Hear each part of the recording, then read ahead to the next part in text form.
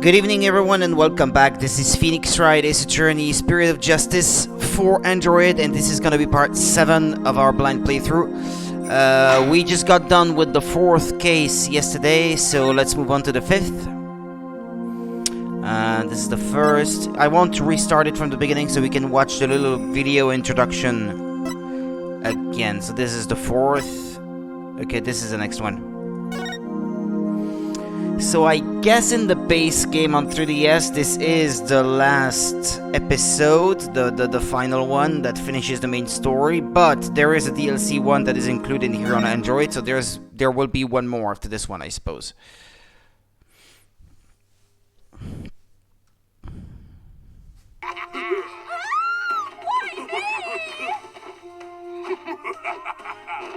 It's time for a revolution! That's far enough. Huh? Who's there? It is I, the Plumed Punisher, warrior of Neo Twilight Realm.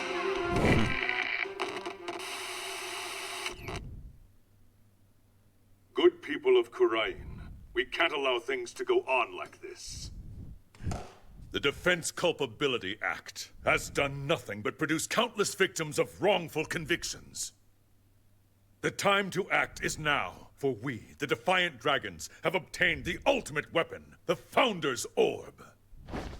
And to the Garenian regime, make no mistake about it, I will personally dethrone you. A dragon never yields, Hey, Panda, how's it going? nor will he rest until his revolution is complete.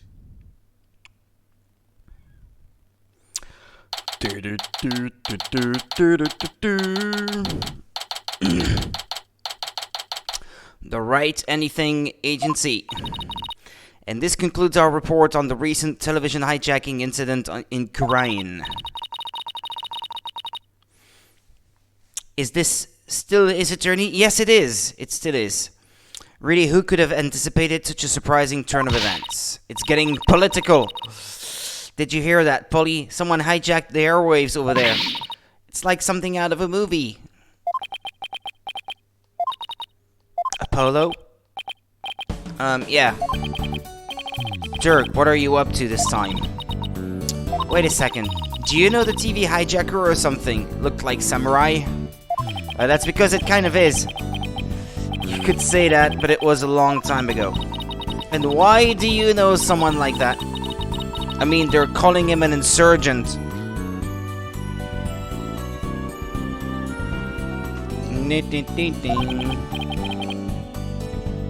Yeah, about that. Hey now, is that any way to talk about the man who raised you? Huh? Who said that? He's here? What's he doing here? Hey there, Apollo, long time no see. How have you been, son? Son. It's that guy that was on TV. Ha! Guilty as charged. Surprised to see me, Apollo. I just beamed in from Kurain, and boy, are my arms tired. This can't be happening. I must be dreaming or hallucinating, or both. No, you're not, Apollo. It's that TV hijacker / insurgent in the flesh. And he looks like a pirate also, a little, with the eye patch. I'm so confused. Mr. Hijacker, sir, I have so many questions I don't even know where to begin. But let's start with that bit about the man who raised you. Wait, don't tell me you haven't told anyone about me, son. It's okay to brag about it. Tell everyone your old man's me, the rebel Dirk. I mean, my face is all over TV these days. I'm practically a celebrity. Ha ha ha ha ha. Trucy, what do you say we close up early today? What? Why?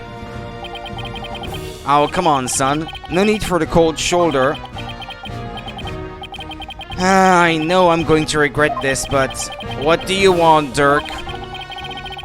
You just show up here without warning after all this time. What gives? I came all this way to see you, son. Come, rejoice. Right. Why not you tell me the real reason you're here?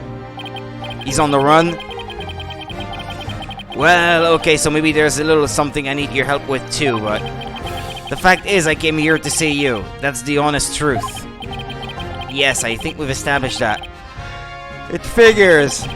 I haven't seen him in 10 plus years and he's already asking for a favor. He really is a rebel in the purest sense. He just does whatever he pleases. Come on, Polly, I need details. Inquiring minds want to know. Okay, hold your horses. First, I've got a few questions of my own.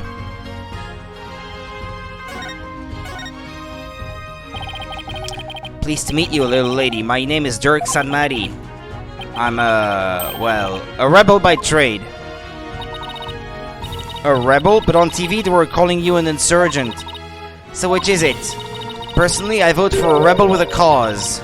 A real headache for anyone in your way. Trucy! You got me there. I'm the head of a resistance group. The Defiant Dragons were like the good, the bad, and the ugly, but without the good part. In Korean, I'm like the boogeyman. A tall tale parents use to spook their kids straight. That's too bad. You seem like you'd be a fun, cool guy to hang out with. This little lady is a real catch, son. I'm talking bride material, if you get my drift. Yeah. Wait, what? Oh, stop it, you're embarrassing me, Dad. She's a plucky one, alright. Someone pluck me out of my misery. Now about that man who raised you business. Foster father.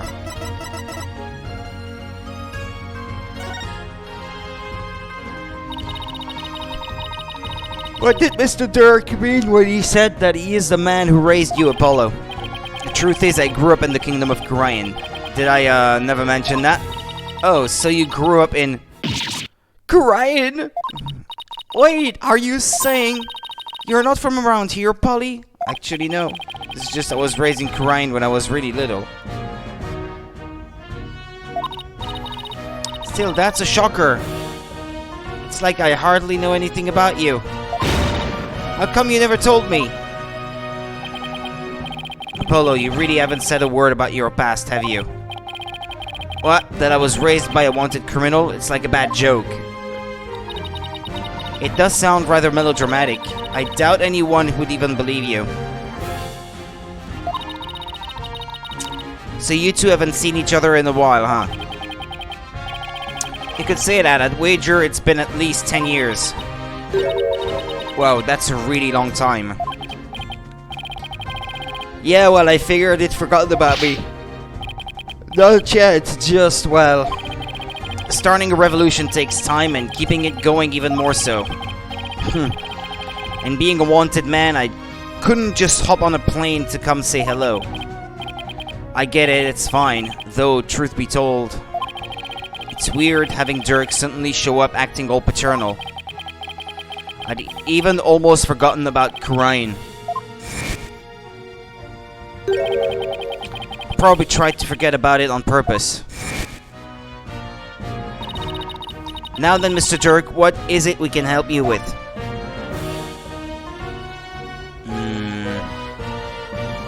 A request. I need to get my hands on the Founder's Orb, the most sacred treasure of Korean.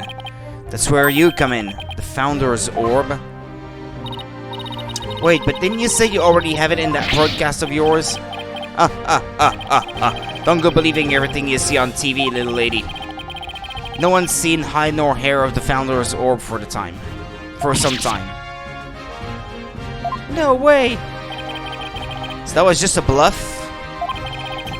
What are you going to do if you don't find it? I don't know, guess that just means we have to find it, son. Because I can't really back down now, can I?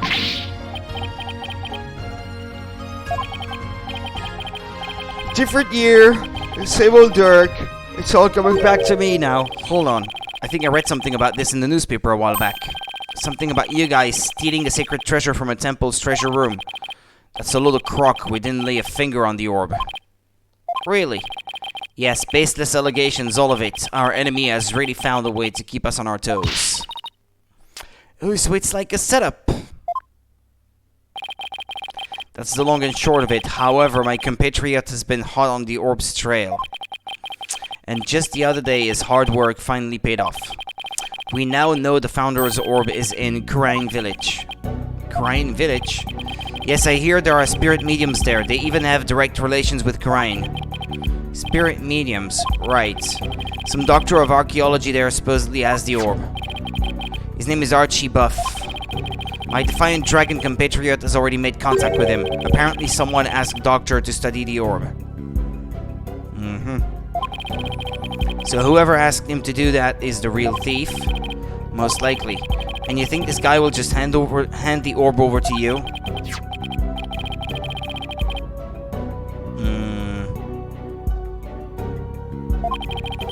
Seems he knew it had been stolen and wanted to do the right thing. I remember running around with him when I was a kid. So is here too, huh? Apollo, I want you to be present as my lawyer when I take possession of the orb. Would you do that for me? I suppose so. Fine, but I'll charge my standard fee. Now tell me about the Founder's Orb.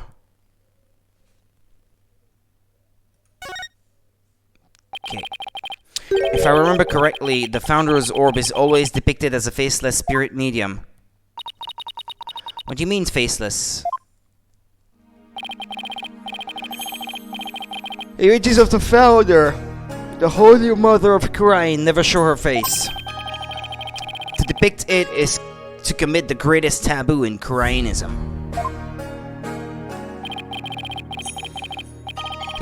The greatest taboo, huh? I wonder why. I mean, what could she have looked like to make them hide her face like that?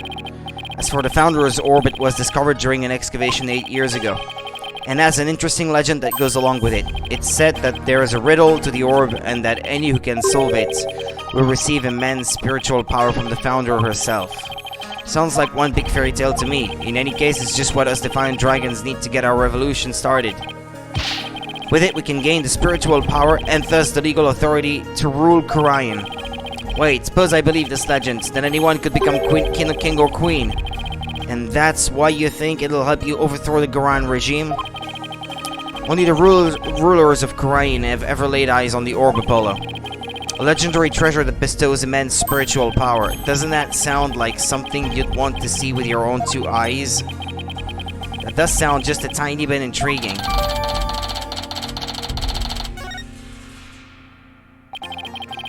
Should just about cover everything. Any other questions? Not right now. Ah, I almost forgot. I brought you a present. Eat up, son. Sushi? I figured you probably couldn't afford 3 square meals a day, so... Yay! I was just thinking it was time for lunch. You digging too, little lady. After all, we're practically family, right? Thanks, Dad. Oh, that tuna looks good. Chomp, nom nom nom. Yum! This salmon sushi has got my name on it. Yeah, that does look good. Aren't you hungry, son? This is some of the best sushi you'll ever have. I'm good. Oh, well, okay then. Actually, I have one more present for you. Here. What's this? A picture of your father. It's been 23 years since he passed away. Huh? This is my father? You had never seen what he looked like? His name was Jove Justice.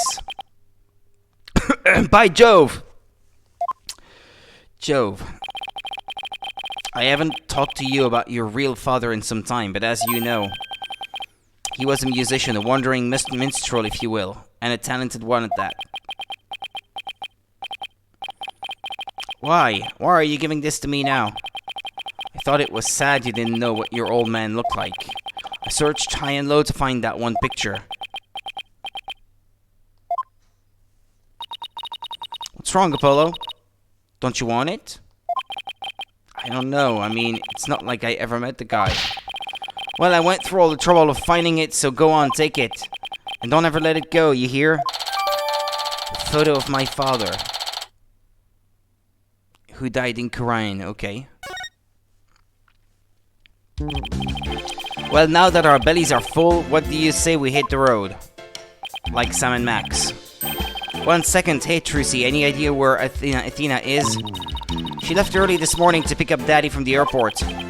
Oh, I almost forgot, Mr. Wright is coming back today. Yeah, but I wonder why he cut his trip short like that. Anyway, shouldn't have been back by now. Knowing Athena, she probably got lost. Well, there's no point sitting around here waiting. Let's get going. I can't wait to see that super mysterious treasure. To Karayan Village, then. The Founder's Orb awaits. Ow, ow, ow, ow, ow, ow, ow.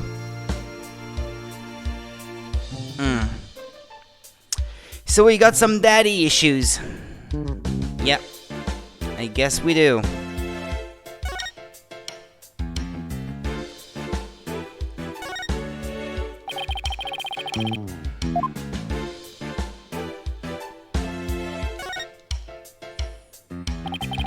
This is one of those contraptions for cutting people into pieces. How did you know that, Mr. Dirk? Well, it just so happens I've been in one of these myself. Really? You have? Yes, once when I was being held prisoner by Minister Inga's secret police.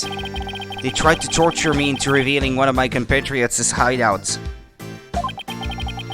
It's a torture device. This is a magic prop, Dirk. Man, I barely escaped that thing alive. Well, you have my respect as a magician for your death-defying spirit.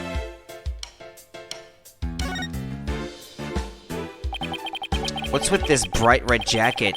Who would wear such a garish thing? Maybe one of our clients forgot it here. I'd love to get a look at the man who'd dare to wear something like this. Me too. I know I don't wear it much, but she has to know it's mine, right? That's like his theme color, so... Phoenix is the blue guy, Athena is the yellow chick, and he is the red guy. Essentially. Why? This is Apollo's journal. Huh? What's it doing at the office? It's magic. Let's see what he wrote. No, don't! Huh? There's nothing in here. What? This calls for a special spell. Presto Diario. Diario, I guess. Why, there's writing appearing right before my very eyes. Like I said, it's magic. Now go ahead, read to your heart's content. Wow. I mean, give me that!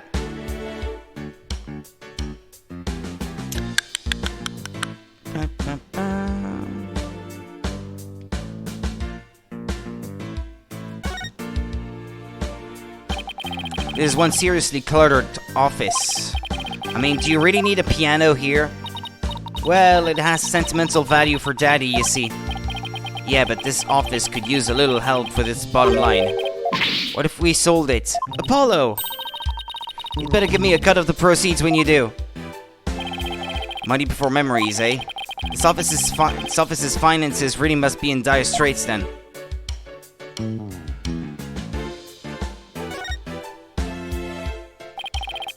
More magic props. Oh, I've seen a rig like this before. I used to be quite good with these. Really? Why don't you show us? Well, if you insist, I'll show you the act of daring do I used to perform to supplement my income. First, I have to light the ring on fire, then I'll jump through it. It's a fire hoop. This is a kid's toy, Dirk.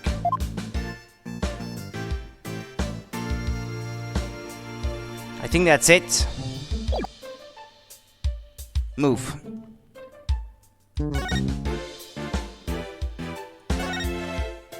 Dun, dun, dun.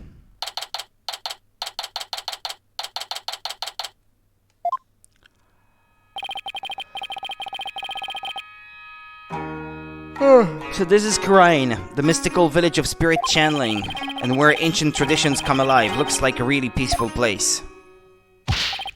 I love the air here. Nothing beats the mountains, huh, Apollo? Come to think of it, we used to live way up in the mountains too, just like this. Sure brings back memories.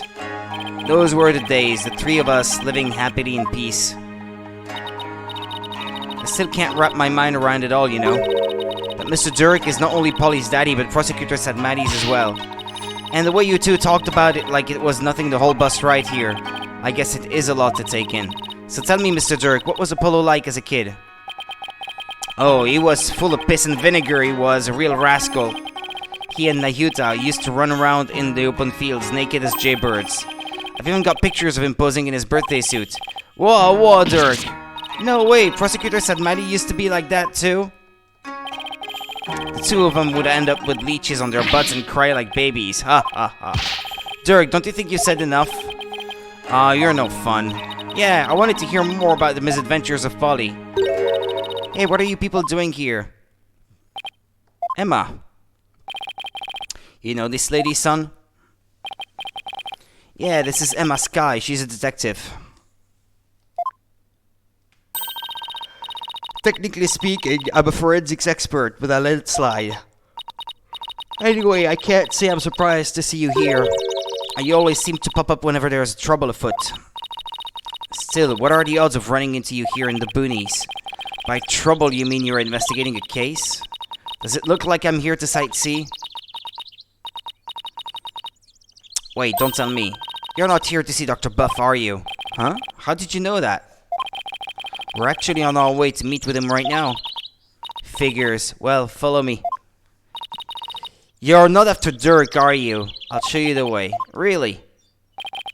Don't look a gift horse in the mouth, son. Just follow the nice lady. I'm surprised the nice lady didn't try to arrest you. Although I guess it's not in her jurisdiction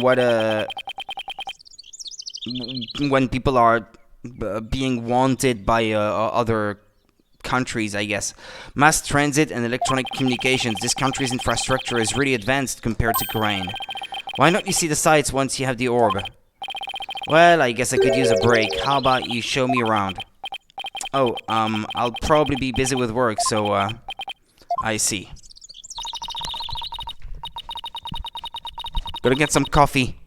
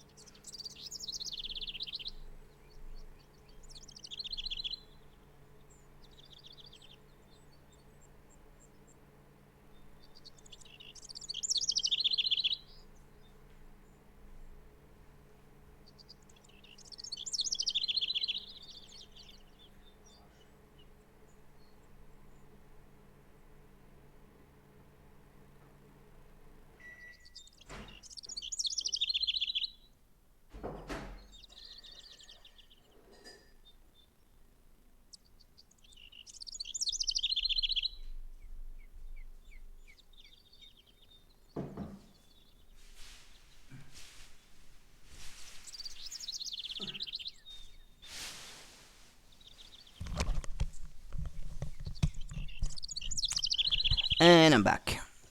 Okay, let's continue. What are you talking about, Polly? Your only work right now is cleaning the office. What to do? The Founder's orb should be with the doctor right now.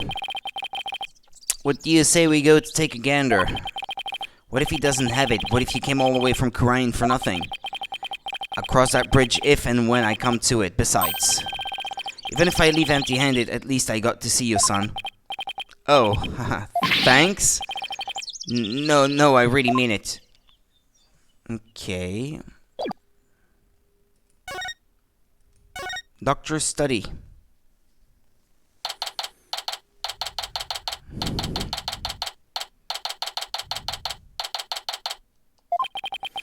So this is Dr. Buff's study.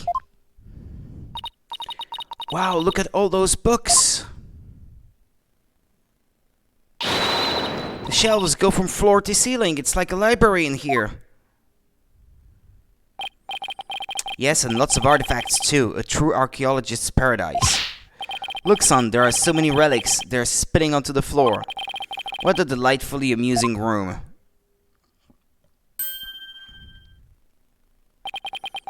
All I see is a mess. And what's with that white outline? There was a murder here? Emma, where's the doctor? Well, the thing is, he's dead. Yeah, he died last night. Wait, what? It seems an avalanche of books knocked him off his bookshelf ladder. We're labeling it an accidental death. What? Please tell me you're joking. As if I'd come all the way out here for a few laughs, Polo. Yeah, I guess not. A scholar killed by his own books? Oh man, what do we do now? I mean, how can he transfer ownership of the orb to you if he's dead? Yes, that is a problem. Emma, can you please tell us exactly what happened?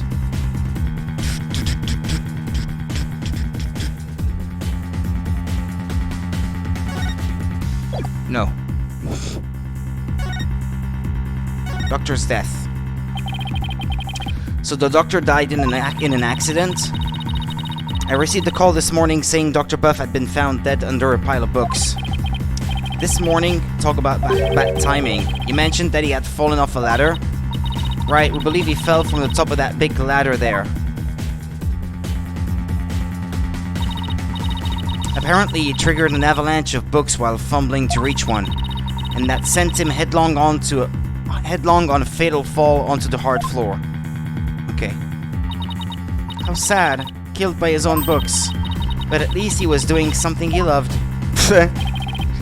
For a scholar, I suppose it's kind of like a soldier being killed in the line of duty. You could say he died an honorable death. Emma, who was the first one to discover the body? About that, whoever it was, it seems they wanted to remain anonymous. What? It happens now and then. Some people would rather not get involved with the police. People with something to hide.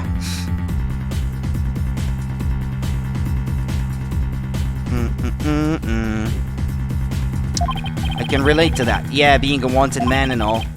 What now, Dirk? A dead man can't exactly hand over the orb. We'll just have to find it. It must be around here somewhere. Just to fill you in, Emma, we're actually here to get something.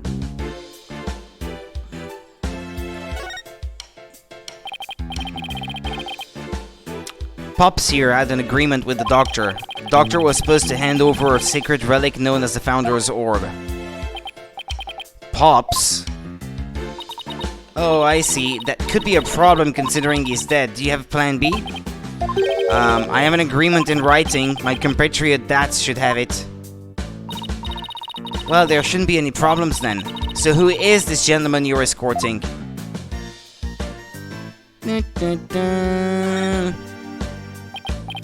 Oh, right. I haven't introduced you yet. This is Dirk. He's from the Kingdom of Karain. You know who he is, don't you? All the way from Karain, huh? So what do you do here?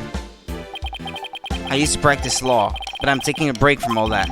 I'm focused now on making Karain a better place through volunteer work.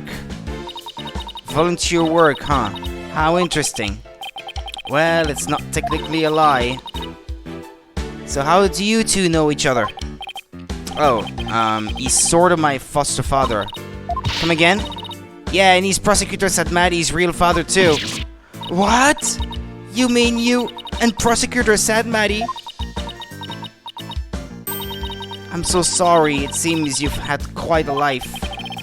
Guess she's put a few things together. Actually, Dirk, you look kind of familiar. Have we met before? Unwanted posters, no doubt. Not that I recall. Great, she must have seen that news report on TV. It will really complicate things if she figures out he's a wanted man. There are lots of guys who look like him. Sure you're not mistaking him for someone else? Are there really? I mean, a middle-aged man with long hair and an eye patch, you don't see that every day. I'm sure you're just imagining things. Like, look at Captain Harlock, for example. So what does that sacred relic you're searching for look like? I mean, there's lots of stuff in here that's old and relic-y. Indeed. Unfortunately, I have no idea what it actually looks like. So then, how are we supposed to find it? That I do not know either. We'll just have to go through each candidate one by one. Great plan of attack there, Dirk. Well, Emma, do you mind if we give this room a once-over? I guess not. But in exchange, you're going to help me with my investigation. Sure, it can't hurt. Oh, I can't wait to get started. It'll be like hunting for buried treasure.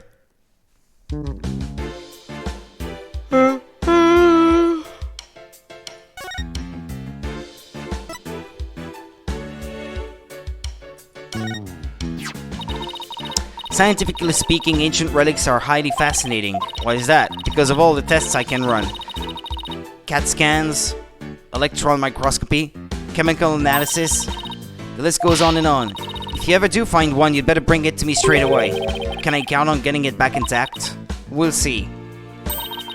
Scientific advances don't come without sacrifices, you know. I know someone who won't be seeing the orb anytime soon.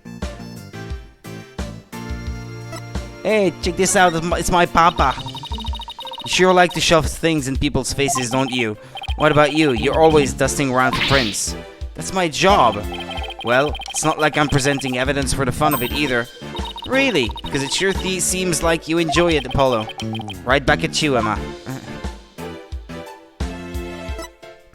How about this? Your attorney's badge? Huh. What, that normally gets a better reaction from you? I'm tired of collecting your fingerprints. It's kind of lost its luster. Yeah, but who knows? There could be other people's prints on it. Ooh, that's true. Hand it over, buddy. It's my job. The only prints I found were yours. Alright, it's all dusty now. Okay.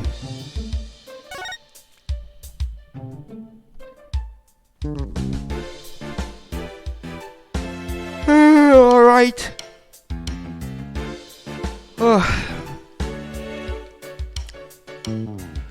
I can look at it from a different angle. Okay.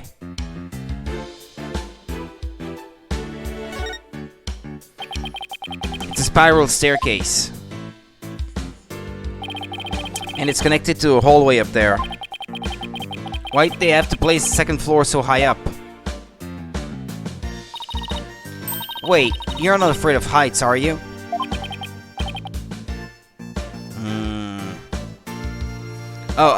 Well... Oh, Polly's hilarious around high places. He gets all wobbly like a baby deer. Like a baby deer taking its first steps. And his face turns as green as a watermelon. It's not nice to make fun of people's phobias, you know. Come to think of it, the visitor's entrance is on the second floor. What an odd layout for a house.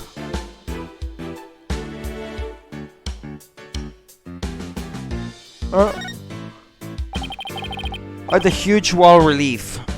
It seems to depict a spirit channeling. Hey, the spirit medium looks like the Holy Mother of Khurain. Yeah, her face was left blank, but the rest is clearly detailed and well crafted. Did you know some researchers claim that the Holy Mother had 3 eyes? And that her third eye was able to divine the truth just like the gods above? It is said to be on her forehead. Like you said, you shouldn't believe everything you hear.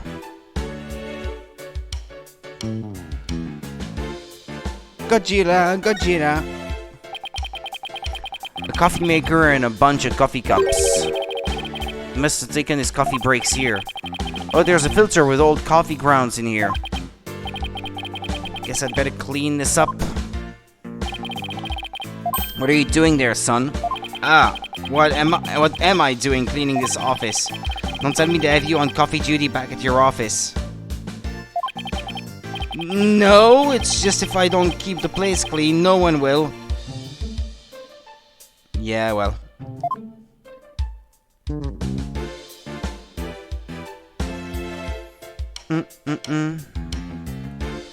What's this? Look, it's one of the doctor's notebooks. Maybe there's something about the orb in there. My neck hurts. Where is that? It's a photo of the treasure box, the one from Temple's treasure room. Mitama motif from Korean founding period. These must be his research notes on the founder's orb. What's that on the right page? It looks like a poem or something. Let's see. Oh, it's the song that's performed during the Dance of Devotion. It's been sung during Koreanese rites and of offering since ancient times. Oh, I think I've heard of that. There's also a legend associated with the song. Some say the solution to the orb's riddle is contained therein. It's in a song everyone in Korean knows, not much of a way to keep it secret. It's called Hiding Secrets in Plain Sight, Polly. Us magicians know all about that. Huh, that's strange. What is? Dr. Buff's notes contain the second half of the song. Only the first half is sung during the Dance of Devotion. Most people haven't even heard the second half. The second half? As in the part that begins, "Offer thy prayers"? I'm impressed. That's some thorough research he was conducting. Research notes. 21.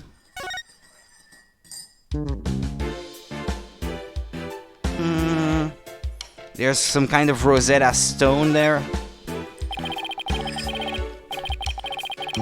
There are animal drawings on the floor. They look like those famous geoglyph things. They remind me of the chalk outlines detectives draw around bodies. And the doctors had just joined them. Now that's what I call dedication to one's field. I don't think it was on purpose.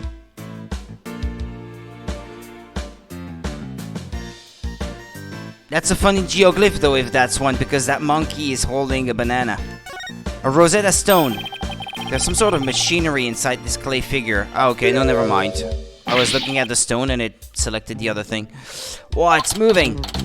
Exterminate, exterminate, destroy all targets.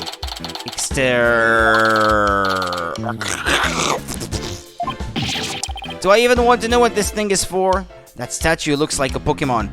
It's, that's because the Pokemon is based... The Pokemon itself is based on existing statues in Japanese culture, but I can't remember what these statues are supposed to be of. Yeah, I see what you mean, but that's because the Pokemon itself is based on something that existed long before Pokemon itself. I forgot what these statues are called, though. There's a brown stain on this scroll. Why does it smell like gravy?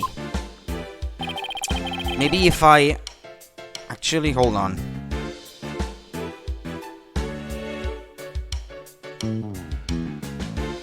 Come on. Come on, phone. Search with your camera. I would like to.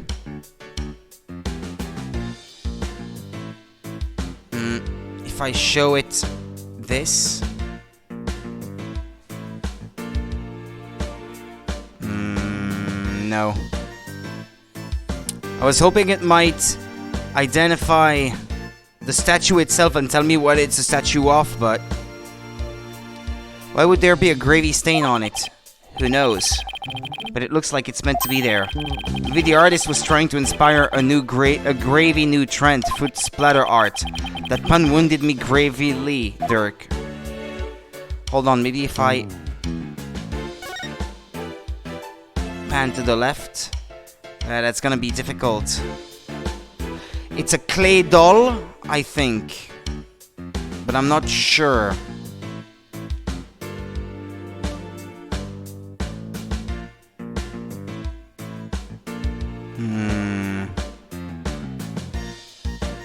No, not really. It's showing me similar images, but not that one. Clay doll.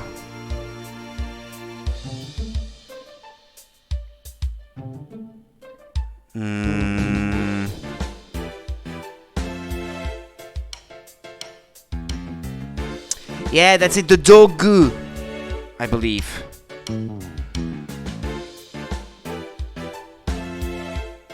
I think that's what they're called, Dogu.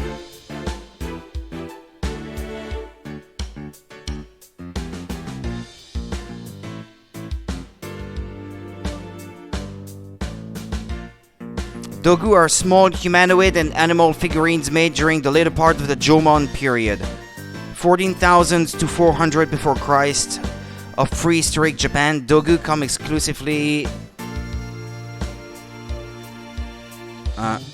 from the Jomon period and were no longer made by the following Yayoi period. There are various styles of Dogu depending on the exhumation area and time period. Yeah, there you go.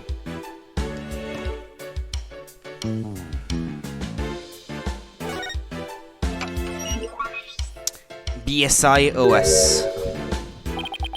This PC is password protected. Trissy, you think your magic can do something about this? I don't think it can override a password. Now a locked desk, that I could get into. Like yours back at the office, Polly. Yikes, I'd better watch what I put in there. What, you put weird stuff in your desk? Stuff you don't want anyone to see? Geez, are you a mind reader too? No, but unlocking your thoughts is a cinch. Glasses. And a little pyramid. There's a pair of glasses on this little pyramid here. They belong to the doctor. Scientifically speaking, they appear to be your ordinary run-of-the-mill glasses. I guess they don't pique your interest, scientifically speaking. Wah, wah, wah, wah, wah. Hey, what's that? Here. The doctor fell from the top of that ladder. It's quite a fall indeed. From that height, to fall onto a hard surface would probably kill anyone. Depends how you fall, I guess. Indeed, if you fall, like, head first, you might break your neck or something like that. Yeah, but, if you fall hands and legs first, you might break all four, maybe, but maybe you'd survive, I don't know.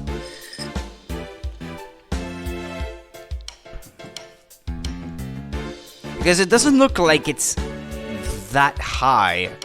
How high can that be? 3-4 meters? What, like 10 to 15 feet maximum, I'd say. Guess you could say he climbed it all the way to heaven.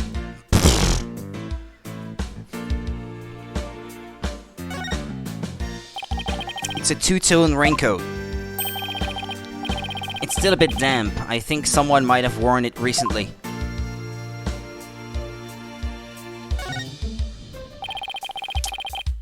There's a book that says Mesopotamia right there. There are a few pairs of shoes here. I guess there must be an entrance on this floor too. Yeah, there's a back door over that way, but it's usually locked from what I can tell. The visitor's entrance is up that spiral staircase. That's the way we came in.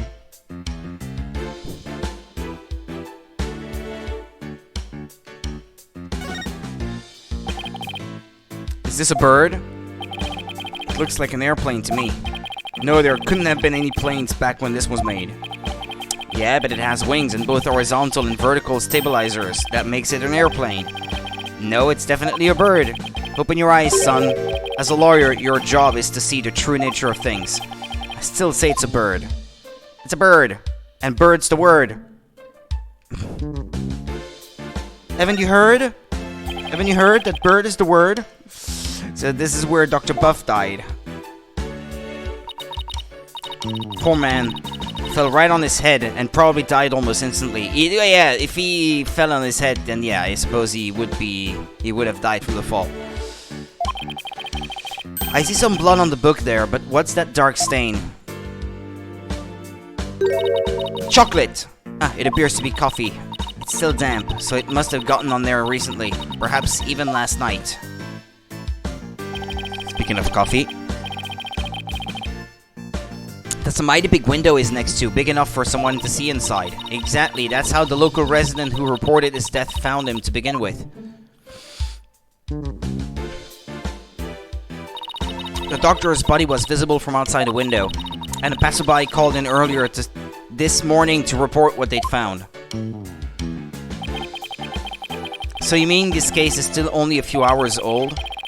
That explains why your investigation is just getting underway.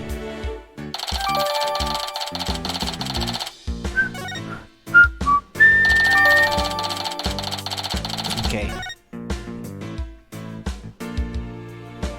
Anything else? Well, the window itself, I guess. What a huge window. I bet you could see the entire study from the outside. How could he concentrate in here? I'd feel so exposed. Well, he does have a bookshelf positioned for some privacy around his desk.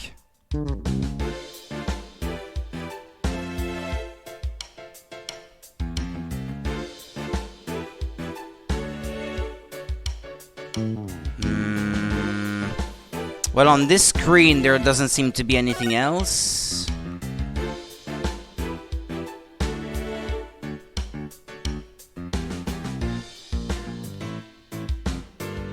Hey, I recognize this!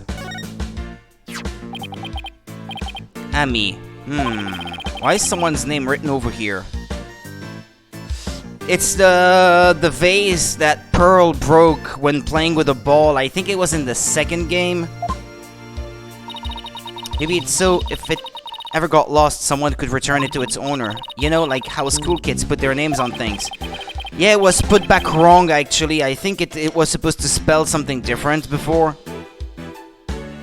Yeah, but this is just an urn, and the name is written so big. When I wrote my name on my magic panties, it says right in super big letters. The less said about this, the better. This statue. It's a golden statue, looks pretty old too. I imagine it has great archaeological value. Maybe too great for a private researcher of Dr. Buff's caliber. I wonder how he got his hands on something like this.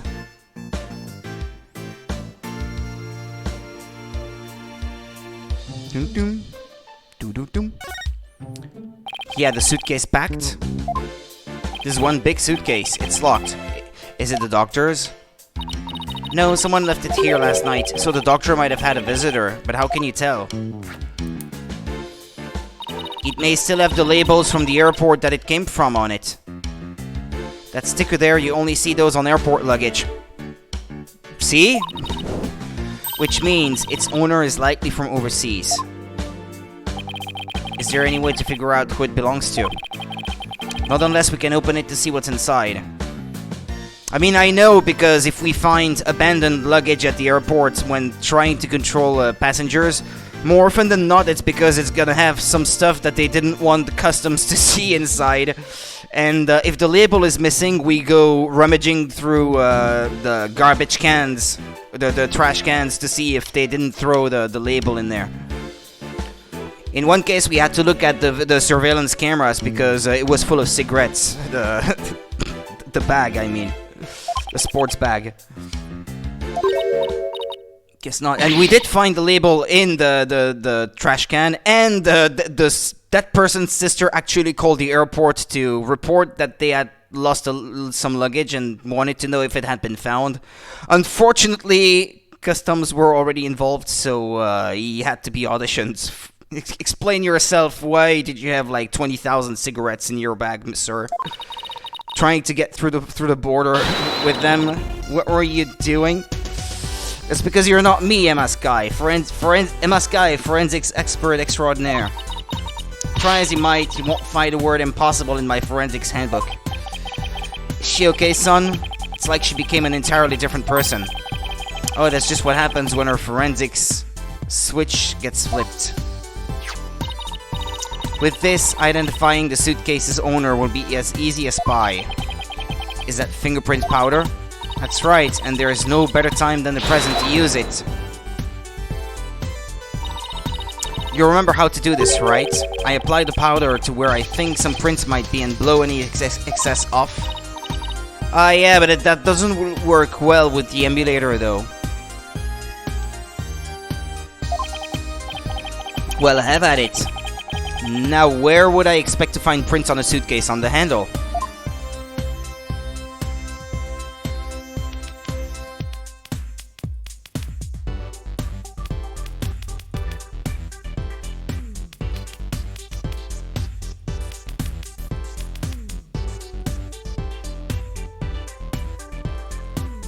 Go on.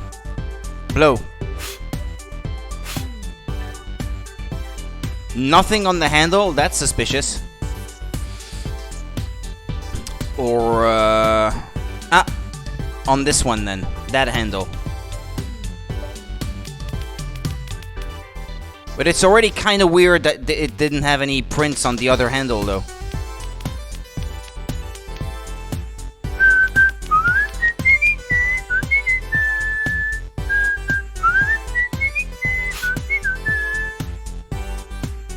What? How about here? Ah. We have some.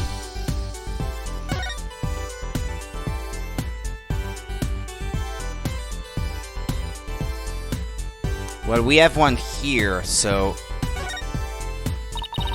This one isn't clear enough for a match. Okay, where else could someone leave prints behind? Think, son, how might someone handle a suitcase? That's what I'm doing! Don't take me for a fool. Start by considering what you do with them. Besides being wheeled or carried, they can be opened and closed. So I should look for prints that would be left at those times.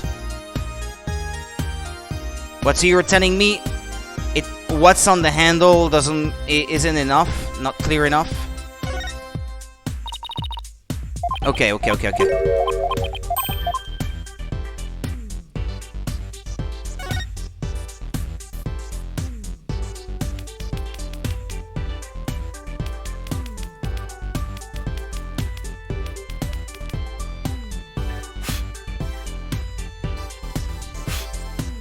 Nothing here.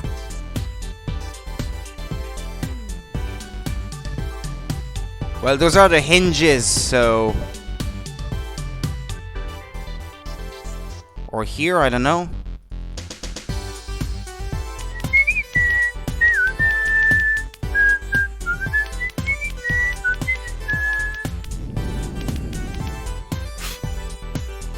Ah, but there's nothing on it. And the handle I've already tried, so...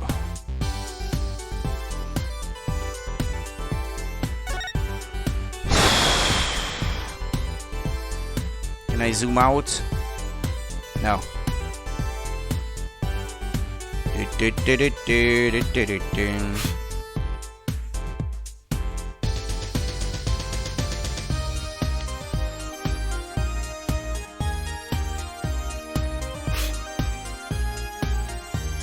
Or here, perhaps.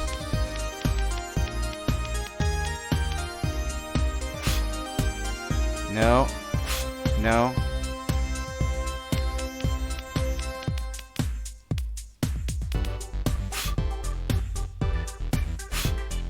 Okay, down here.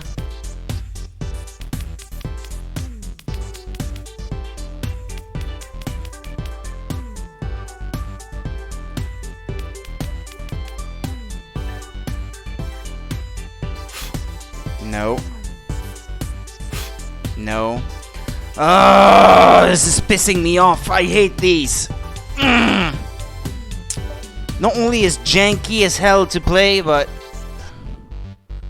you could be looking for hours for this.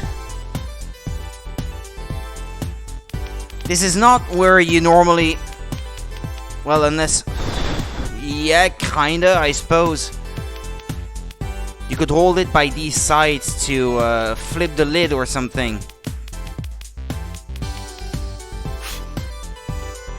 Well, I guess not.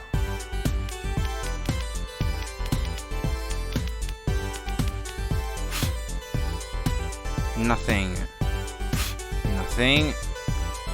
Okay, I'll look up the answer. Because I don't want to waste 2 hours just looking for the right spot.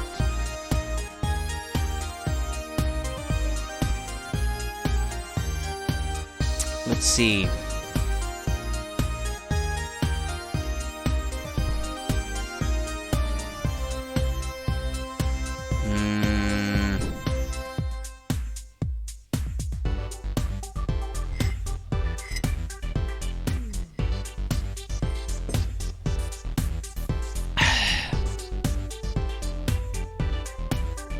There's a handprint on the top suitcase handle, but it's not clear enough for testing. There's another one on the blue airplane sticker on the right side of the case.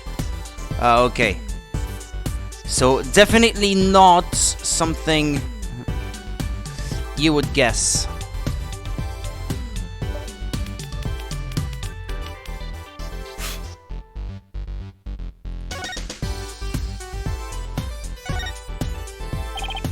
Hey Emma, I've got a pretty clear print here. Okay, now let me know who you think it could belong to. Who could it be? It would have to be someone who would have paid Dr. Buff a visit.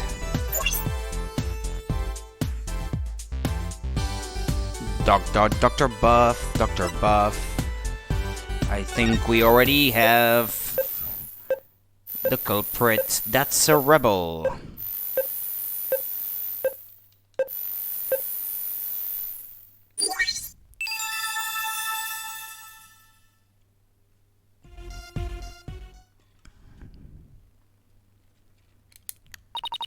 We have a match. That's, come to think of it, he did stop by to see the doctor, didn't he? To conclude the orb transfer agreement. So he's the one who forgot his suitcase here. Where do you suppose he is now? Haven't heard from him in a while, and he's not answering his phone. Wait, you don't think he left his phone inside his suitcase, do you? I wouldn't put it past that knucklehead. Try calling him. Actually, I think we may have run into him earlier. Really? A suspicious man had been reported in the area. But when one of my officers approached to question him, he took off like a shot. Okay. What? Sorry about that. Chinese people aren't all like him, I swear. No need to justify yourself.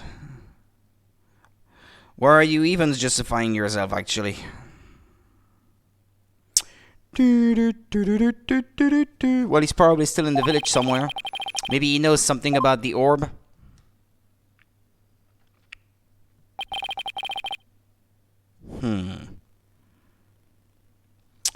It seems the orb isn't here. That means that might be our only lead at this point.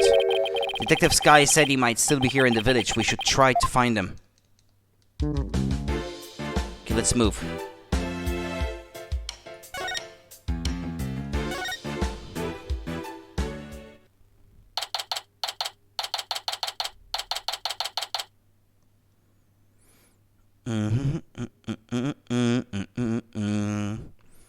Korean Village. Good day to you, citizens of Korean Village. My name is Paul Addison, and I want your vote. Wow, that's really loud. Look, something's coming this way. Paul Addison, savior of Korean, has come to... Ah, it's you people. Apollo, what is that strange conveyance coming this way? Conveyance? Right, left, halt. Who is this? It's one of those, what do you call them? Palanquins? Do we know this guy? So you finally left Dr. Buff's house. What were you doing there? What a bunch of shady looking characters. And you aren't? So I take it you knew the doctor? What a foolish question. I've memorized the names and faces of the entire electorate here in Korean. After all, I am the man who's destined to be the king of this fine nation someday. Who are you? And what do you mean, king? Ignorant fools, I am the Paul Addison. I am a soon-to-be eminent politician, a man whose name will go down in history. You should be ashamed that you never heard of me before. We're not even from here. Is he really that famous of a politician, Apollo? Not that I know of. I'm running for a seat on the local council right now. Yeah, you're only running for a seat on the local council. It's not like people from abroad would have heard about you, of you. Or from a different town for that matter. I guess even Jerk Q Public has to start somewhere. But my election is a sure thing, I'm told. After all, my grandfather was a famous politician with untold influence. In short, I'm the chosen one, the golden boy, the powerhouse of politics. Yeah, good luck with that.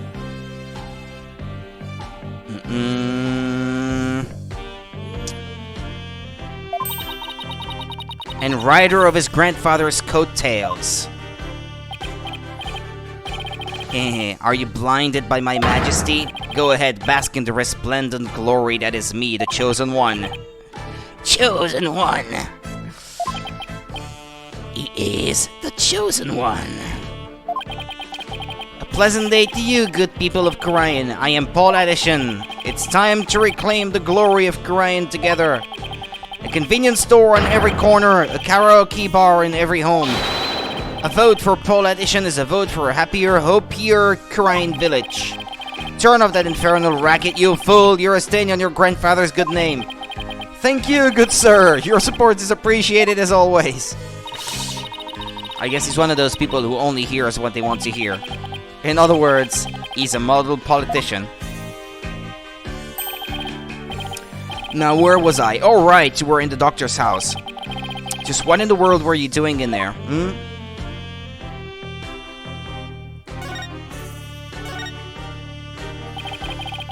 Is this what you ride around in when you're campaigning? That's right, it's perfect for the narrow roads and steep hills here in this village. It has a top speed of 5 miles per hour, but it suffers from serious reliability issues. Namely, these imbeciles tire out too quickly. We'll try harder next time, sir. Poor guys, they're exhausted and covered in sweat. The Addison family has been in politics for generations, even back in the old country. Really?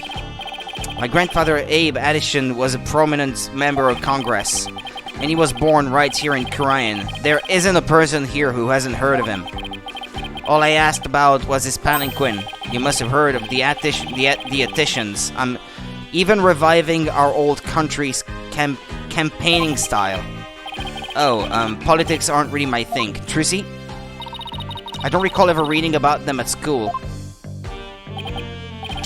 Heh. Young people today. You people really need to pay more attention to politics.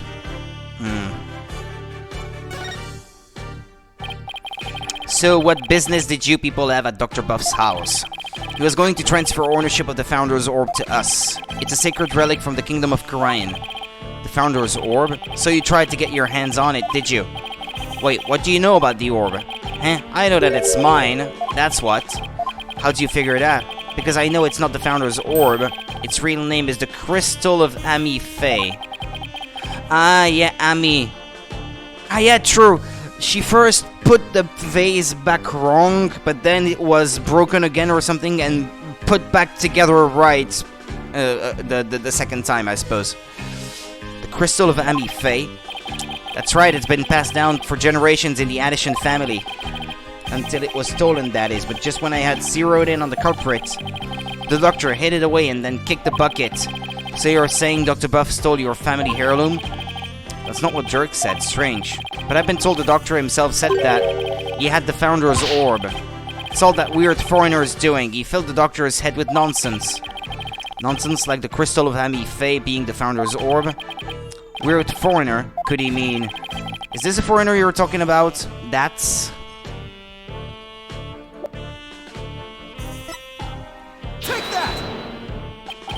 Yes, that's him.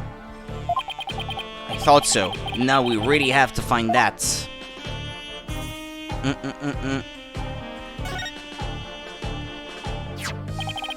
Do you know where this man is now?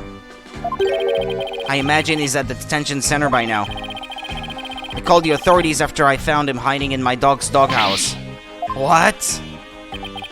That buffoon. Well, at least we know where he is now. Let's head over to the detention center and see what he knows about the Founder's Orb.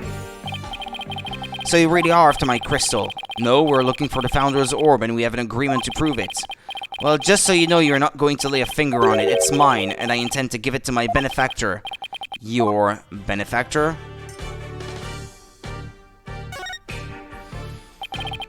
My benefactor is ready to support my rise to the pinnacle of the political world. They have immense influence here, you see, and I intend to harness that influence. So you're just going to give your family heirloom away to this person? Could it be, the father of Rafa? Assuming it's a he.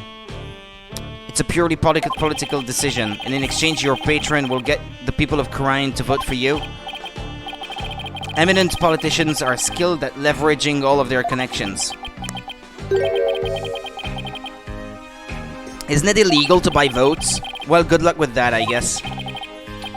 You just wait. Paul Addison will reign supreme someday.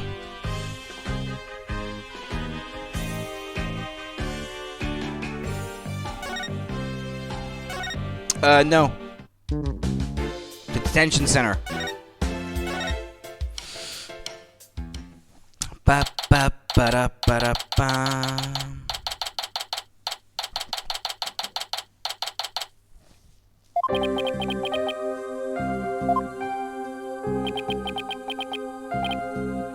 Hey! Yikes! What's he doing under the desk? Foul cogs of the corrupt regime, I've nothing to say to you. It's me, Dirk. Oh. Dirk, you're a sight for sore eyes. I knew you'd come save me. Yeah. He's quite a turncoat, isn't he? Well, this is another fine mess you've gotten yourself into. Ha ha ha ha ha ha. My bad, my bad. At least the grub here is pretty good compared to that prison back home. You got 3 squares plus a place to sleep. Why don't you join me, Dirk? No thanks. They'd just send me back to Korean where I'd face immediate execution. Yeah, I guess that wouldn't be such a good idea. Looks like it's still the same, too. Long time no see, that's... Huh? Hey, you look kind of familiar. Apollo! Is it really you, my boy? A to the J, all grown up and whatnot. How have you been? Fine, I knew that. You look good, besides the incarceration and all. Those horns, AJ. Horns? They've grown up with you, just like a stag's antlers. I can't take it. You really haven't changed a bit. Anyway, there's something we need to talk to you about. Sure, pull up a chair. I've got all the time in the world. The Slammer is like my second home. It's really not so bad once you get used to it. He's rather laid back for someone in police custody.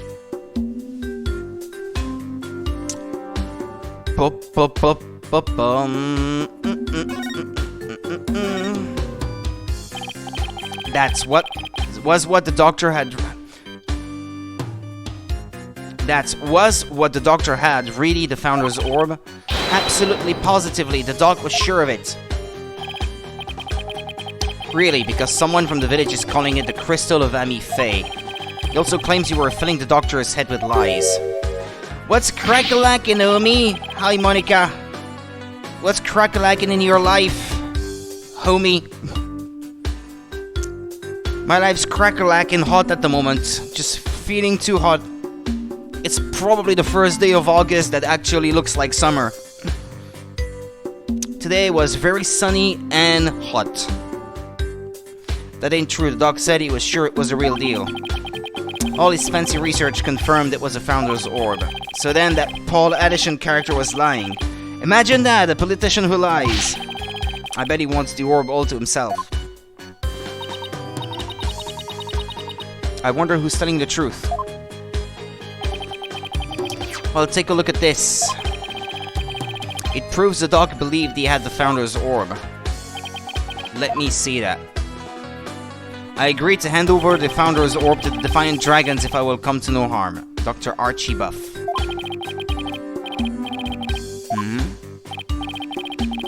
See, I got it all down in writing.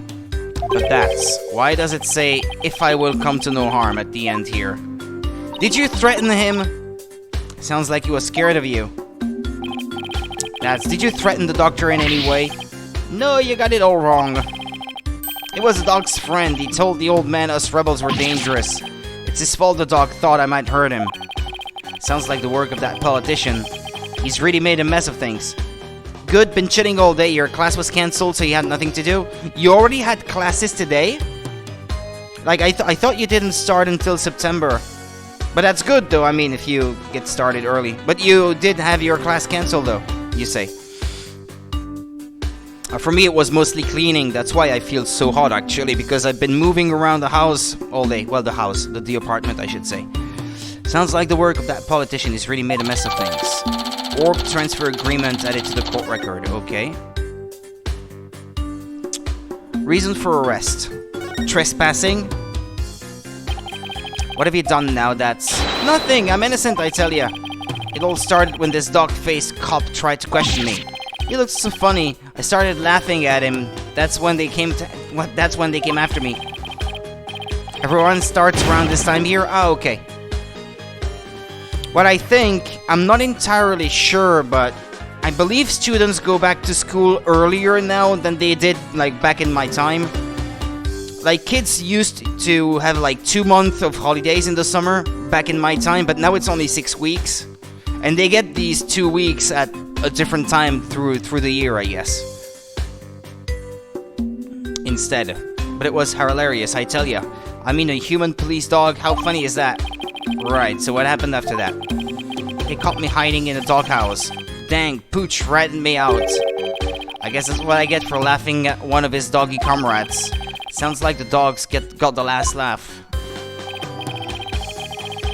Dats, weren't you clear of those jailbreak charges? And your capture by Lady Kira deemed unlawful? Yeah, but the cops here don't seem to like me anyway. What are the charges this time? Unauthorized entry or something like that? They think I'm an illegal alien. And I can't prove otherwise because I lost my passport. Is there any way they'd let you go? Not without my passport. If only I had it. Dirk, AJ, you gotta find my passport. It's in his suitcase, probably. Yeah. Also, according to the court records, Dirk equals possibly from Druk, the Bhutanese Thunder Dragon. No one really knows, it seems. Okay. Alright, we'll find it. One more thing to add to our to-do list. Now, where might Dats's passport be? Oh, about the orb's whereabouts. Maybe the doc's kid knows something. The doctor has a kid? Yeah, a bit of a shut-in, though. Hikikomori? The poor thing's own bedroom has become like a self-imposed prison. A shut-in sounds like it will be a challenge just to get a conversation going. Time for your questioning. Follow me. It must be lunchtime. Today is fried chicken, if I'm not mistaken. You'll get your lunch if you behave yourself. Dirk, AJ, I'll see you guys around.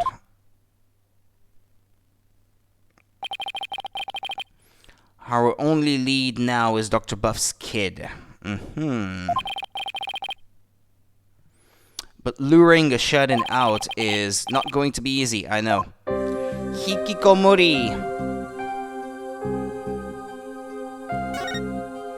No. Actually, no. If it's got the tick on it, it means he's only gonna talk about the same things he already has.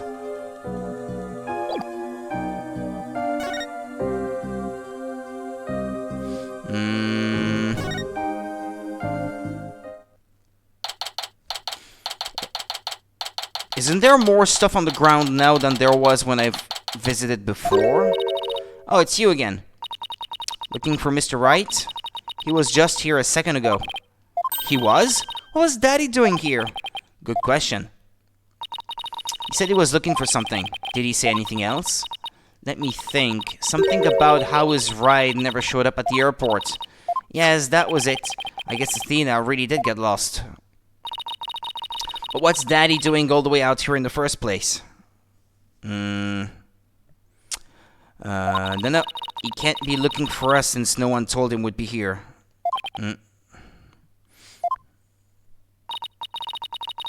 Well, if you're here to take another look around, be my guest. I have other work to do, so if you'll excuse me. Of course. Thanks, Emma. First and foremost, we'd better find Dats's passport. We should also have a word with Dr. Buff's child. Hey, is it just me, or is there something new in here? Oh, you mean that thing? Yeah, we should take a closer look at it too. Let's not forget about Dats's passport. It should be around here somewhere.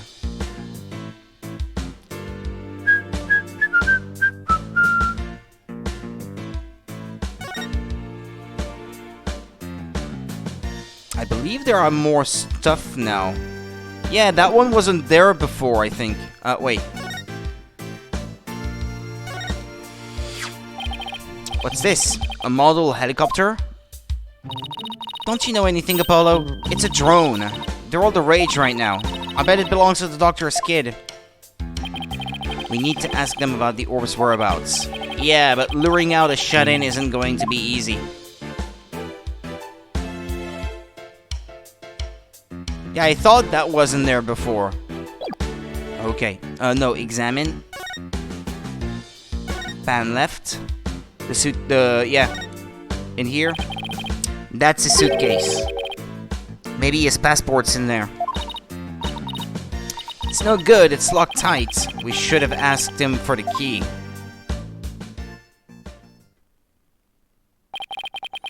What are we going to do about that's his passport? It's probably right there inside his suitcase, but we can't get it open. Take the suitcase with you. Why don't I take it over to that so he can unlock it? Ah, thank you, Trucy, for spelling out the obvious. That way you guys can continue looking for the orb. Good thinking, Trucy. Okay, here I go. What the? This thing weighs a ton. Let me try. Jeez, how can a suitcase be so heavy? Scan it! Is it filled with bricks or something? That's suspicious. Get it through the scanner. Knowing that, he probably packed his dumbbells in there. It's certainly much too heavy to lug all the way to the detention center. Here, let me take a crack at that lock. What, are you going to pick it?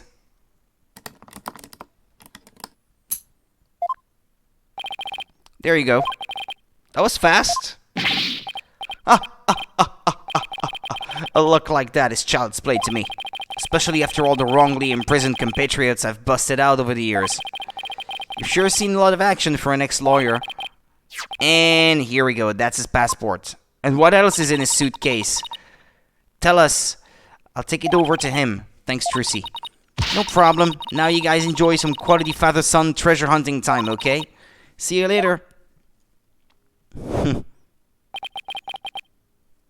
There she goes. I wish she wouldn't make such a big deal out of our little family situation. Father-son time, eh? Been ages since we've had a father-son talk. Huh, son? And well, Paul Addison is very easy to guess. I will be lurking a bit, but come up with info about characters if need be. Thank you, Monica. Appreciate it. Yeah, well over a decade. So, Apollo, how have you been?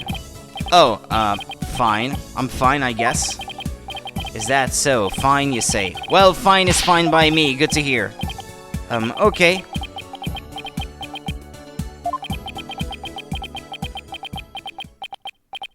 Awkward. So what do we talk about now? Get down! Hit the dirt, son! Huh? Whoa. What the? Okay. Oof.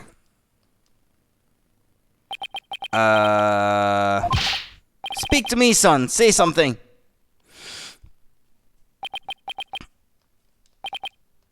Oh, that's smarts. You maggots! What do you think you're doing invading buff airspace?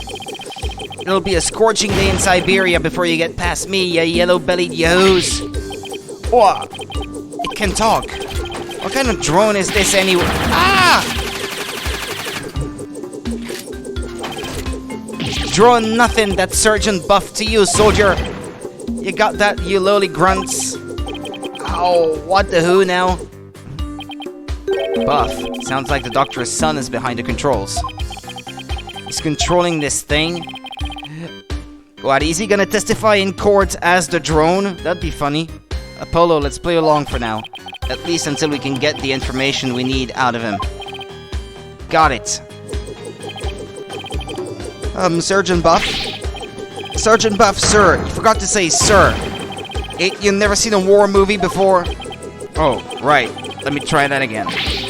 Sergeant Buff, sir. Better. Much better. Now state your name, unit, and rank, soldier. Oh, I'm Apollo Justice. I serve at the Riot Anything Agency. And my rank is, fledgling lawyer. Sir. Affirmative. Private Justice. Private. Listen up, diaper baby. Your commanding officer's orders are absolute. Disobedience means a one-way trip to the firing squad. Do I make myself clear? Oh, sir. Yes, sir. Good. Good. We might make a man out of you yet, Private. Now for you, Cyclops. Huh? Oh, you want my name, unit, and rank too? I'm Dirk Sadnati. I command a rebel group, the Defiant Dragons, and my rank is, leader, sir. Excellent. Welcome aboard, Commander Dirk. Wait a second, what's with that ridiculous mop you call a head? Soldier should be clean cut. Sorry, but this is my signature look. I'm not... Wah! Fine, I'll get a haircut before we ship out. Listen up, you. It's kill or be killed out on that battlefield. No place for leave-in conditioners. All you got is your life, and you're lucky to have that. He's oddly obsessed with field survival for someone who never goes outdoors.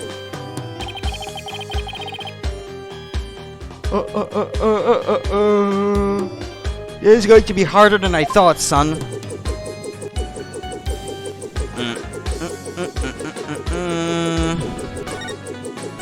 Sergeant Buff.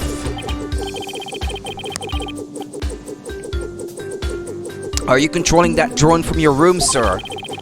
Affirmative. But I can see everything you do from here, so... 10. Hut, soldier! Wipe that stupid look off your face. I'm going to whip your sheltered bee snakes into shape. With what? Your charming personality? Look, it's got a camera and speakers, too. And that's not all, Commander.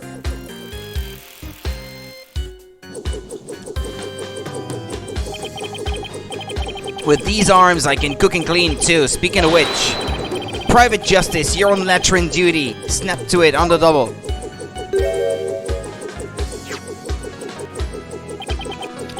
As if I don't see enough of the toilet back at the office. Sarge's drone added to the court record. That thing's pretty handy. Us Defiant Dragons could use one of those. Ha ha ha ha ha ha. Yes, it is a fine piece of hardware, isn't it? I modified it especially for siege defense. Siege defense? You mean how you won't leave your room? Ah! Holding up in a stronghold to defend against an enemy is an age-old military tactic. Timeless strategy is still applicable in modern warfare. I hope you're not trying to mock the wisdom of my forefathers. I meant no offense, it was just an observation. So the greenhorn who ain't even discharged the firearms got something to say, does he? Sorry, it won't happen again, sir. Darn tootin'. Now state your intention, soldier.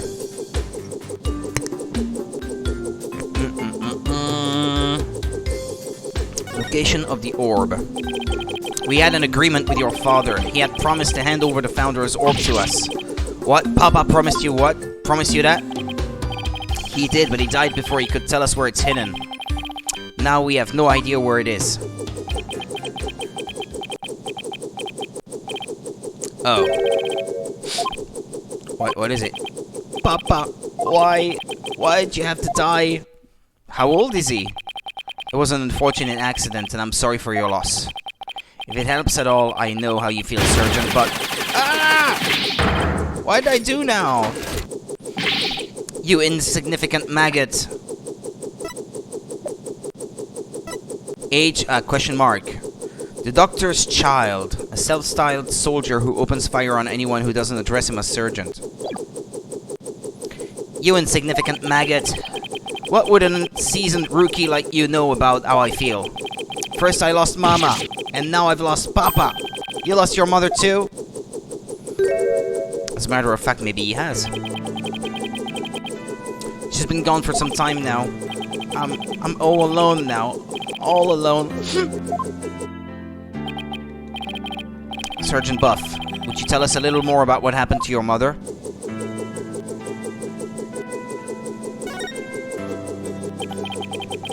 Mama passed away about 6 months ago.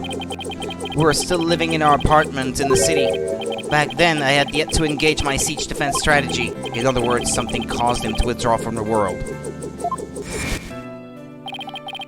It was arson.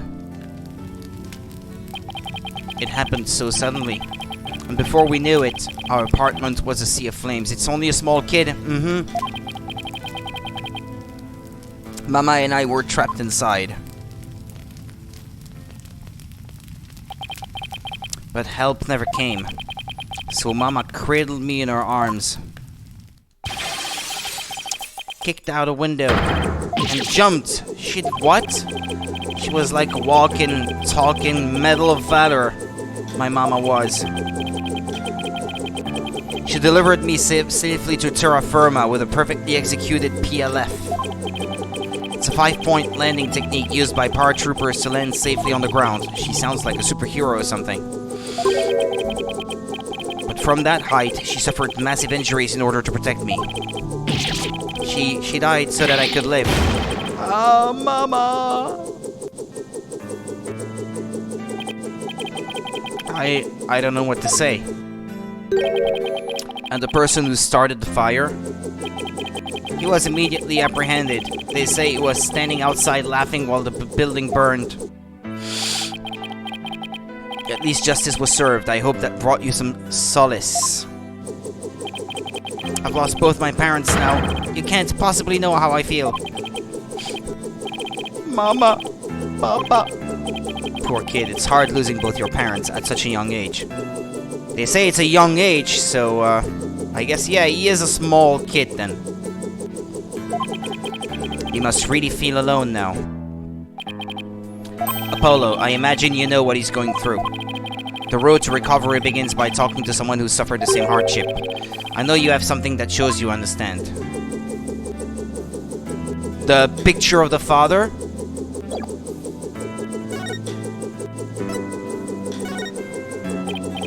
I'm certain, sir. Would you please take a look at this? What do we have here? It's a photo of my father. I wasn't even a year old when he died. In a fire. What? And like your mother, he died in an arsonist's blaze. But in his final moments, he managed to save his infant son. Private Justice, you've suffered a loss just like mine. I have. And that's why I know how you feel. But you still have your mother, don't you? No, I lost her too. What? She disappeared after the fire. I don't know if she's still alive or dead. Heck, I don't even know what she looks like. Wow. Sergeant Buff, his experience is very much like your own. If anyone can understand the sadness in your heart, it's him.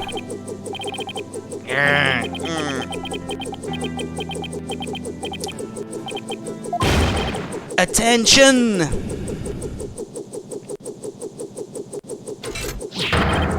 I salute you, Comrade Justice.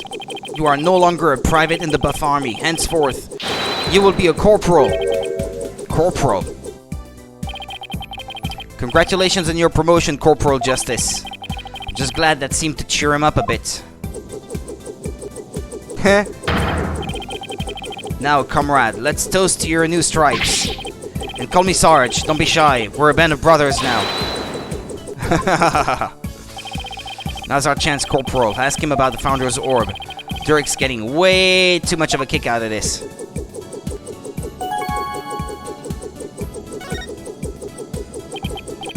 Sarge, sir, do you have any idea where the orb might be? It was here in Papa's study until last night, but he said he was going to go hide it somewhere. He mentioned something about a shady character being after it. Where do you think he could have hidden it? Somewhere in the village, I'd guess. He said he'd found a suitable hiding place for it.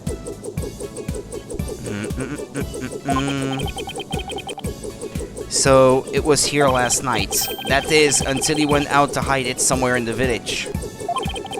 The only question is where. Maybe he left some clue here in his study. Let's search the place again. My t-shirt is like sticking to my skin because of how hot it is in here. We should also find out more about Dr. Buff. It might steer us toward the hiding place. Let's see. So Sarge, what was your father like? Papa was as kind as Mama was courageous. His whole reason for moving to the countryside was for me. What do you mean? I initiated my siege defense strategy after Mama died. Papa was so worried about me. He moved us here to the countryside. He thought the fresh air, blue skies, and natural surroundings might alter my tactics. What a fine father. He even quit his position at the university to move here. He did? He gave up his beloved research position just for me? Okay. A parent must be prepared to sacrifice everything for his child. That's what Papa said. Well, I'm feeling about 2 inches tall right about now. There's no one in the world I respected more than him. That just makes his passing all the more devastating. Sniffle, sniffle. Papa, may you continue your beloved research up there with the angels.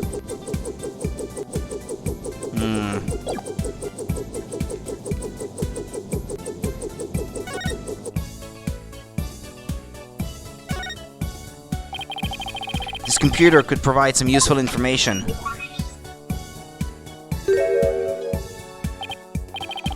Drat, it's password protected. Dirk, you're good at getting into places you're not supposed to. Don't look at me, I don't know the first thing about computers. Ha ha ha ha ha ha, leave it to me! A modern-day warrior must be well-versed in technology and have mean pride. After all, he who controls information controls the battlefield.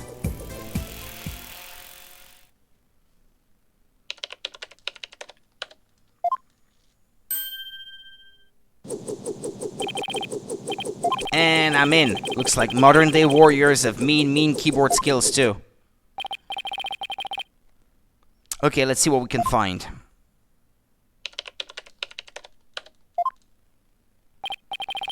Ooh, what's this? An email message. Now, this is interesting. I deciphered the patterns, but have yet to crack the riddle. The opaque crystal orb is the key. To PAW -711 at NM something. Now this is interesting. It's a research report to whoever asked the doctor to study the orb. Archie buff equals archaeology buff. So says the court records. Thanks, Monica. Actually, it's... yeah, that would have been an easy one to guess, I suppose. Take it and use it well, soldier. Email added to the court record.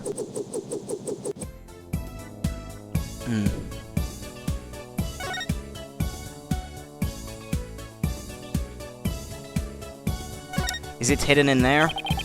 This urn with Amy painted on it looks really old, but I don't think it's going to provide any info we need. That's a suitcase. It's full of survival gear and questionable souvenirs. But we already got his passport, so we can leave it be for now. And Sarge is a self-proclaimed title. I imagine, yeah, if he's a little kid, what would he be a Sarge of? Is your room upstairs, Sarge? Yes, it's the one at the end of the hall.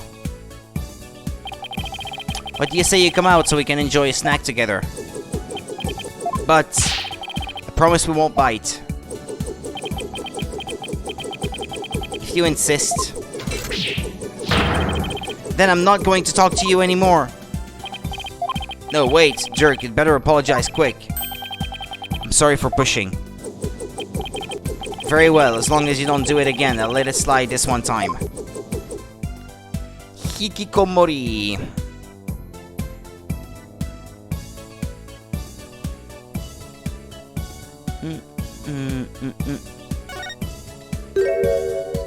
The Dogu statue. Exterminate, exterminate, destroy all humans. What's this thing's problem? It's an OOP art, an out-of-place artifact. Papa won it in an online auction. An online auction?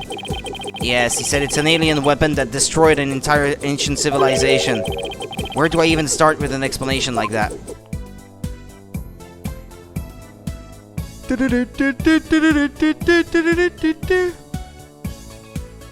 Well, I think I looked at everything on this side of the screen.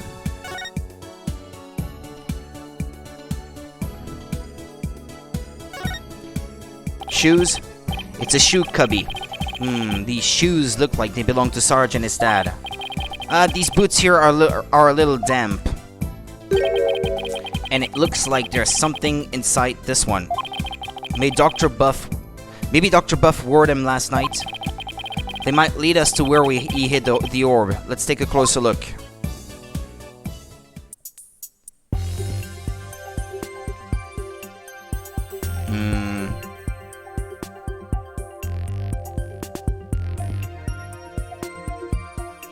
Well,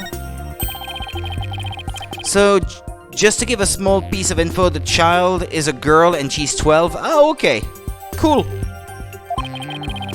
But I guess this is something that the game would reveal later, right? Like at some point we would find out about it anyway, I suppose. Otherwise, how would we know? Papa had those custom made for his archaeological fieldwork. He had the soul of an adventurer. This boot had the soul of an adventurer too.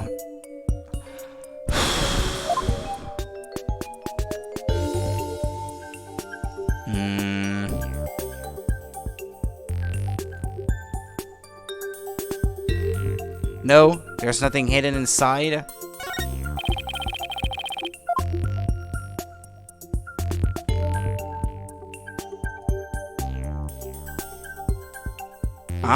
What's that? There was something here. We will also see her, but thought it was good to know for now. Yeah, thank you. I was a bit curious.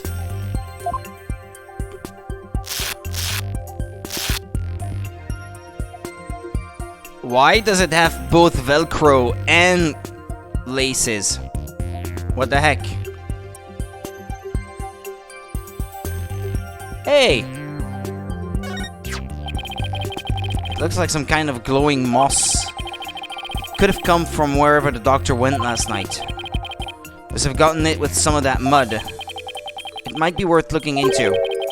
If it'll help us pinpoint where the doctor hid the orb. Glowing moss stuck onto the insole of the doctor's boot. It probably got there when he went to hide the founder's orb.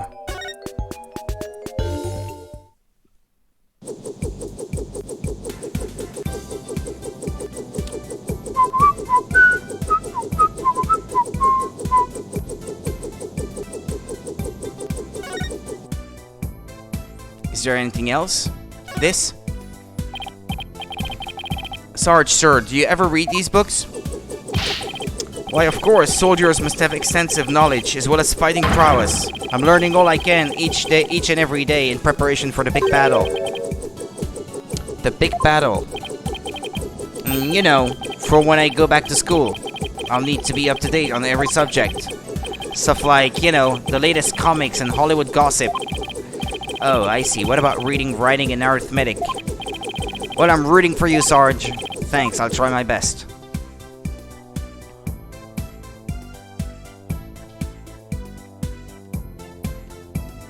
Yeah, how about that? Are these the doctors? Yes, those are Papa's reading glasses. He said he'd been having trouble reading lately, but those glasses seem to help. Reading glasses, eh? I'll just hold on to these. Dirk, don't tell me you're having trouble reading too. Perish the thought. I just don't want to leave any stone unturned. How about you take off that eye patch? That might be easier to read. The doctor's poor eyesight meant he couldn't read anything without these. They were found on his desk. So he wasn't reading at the time of his death then? Yet he was rummaging through books. The coat. It's a raincoat. It's a bit wet and there's fresh mud on it. That must mean someone wore it recently. Indeed, maybe even as recently as last night. Sarge, did it rain here last night? Negative. There wasn't a cloud in the sky. Then how did this raincoat get all muddy and wet? When I saw it last evening, it looked pretty clean and dry to me. That means it got like this later at night. That's evidence. Good eye, son. This may very well turn out to be a vital clue.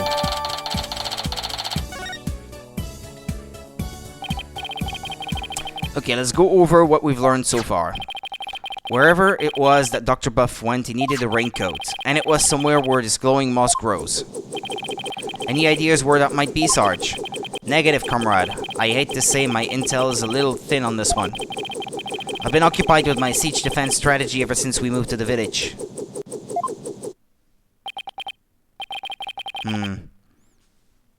Well, son, it seems we have no other choice.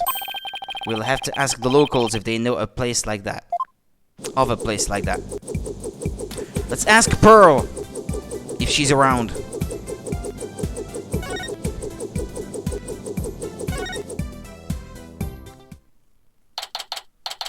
Also, I should save my progress because I've been playing for quite some time and I haven't saved yet. Okay. Right. It feels like somebody's watching me and it's really creeping me out. Oh, it's just Paul Addition's campaign posters. When did he put these up? Whatever, I got more important things to be paying attention to. What great weather, it really lifts the spirits. I know, after our little treasure hunt, what do you say we go hunting, son? Hunting? We used to do that a lot, didn't we? Just look at that mountain, I bet there are some feisty wild boars up there. I think I'll pass, but thanks. Oh, so hunting's a no-go. Well, I guess that wild boar stew will have to wait then. Apollo, something seems different from the last time we were here. You mean the posters? No, not those. What's he talking about? Guess I should take a look around myself. That, painting canvas back there? Excuse me. This? What do we have here? Looks like an unfinished picture, like something a little kid might paint. You're right, but I can't quite tell what it's of. Hey, there's that yellow and green raincoat there on the left. I think it's supposed to be nighttime, but what's that thing on the left? A monster or some kind of alien, perhaps? No, it's someone wearing that raincoat from before. In any case, it's a pretty poor excuse for a drawing. Well, what did you expect from a little kid? A little kid. Pearl. How old is she now? Like 16 or something? Oh, it's you, Pearl. Why, Mr. Apollo, is that you? What a pleasant surprise. It's been quite some time. How have you been? Fine, thanks. You're looking good too, Pearl. Hello, Jeff. How's it going? Aren't you going to introduce me, son? Of course, this is Pearl Fay. She's a spirit medium here in Kurine Village. Pearl, this is Dirk, my, client. Hello, sir. Pleased to meet you. She's 18. Ah, okay. If there's anything I can do to help, please let me know. Yeah, so not exactly a little kid anymore, I guess, but her drawing prowess is not that great. Nice to meet you too, and what a polite little girl you are. Actually, I'm a high schooler. Whoops, sorry about that. So you're a spirit medium. Does that mean you can channel spirits then? Yes, I'm still in training though. But I'm well versed in the art of spirit channeling. Well now, isn't that something? I mean, back in my country, our little princess hasn't channeled a single spirit yet. Pretty impressive, young lady. That embarrassed face. Oh, but compared to Mystic Maya, there is so much more I must learn. Mystic Maya. Oh, right, Maya Fey. Mr. Wright's former courtroom assistant. He told me all about her. She's a spirit medium too, if memory serves. Yeah, she's an amazing medium, and soon she'll be the next head of the Fey clan too. Mediums and spirit channeling. I've heard all about it from Mr. Wright.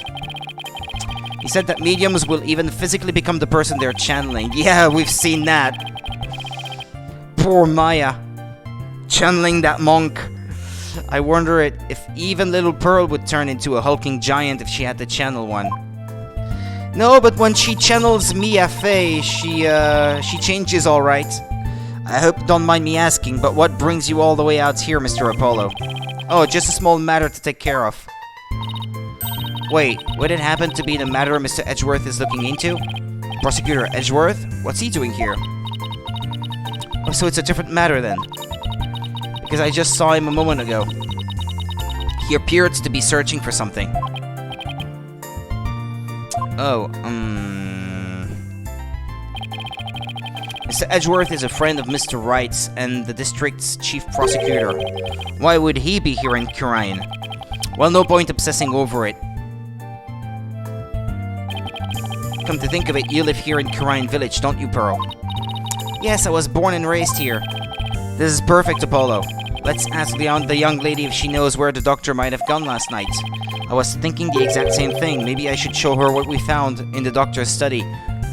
The raincoat! She was drawing it. Or she drew it the night before or something. No, wait. Back.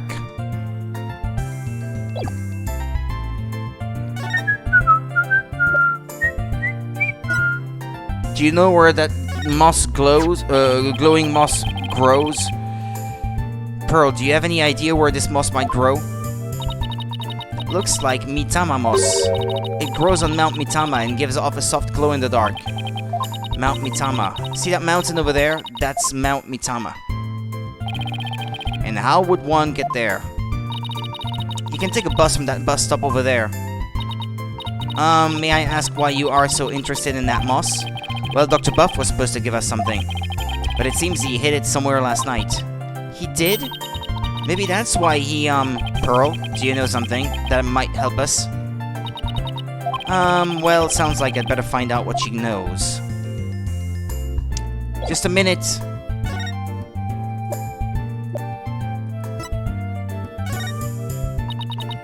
Oh, sorry, I wish I could help, but no, don't worry about it. I'm sorry I wasted your time like that. At least let me offer you some tea. I mean, you must be tired from all your investigating. Oh, no, you don't have to do that. We'll be just fine, thank you.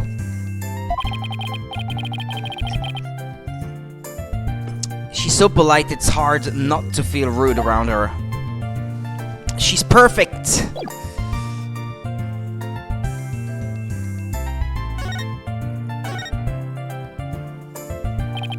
What a peaceful place. Ah, nothing beats mountain air. Many of the villagers have left for the city, but I just love it here. Blue skies, lush forests, star-filled skies at night, and fireflies in the summer. Plus the big beautiful blue ocean is just beyond that mountain. The ocean! What do you say we go for a swim, son? Oh, I think I'll pass. Besides, I can't swim. What can you do, Apollo?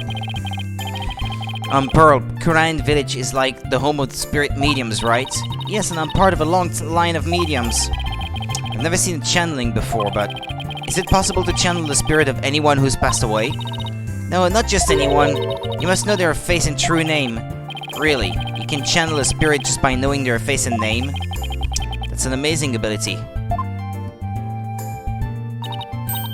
It is, but it can only be learned by those with a gift occurring in certain bloodlines.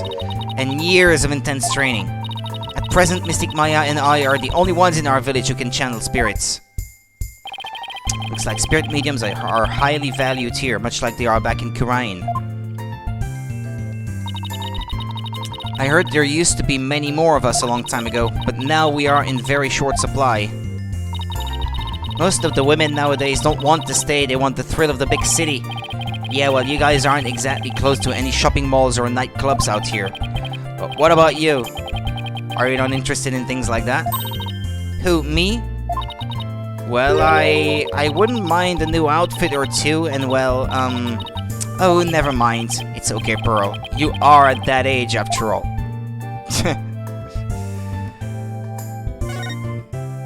Don't become superficial ever, Pearl. Please.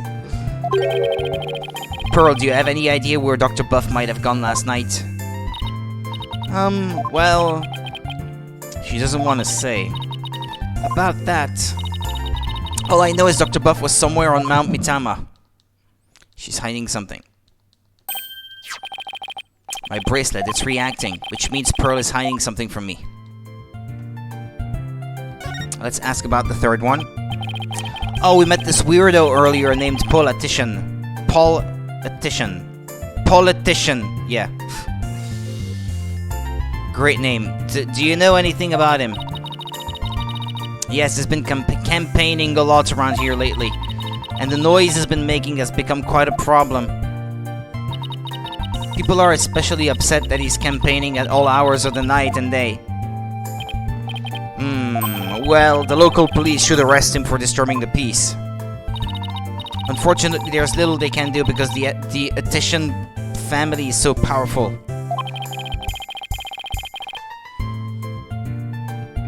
Well, isn't he the proverbial pampered provincial prince? Seems pretty intent on winning here in Khura'in.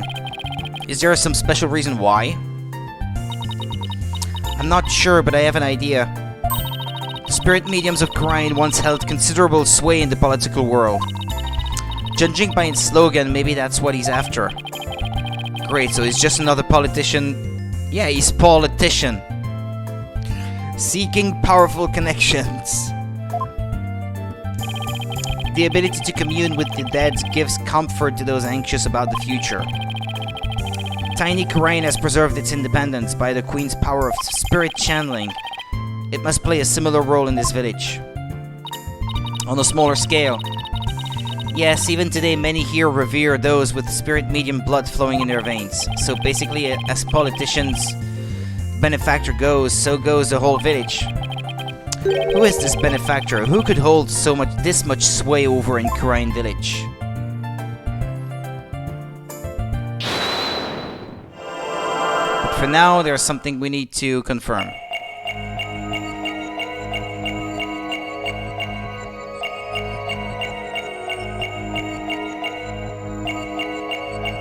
Is it a...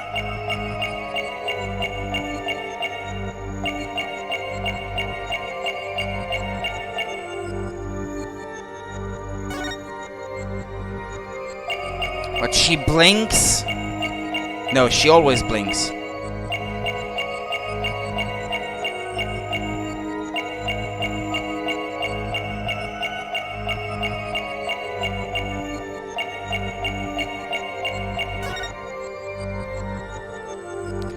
Is that moss I see on her finger? Something green. Gotcha!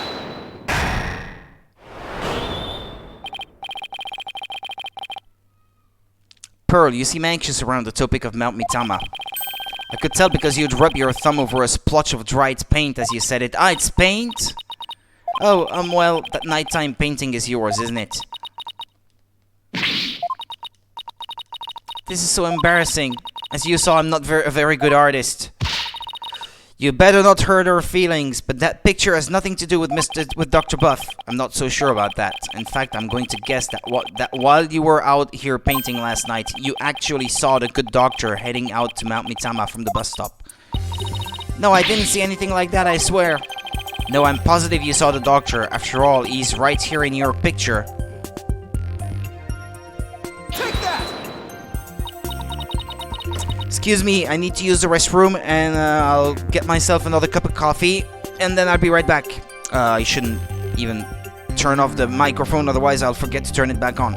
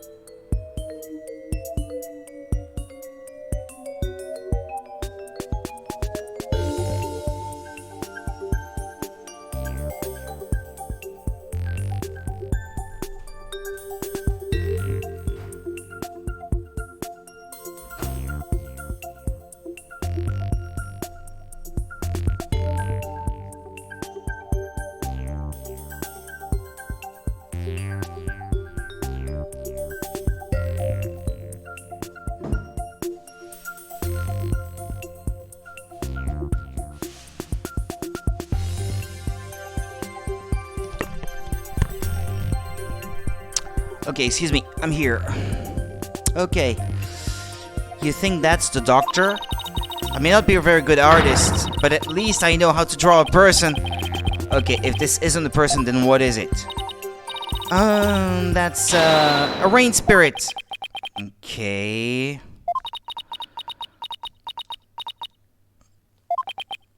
And what's a rain spirit doing at a bus stop? It's like Totoro, waiting for the cat bus or something. Neko bus. Oh, rain spirits have places to go too. This is getting ridiculous. Sorry, Pearl, but you're not a very good liar. That is Dr. Buff, and this piece of evidence proves it. The raincoat, yeah, well. Take that! This is the raincoat we found in the doctor's study. It's still wet and muddy, so we know that someone wore it last night. Now, see how this pattern is the same as the rain spirit picture.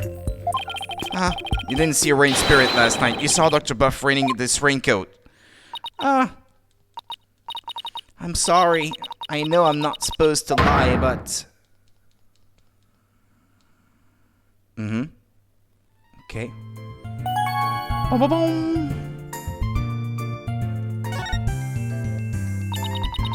She remains so innocent as a character even though she's 18, I guess. Like a little girl even though she's, well, not so little anymore.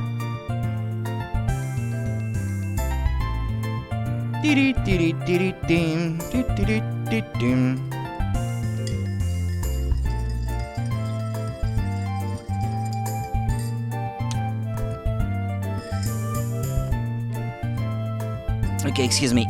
I'm sorry I didn't tell you before, Mr. Apollo, but I did see the doctor last night.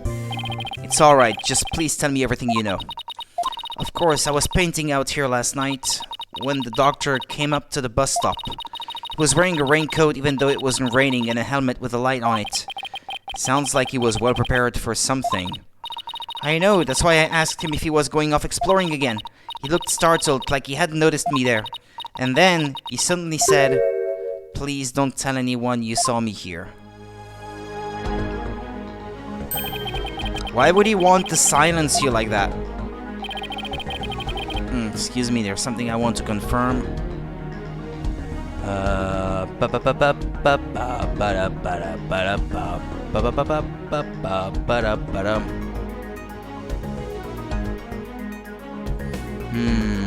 Okay. Something must have happened to spook him. And he didn't want anyone to know where he was going to hide the orb. But where could he have been going dressed like that? My best guess is a cave somewhere on Mount Mitama. I heard there's a cave there where mediums of the Korean tradition went to train long ago. Legend has it there are some sort of mystical ruins in there. Mystical ruins sounds like the exact sort of place an archaeologist might go. Well, we should get going now, but thanks for all your help, Pearl. You're welcome, Mr. Apollo. Please take care. What do you say we go find that cave, son? I sense that the orb might finally be within our grasp. This treasure hunt is shaping up to be the real deal. Haha, really gets the blood pumping, doesn't it? Well, what are we waiting for? Let's go. May 16th. Mount Mitama cave entrance. Phew, I'm all out of breath. Oh, come on, that was nothing. And you're so much younger than me.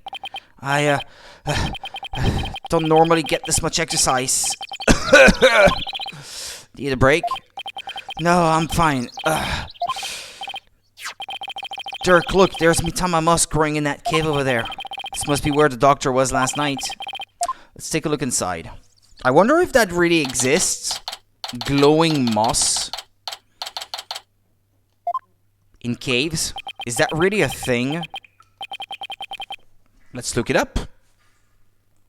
Does that exist? For real? Oh yeah, I missed some notifications here.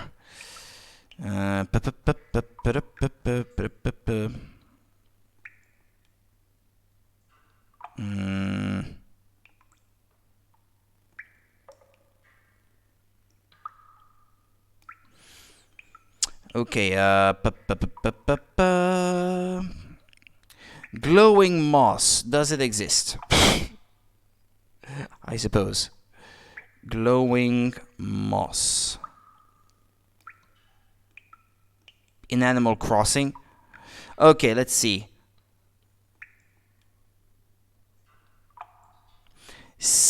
Schistostega. Schistostega pinnata, also called goblin gold, dragon's gold, luminous moss, or luminescent moss, is a haplolipidous moss known for its glowing appearance in dark places. It is the only member of the family Schistostegaceae. And apparently that exists in Japan, of all places. So, there we go. Distribution. No, not only in Japan, apparently.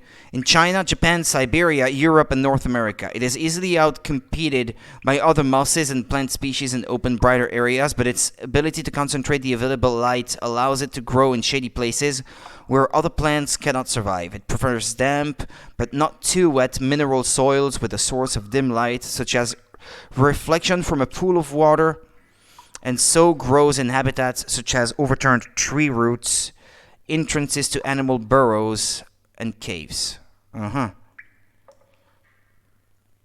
Okay. Well, that exists, apparently. I can't see a thing. Relax, your eyes will adjust eventually. Now follow me. I really think we need a flashlight, Jerk. Should have brought one along then, son. Here, use mine. Thanks. Wait, were you holding out on me? Who are you talking to, Apollo? You? Whoa! Someone just pushed me! Apollo! What the? Apollo! Ah!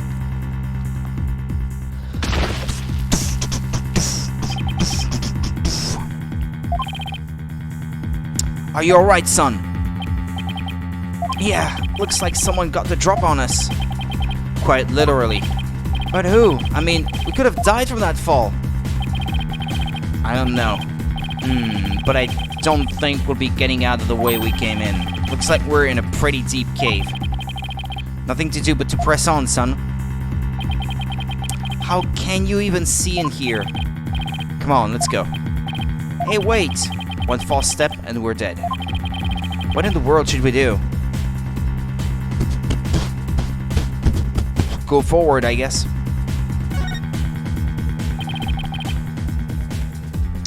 I guess we keep going. There must have been some path for Dr. Buff to follow when he came to hide the orb. Right, by the way, it looks like our attacker left us with this useful parting gift. From lawyer to spelunker. How do I always get myself into these situations? We're never going to make it out alive, I hope you know. Don't tell me you're scared, son. We're just getting started. The greatest treasures are only ever found at the point of a blade or at the edge of a cliff. Yeah, sure. If I'd known I'd wind up at the bottom of some dark, damp cave, I would have never taken your request, Dirk. Save your breath, Apollo. Just keep putting one foot ahead of the other.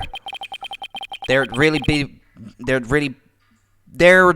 better be a way out of here. We'll find one before you know it, you'll see.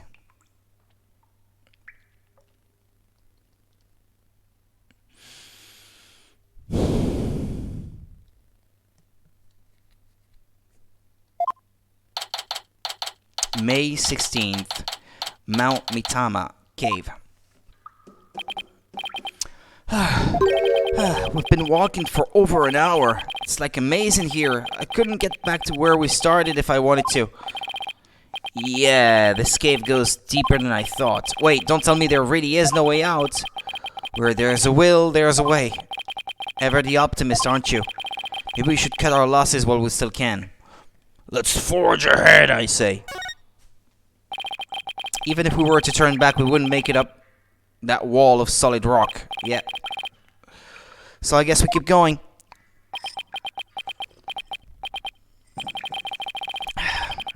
How did I get stuck wandering around in the dark cave again?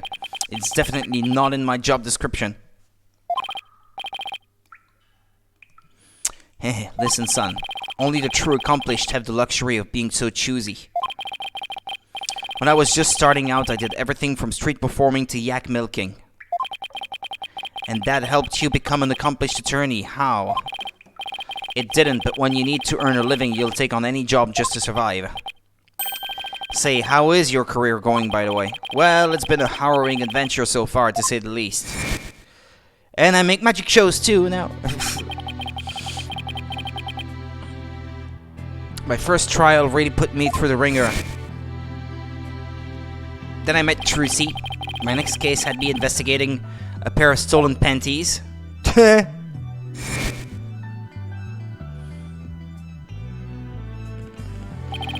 And just when I was hitting my stride, this one prosecutor branded me as Herr Forehead.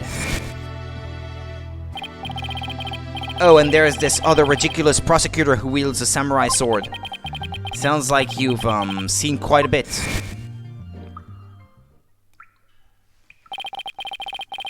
You're telling me? Listen, Apollo. I'm sorry I didn't contact you for so long.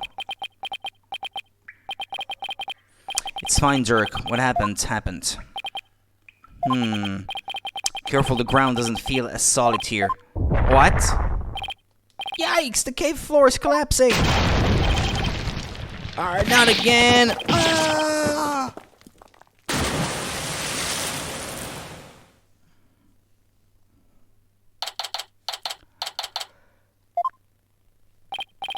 Hey, Apollo, can you hear me?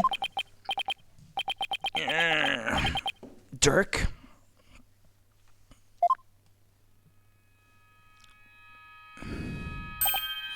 Huh? Where are we? Whoa, what is this place?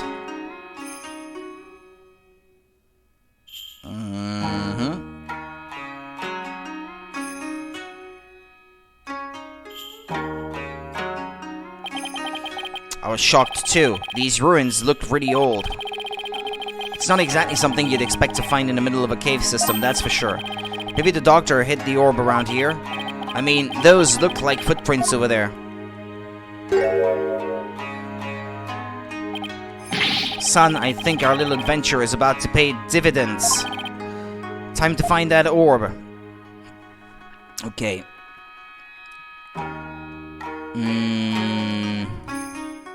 Like this?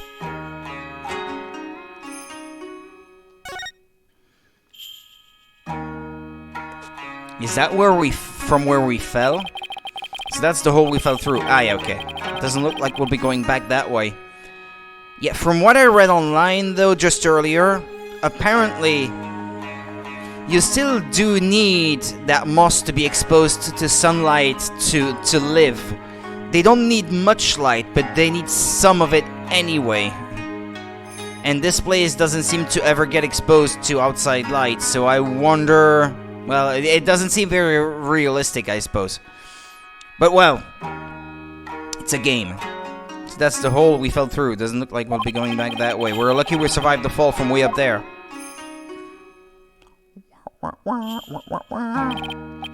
Indeed, if that hole hadn't been above the lake, would be history. You passed out the moment you hit the water. Yeah, well, water is not really my thing.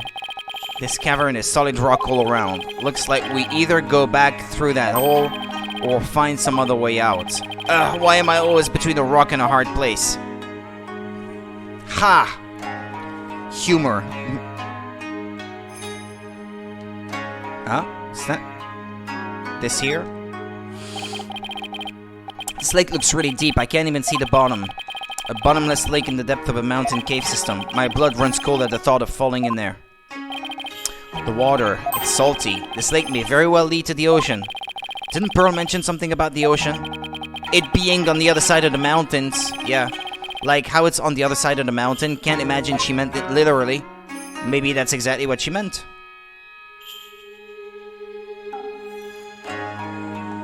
Tree branch? Driftwood? How did that get in here? By drifting on in, I'd assume. The only question is from where? A water bottle? A lantern? What is that? What's a plastic bottle doing here? Ah, okay. There's seaweed stuck to it, which means it probably came from the ocean. It's possible this cavern is connected to the sea somehow.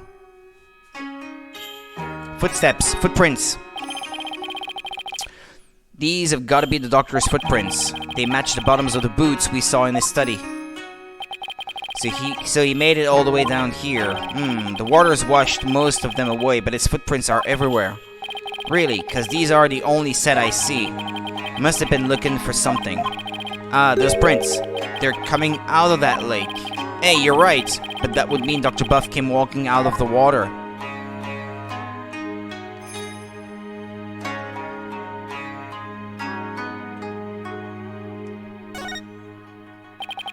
It's a big stone altar. One false move and some god might come and smite us.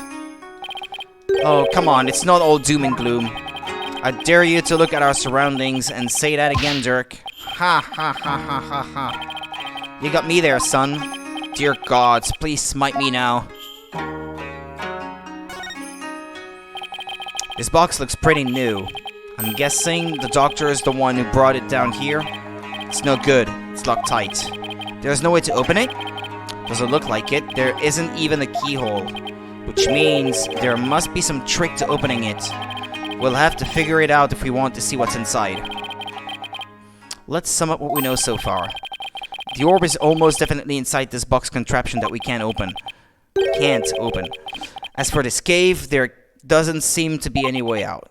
Is Dirk's left arm broken? I don't know. He's been wearing it like that since the beginning, so I'm not quite sure. It's possible, I suppose. He's been holding it like this since the beginning. We're this close to the orb. Ow, come on. Come now, son. Don't be like that. It's just a bit of bad luck, that's all. A bit? Murphy called. He wants his law back. What doesn't kill you makes you stronger, right? Ha ha ha ha. How can you laugh at a time like that? Like this. We're stuck here for now, so we might as well try to open this thing. Okay, let's see what we're dealing with.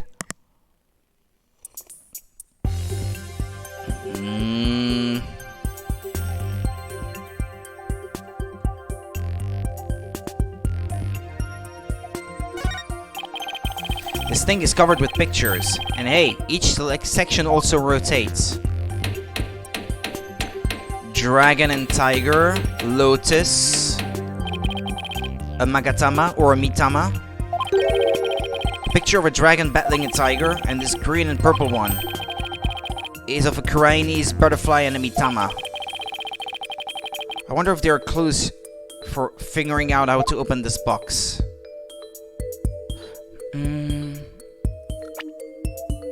Didn't we have something like that? I think it's got the combination right there. Dragon and tiger, butterfly, fire, and then something else.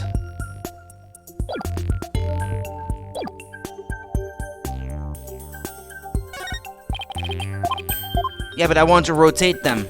Let me do it.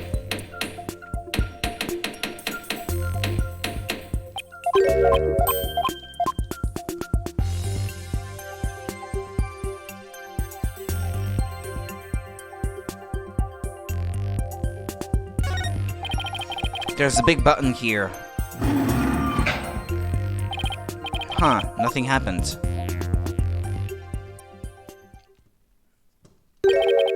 It appears this box uses a picture-based combination lock. We'll have to arrange the pictures on each side in the correct sequence. Let's see, there's the dragon and tiger fight, a Chinese butterfly with a mitama, and a number of other pictures too. Dirk, I was thinking, maybe we should check the evidence we've collected so far. I just did. I think we have something that just might help us open it. You read my mind, son. I think this will help us open the puzzle box. The research notes. Take that! Dr. Buff's research notes mention the Song of Ceremony. Maybe its lyrics and the pictures on the box correspond somehow.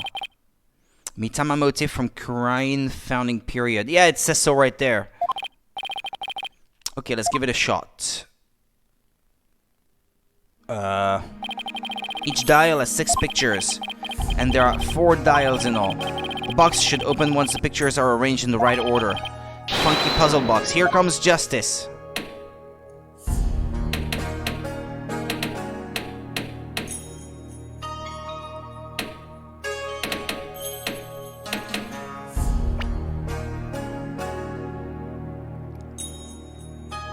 The Holy Mother and prayers as fervent as fire.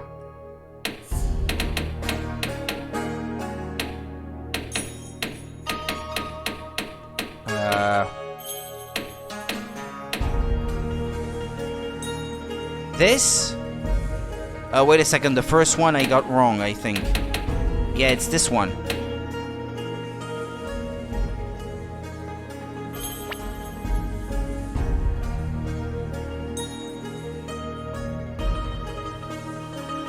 The founder bestows the great power. What, this? No.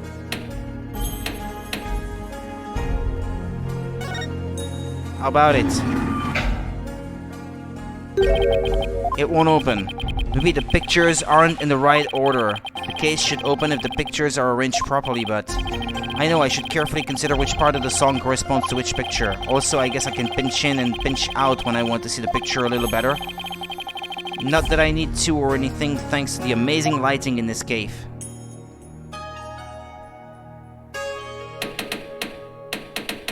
Something about the prayer.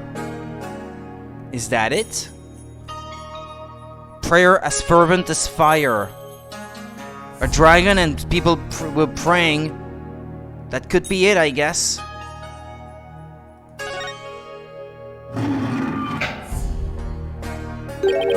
No, that's still not it.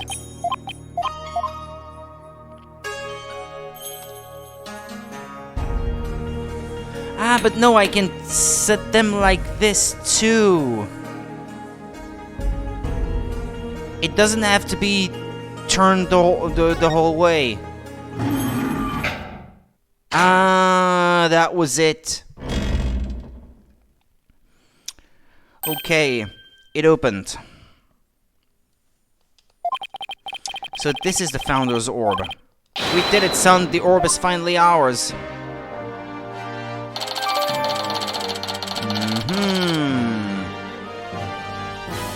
Founder's Orb updated in the court record. At last, the Founder's Orb is ours. And it's all thanks to you, son. Well done. Then again, I'd expect nothing less from my boy. Oh, haha, it's no big deal. Don't sell yourself like that. You may think it's nothing, but your insights and reasoning led us here. And I'd say that's truly impressive. I don't know about that. Haha. All those battles you fought in the courtroom have shaped you into the man you are today. And I couldn't be prouder. Will you cut it out already, before I turn into a sun-ripened tomato? With this orb, I can finally deliver a fatal blow to the Garen regime. So how exactly do you plan on using it? You're not going to try to become a spirit medium, are you? Don't be ridiculous. I don't need supernatural powers like that. So then, are you going to use it as a bargaining chip with Queen Garen? Like demanding she abolishes the Defense Culpability Act? The Defense Culpability Act, okay. Well, the thought had crossed my mind, but the main thing is returning this to the Kingdom of Khurain. After all, as a sacred relic of Khurainism, that is where it belongs. Do we know that it's the same thing, though? I wonder.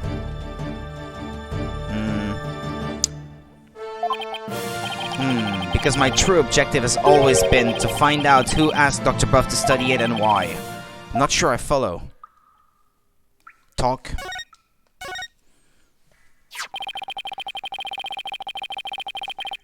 The official story is that the orb was stolen from the temple treasure room. Yo. Yeah, I heard about that on the news. They also said your group was behind the theft. That's not good. We're probably on an international most wanted list now. Let me ask you something, Apollo. Who do you think really stole the orb? I really haven't a clue. Well, I think it was one of the royals. Really? Someone from the royal family? Yeah, and I've got a pretty good idea which one it was. He knows who it is. Care to share your hunch? All I'll say at this point is this. Security is pretty tight, but the royals have unfettered access to the treasure room. Plus, they seem to be turning a blind eye to the orb's loss. But why would a member of the royal family do that? That I haven't figured out yet. But whatever the reason, it can't be good. I mean, a Khurainese royal stealing a national treasure of such religious significance.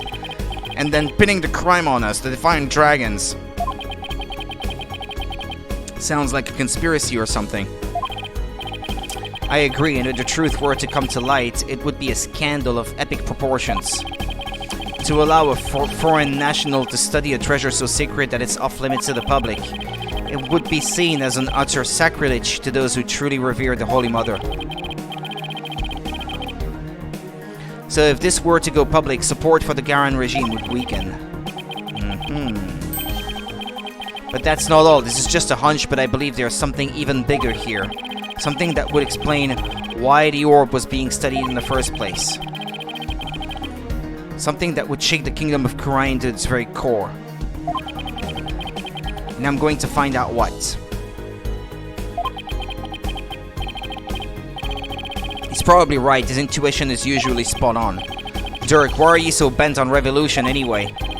Is it to reform the legal system in Khura'in? There's that, but I'm also doing this for my children. I want to save Nahyuta. What do you mean? This is for your ears only. It's the other reason why this revolution needs to succeed. So that you can make up with your son? Your real son? Nahyuta, I never thought that our reunion would take place in a courtroom.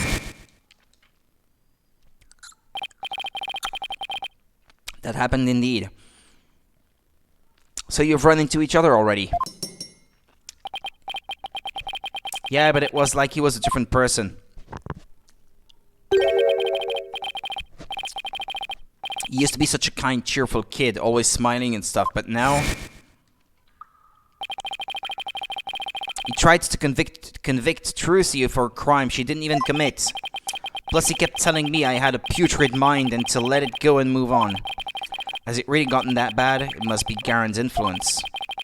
It wasn't like that when he first stepped into the courtroom. Back then, he still had a keen sense of justice. I vowed to bring the Garen regime down and reform the legal system. That's what he swore to do. But that was also 5 years ago.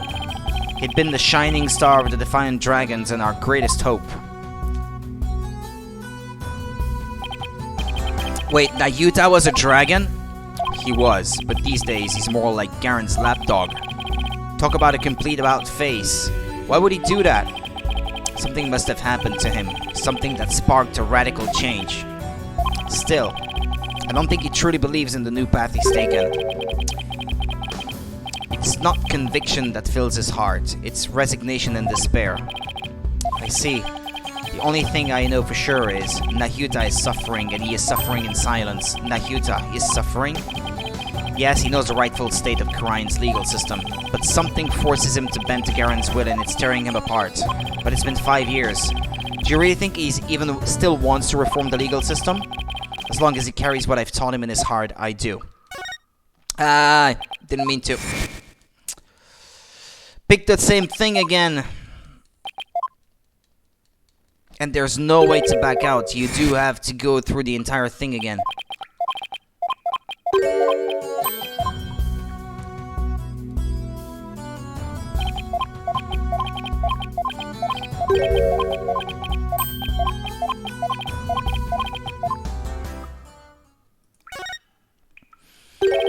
A dragon never yields. That's what you always told us. That I did. It's a belief I've held since back when I was a lawyer. The dragon stands at the pinnacle of the natural world. Nothing and no one can bend its will. That's why we lawyers must pursue the truth like an unyielding dragon, right? We must fight for truth to the bitter end, no matter what it takes. Dirk and Mr. Wright, they have that much in common. That's why I've held onto this badge, even though there are no more lawyers in Khura'in. I believe that one day our legal system will return to its former glory, and this badge here is a testament to that belief. I wonder if Nahyuta still believes in what you taught us. He does, that much I'm sure of. A dragon never yields.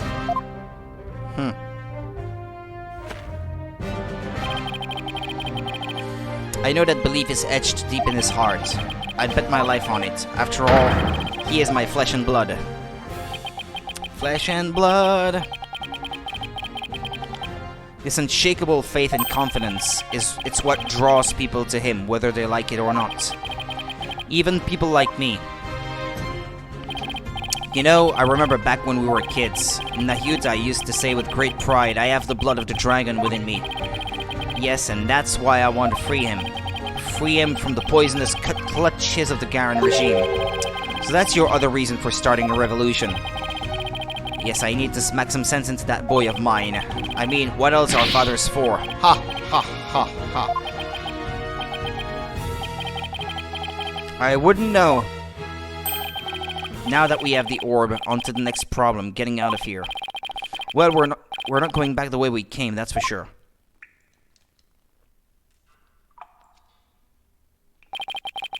That hole we fell through is way too high to climb back up to.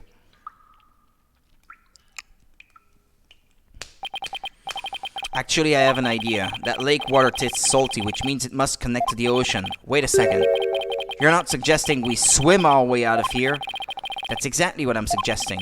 But we have no idea how deep that lake goes. It's pitch black down there. Not a problem. How is that not a problem? I mean, how do you even know if there's really a passage to the ocean? Well, one of us has to try, and I'm the better swimmer. Time's a wasting. I'll be back before you know it, son. Okay, he's gone. I sure hope he knows what he's doing.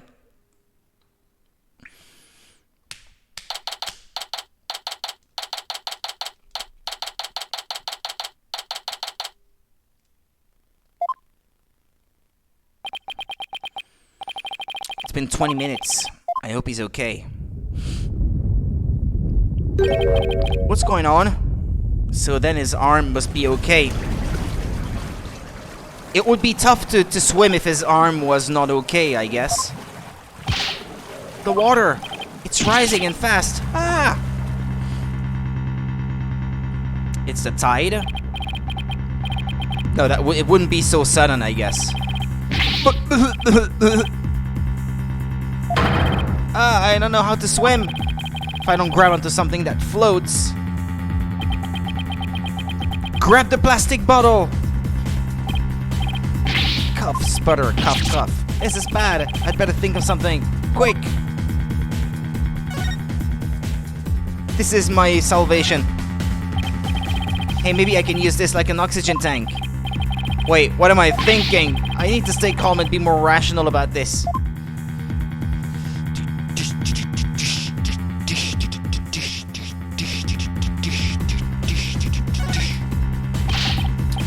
I got it. As long as I hold on to this, I should be able to stay afloat. Okay. Good. We're not gonna drown.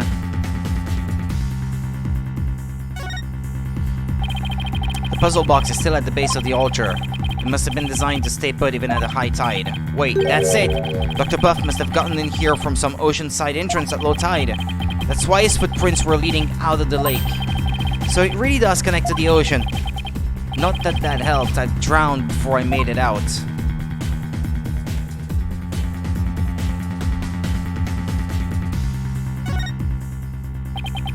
It's no use. The hole's still too high up.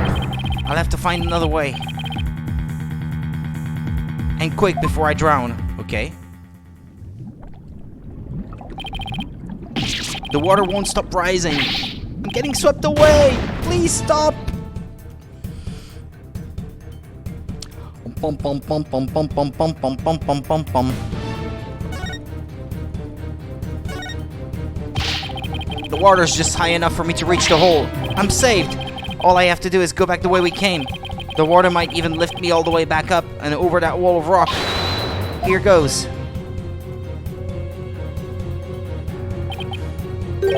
Huh? The hole! It's full of rubble! The tunnel collapsing above must have filled it in after we fell through it. This can't be happening.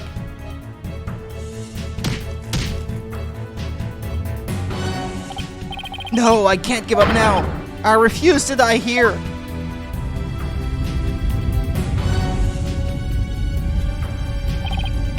The water, I can't.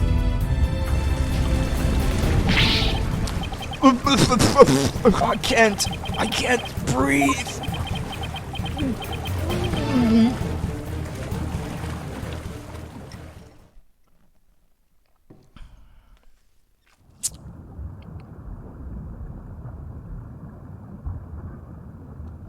Is this the end? Dirk, I wonder if he made it out. So this is what it feels like to drown. I would have eaten that sushi if I'd known it would be my last meal. I feel like I've been through this before. Now I remember.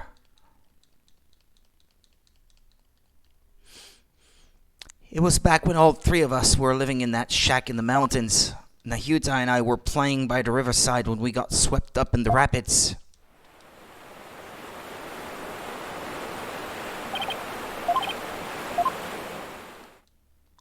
I thought we were goners, but then... Nahyuta! Apollo! Hold on, I'm coming!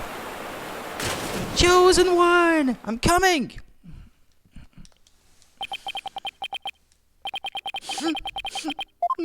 Daddy!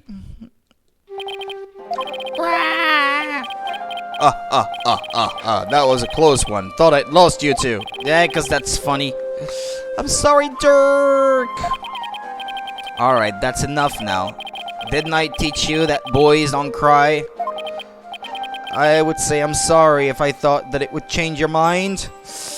Thank you, Father. You could have been killed, but you risked your life to save us. Why? What a silly question. What father wouldn't risk his life to save his own children? Nahyuta, Apollo, don't you ever hesitate to call when you need me. Understand? Toxic mindset. Hey Dirk, this isn't forever, right? You'll bring me back from America someday, right? Of course, I'll come. But a great dad, yeah, I suppose. Of course, I'll come pick you up as soon as things settle down here, promise. Okay, you promised.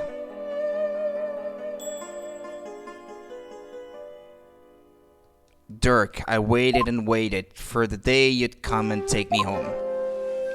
But you never came. That's why I tried to forget about you and my life back in Kurain. Dirk, why? Why didn't you?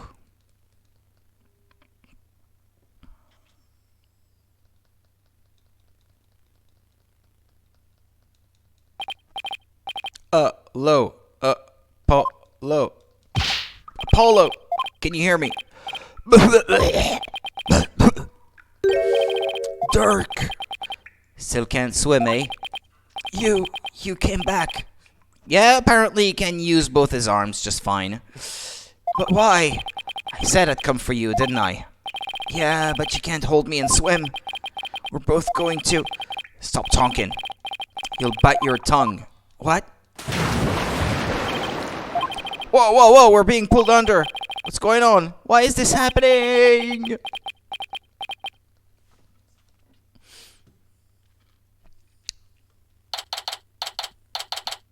May 16th. Cuff. Ugh. Where?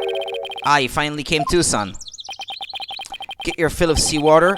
Good thing your name is not Neptune. Huh? Ha ha ha ha ha. Dirk. Ha ha ha ha ha. You're telling me, check it out, snot's coming out of his nose. What a miraculous escape. Not even some of the escape artist greats could pull that off. What on earth happened? Sorry it took me so long, son. I made it to the ocean, but I figured you still couldn't swim, so I found a local fisherman and had him take us out near the undersea cavern. He tied a rope to me and I came and grabbed you, then he yanked me back. Yeah, your head banging on every stalactite on the way out, you know? Bang, bang, bang. Oh, so that's what pulled us under with such force. Don't forget about me, I assisted in your escape act too, Polly. I've helped compatriots escape all sorts of places, mountain, jails, island prisons. But an undersea cavern, now that was a first. Dirk, you risked his life for me. Dirk, I'm only alive because of you. Thank you. Oh, you're welcome. I just did what any father would do for his son. Her forehead has a strong head. Yeah, I guess. He saved my life yet again. I guess seawater doesn't make for much of a meal. Yeah, Polly. It's cause Polly didn't have any sushi. Oh yeah, I haven't eaten anything since this morning. Oh, that's right. Hey, AJ. Dirk had me buy this for ya. Thought you might be hungry. Ready to have some this time around? Yeah. Yeah, thanks. Nom nom nom nom nom nom nom nom nom nom nom nom. Oh wow, this is delicious. Glad you approve. I'd better get some before you eat them all. It's been a while since I had fish to eat, actually. I should buy some next time I go shopping. So Dirk is Apollo's father, adoptive father, yeah. Not his real father. He's the guy who raised him until a certain age, at least. Just like old times. Dirk used to slice up the fish he caught and we'd all eat fresh sashimi together. He used to talk about all the vitamins and minerals packed in the raw fish.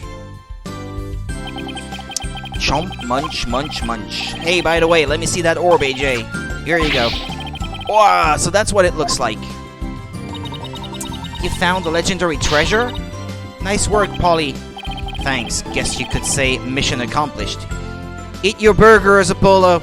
Yeah, burgers. These were nice burgers. With the orb, our revolution can take a big step forward. Let's celebrate the eve of our revolution. We'll get all dressed up and feast till dawn. Yeah, now you're talking. Time to party. After all that, I just want to go to bed. Sure wish Nayuta was here. Maybe one day we'll enjoy times like these together again. The revolution, if it can bring back those happy days, you can sign me up for. Sorry to interrupt your little party, but I'm here for my crystal. Right, left, halt! Can I get 10 points for getting the reference?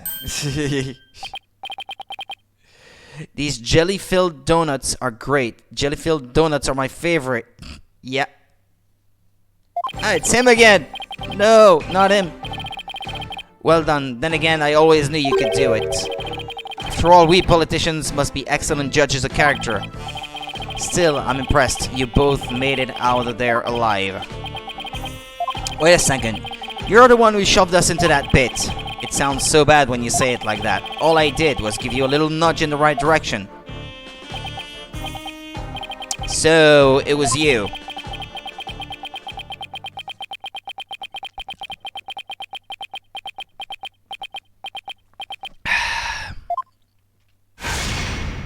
Uh-oh. You no good son of a... Don't look at me like that. The crystal of Amife is mine. Now hand it over. Over my dead body. Hey, detective, help. Yeah, I know.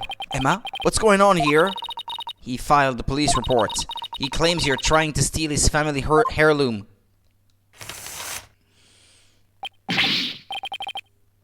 That's him. The one with the long hair. Arrest him this instant.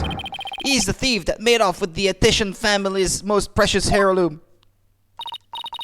Well, I suppose I should ask you to come in for questioning. Down at the police station, I think I'll pass. After all, Mr. Attition seems bent on having me arrested on theft charges. This is not good. If Dirk gets arrested, he'll be sent back to Crying to face execution. Sorry, but now that I know you have the crystal, or orb as you call it, I must insist. Would you please come with me, sir? Hold it!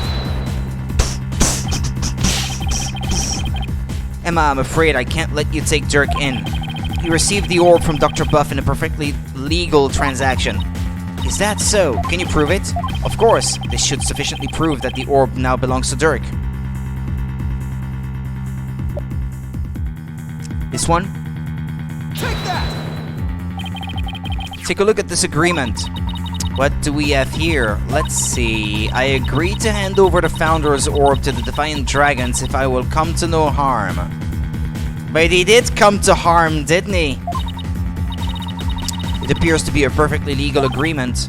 Not so fast. That's not the Founder's Orb. It's the Crystal of Ami Faye, which means their agreement is null and void.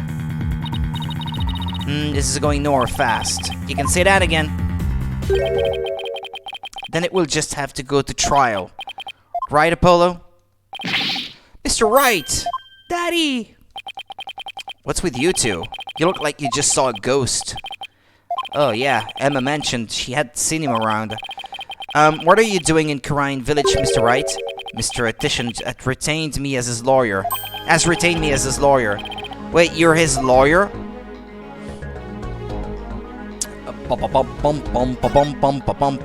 Legal advisor. Mr. Wright, why are you serving as Mr. Attition's lawyer? Because he hired me. He needed my help in getting a family heirloom back to from Dr. Buff. Can two attorneys from the same agency be facing one another in a court of law? Well, I guess in Japanifornia, maybe this is a thing. And it seems he correctly foresaw that something like this might happen. It's because the shifty insurgents were harassing poor Dr. Buff. So I knew I might need a lawyer if things went south. I figured with a celebrated lawyer like Phoenix Wright, I couldn't go wrong. The Ami Faye Orb, but isn't that something Maya or Pearl should have then? Dunno. You may know because you've played it before, but I certainly don't. It was just good timing. My work over there just happened to wrap up, so here I am. That was a rhetorical question, I guess. You just asked Monica, or do you not remember? Plus, Mr. Attition is a very important client. They know each other, but I've never heard Mr. Wright mention his name before.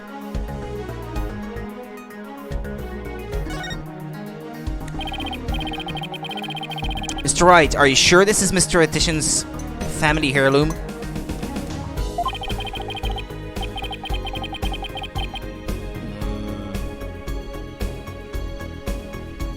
That's my client's assertion. He says it's the Crystal of Ami Faye. Apparently it's the crystal she once used when channeling spirits. Who's Ami Faye? She brought Kurai's channeling to Japan and her descendants brought it here. It's their ancestor's orb. I don't actually remember this case much. Okay. Her true origins are still rather murky. But what's clear is she is the founder of the Kurai channeling technique. I think this must be the final one in the 3DS version if you don't count the DLC chapter. So that would be the one that closes the main story of the game.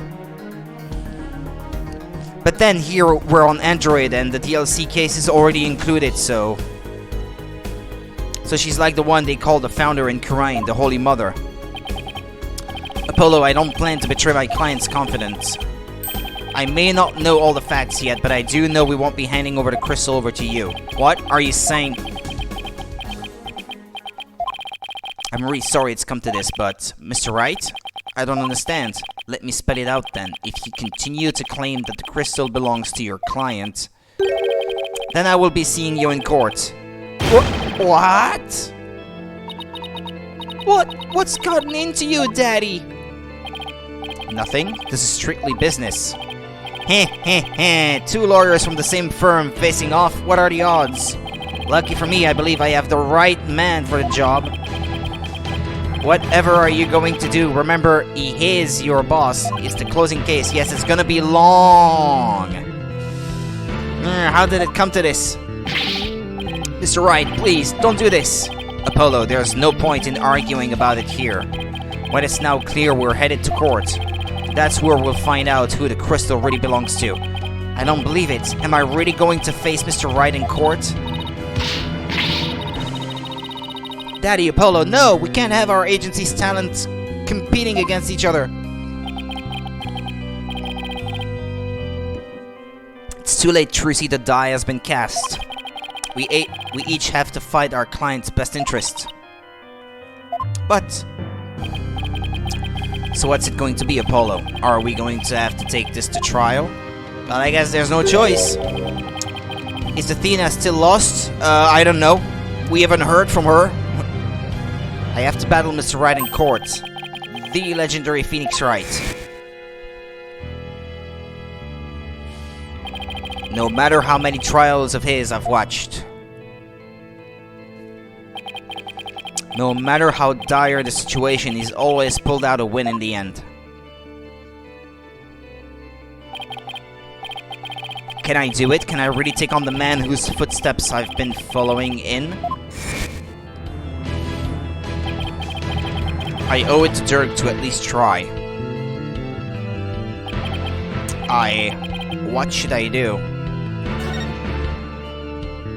I'm not about to game over, I guess. There's no turning back now. It's a trial you want, Mr. Wright. I'm more than happy to oblige. I'm ready to fight for my client. Even if it means facing off against you.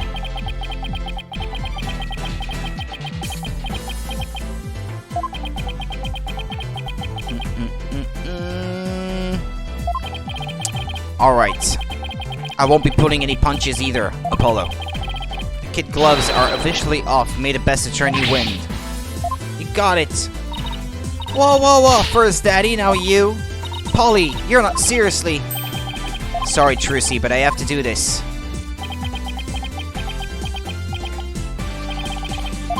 Apollo. Alright then. I'd better go prepare for tomorrow. See you in court. The legendary Phoenix Wright. Ah yeah, the legendary bullshitter who has not only cross-examined the parrot, but a killer whale. Yeah. True. Fun facts, but true.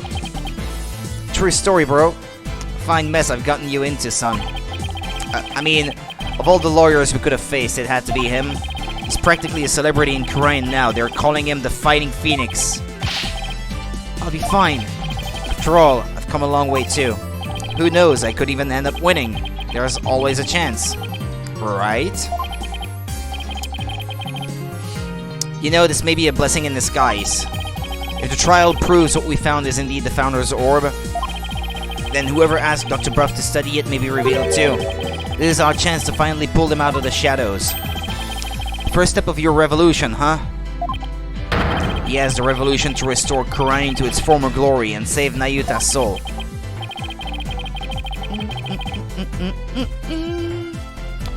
Dirk, I swear to fight as hard as I can in court to make that a reality. Why doesn't Dirk just take the orb and run? Yeah, would be so much easier. He's already an outlaw. Not in this country he isn't, I guess. Only in Kurain. We're going to win this one, you'll see. I know you can do it, son.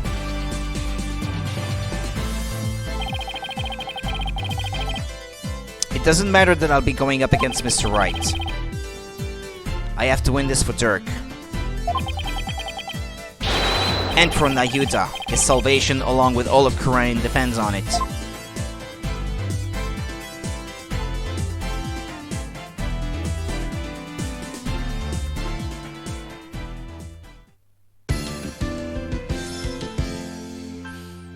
Save game.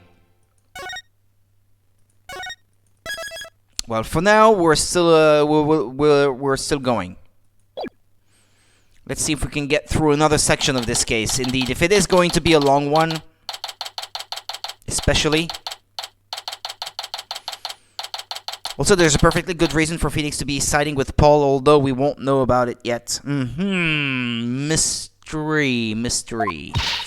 Just so you know, I'm not going to take sides. Message received. Loud and clear. Good, because I don't like this one bit. You and Daddy should be on the same team. Sorry, Trucy. Wow, she's really mad.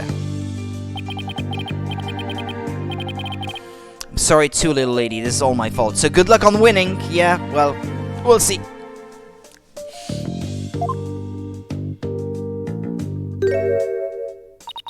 I'm just worried things will never be the same between Daddy and Apollo.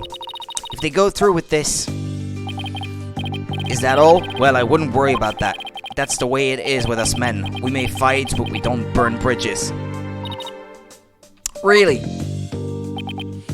Sure, 1 minute we're trading blows, and the next we're having drinks together. We're simple creatures at heart. Ha ha ha ha ha ha. Yeah, because we're all like that, like simpletons. Sure hope you're right. Sorry I'm late, Apollo. I Athena, there you are. What happened with you and Mr. Wright yesterday? Oh, about that. I ended up going to the wrong airport. I was waiting there thinking his flight was really late, and before I knew it, I dozed off. You couldn't just look at the display with the number of the flight and just realize that it was not gonna land there? Boys in school are the same. Yeah, sure, yeah, we're all like that. So easy to figure out. By the time I woke up, it was already dark. I figured something like that had happened. Being late and dozing off are the two things you do best. Guilty as charged. So then I take it you have no idea what today's case is about. Not a clue, sorry. What is today's case about, if I might ask? Another locked room mystery? A suspect with a flimsy alibi? Oh, or a dying message? Sorry, strike 3, you're out. 1 second they are fighting and the next they are sitting together trading Pokemon cards. Yeah! Sure, we all do that. A civil case. You act like I'm speaking Swahili here. It's just the Right Anything Agency specializes in criminal law, or so I thought. That's all I ever saw in school. Okay.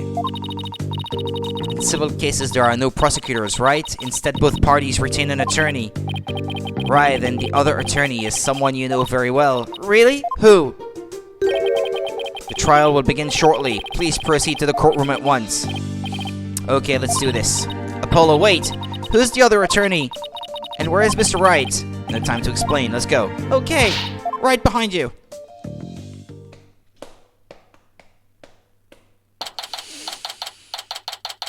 Pop, pop, pop, pop, pop.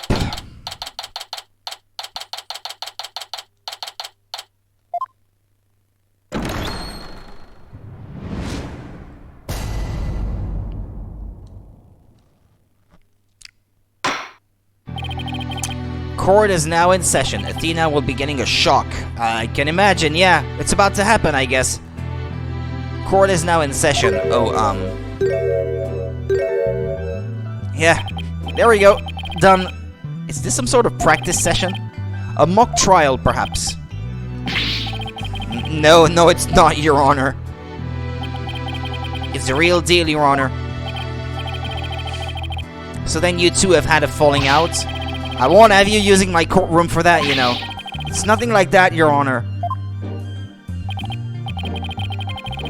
It just so happens that we have different clients in this case. I see. Well, here's to hoping this has no adverse effect on your working relationship. You can say that again. I had no idea we'd be going up against the boss today. You sure this is a good idea, Apollo? What, do you want to switch sides? Honestly, I'd rather be anywhere but here right now.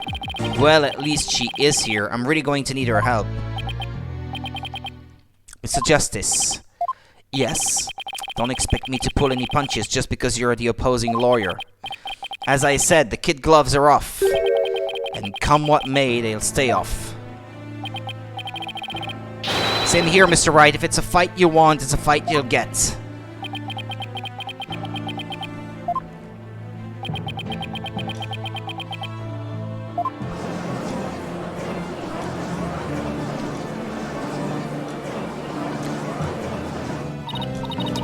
Yeesh, you guys are really chomping at the bit, aren't you?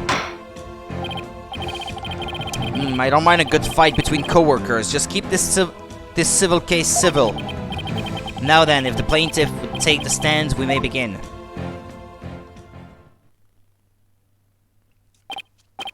Right, left, halt! Politician. Noble judge, members of the gallery, good day to you. I am politician. This is but the start of my epic campaign, and you all have the honor of witnessing it. I believe the youth of this country are our very future. Too long have they been looked down on and given the cold shoulder. So to them I say, ask not what you can do for your country. Ask what you can do for me. Mr. Petition, what is that crazy contraption you're riding in? It's my custom-made election-winning campaign mobile. Beautiful, isn't it? You're at a witness stand, not a campaign podium, so come out of there this instant. Pfeh. Politician. Alright, now would the plaintiff's attorney, Mr. Wright, please explain the complaint filed against the defendant? Mr. Addition's complaint against the defendant is simple. The defendant, one Dirk St. Matty, stole my client's family heirloom, the crystal of Amy Faye. Mr. Addition merely seeks its return. This wouldn't have happened if that archaeologist hadn't kicked the bucket. I see. Well, Mr. Justice, let's have your opening statement if you would.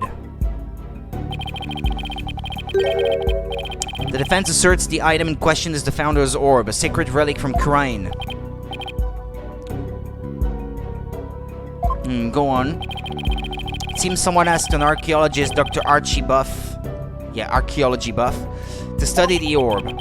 Dr. Buff determined that it was a Khura'inese national treasure known as the Founder's Orb. The very orb that was stolen from a treasure room in Khura'in several weeks ago. Excuse me. Why, yes, I saw a news report about that. The theft of a Khura'inese national treasure caused quite an uproar in the kingdom.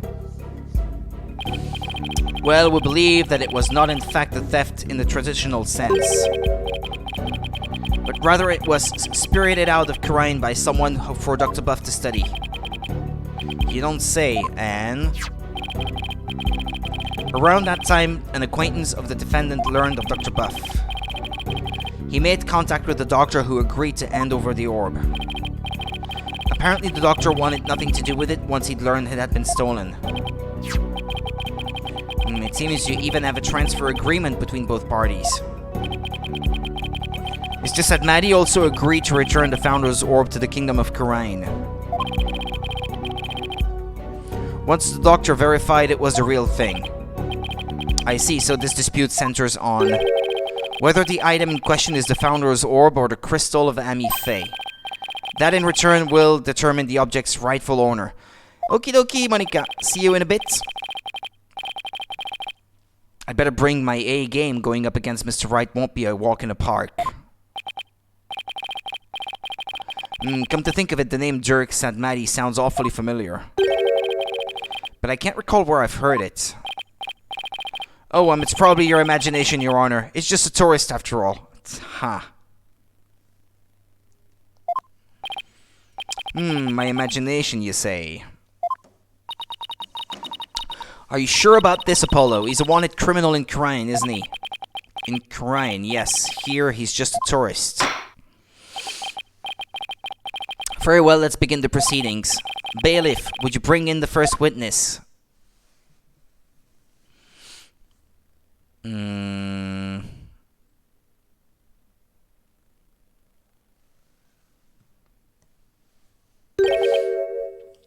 Emma, show some manners. We're in court. I know, it's just... This is a civil trial, so I was surprised to see a detective take the stand. I had her do some digging on Dr. Buff. What for? You disappoint me, Apollo. First, you know I'm not just a detective, I'm a forensic scientist. Do try to remember that. Second, you owe Mr. Wright an apology. After all he's done for you, you have some nerve. First, I'm sorry, and second, I'm really just trying to do my job. He'll never get anywhere with that attitude. Take some advice from someone who's been there. Why do I feel like I'm on trial here? Detective Sky, your testimony, if you please. Aye, Your Honor.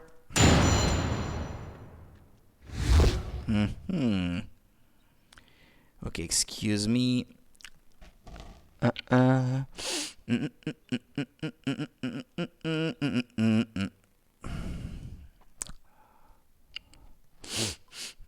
Okay, forgive me.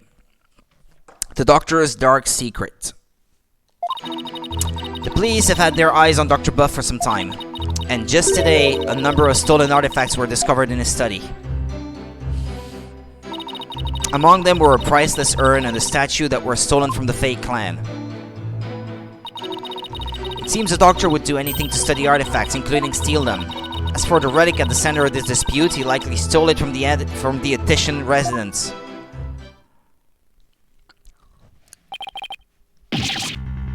The doctor is a thief? Why am I just hearing about this now? Well, cat burglar isn't something he'd put on his resume. He was more careful than that. But the fact is he was a classic treasure hunter. A treasure hunter, huh? Like people who have thrilling adventures in exotic places, risking life and limb for glory. I doubt Dr. Buff was the star of his own hit movie series, Athena. Out of respect for the dead, I will say that Dr. Buff wasn't doing it to get rich. Apparently, he only wanted to borrow artifacts to study them. He would then return them as soon as his research was finished. According to the doctor's child, he would even repair or restore some of the artifacts he stole before returning them. He believed he was honoring the dead by discovering their history through artifacts. But whatever lofty ideals he held, it makes no difference. Larceny is larceny. Yes, he certainly sounds no different from a regular thief to me. So let's say for a moment that the doctor really did moonlight in stealing the artifacts.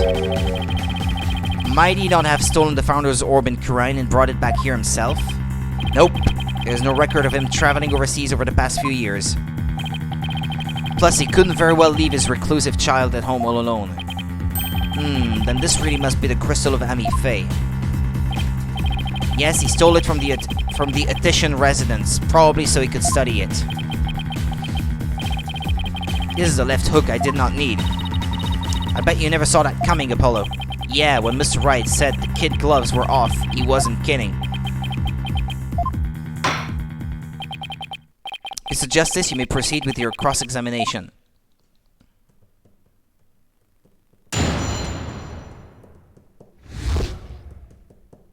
The Doctor's Dark Secret. Okay, I need to use the touchscreen here. Just today, a number of stolen artifacts were discovered in his study. Among them were a priceless urn and a statue that were stolen from the Fae clan. Seems the Doctor would do anything to study artifacts, including steal them.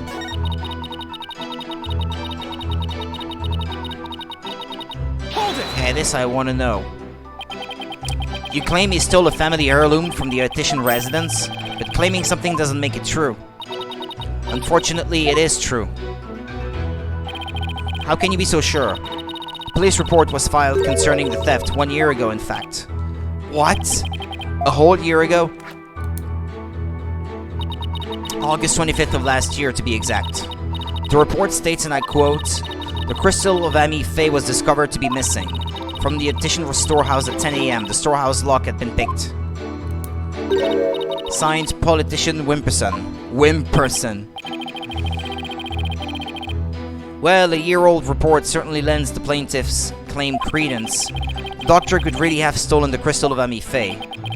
Not only that, Your Honor, but the Founder's Orb was only found to be missing several weeks ago. That is nearly a year after the crystal's theft was reported. Therefore, I believe we must consider the orb and the crystal to be two separate items. Politician Wimperson? Not the most awe-inspiring tail end, is it? I see why he cut it. Not that he inspires confidence without it. Still, I'd probably do the same as in his shoes.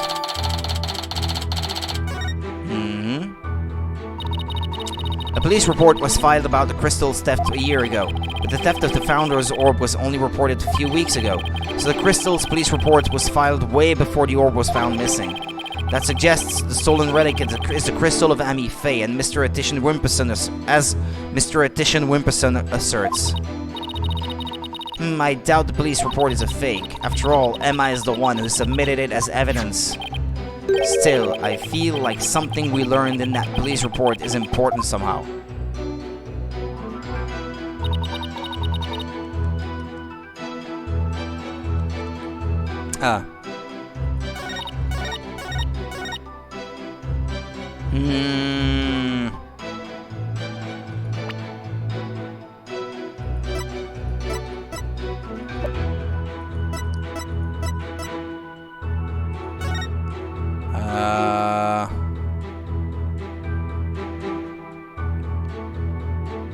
Yeah. Is this dated? This is that thing right there, that icon. That was an item in a classic Capcom game, but I can't remember which one it is. I think it may be a bonus item in 1942 or something like that.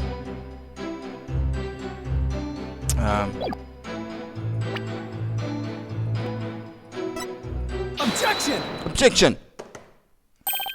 The doctor stole the relic from the plaintiff? Are you sure? Because that statement doesn't agree with a certain piece of evidence. What do you mean? Take a look at this. What about it? This contains an email from the doctor's computer. Email? In that little piece of plastic? I'm afraid I don't understand. Oh, this stick here can store all sorts of computer data. I still don't get it. I'll be right back. I need to use the restroom again. And I might as well get some more coffee to help me last the rest of the evening.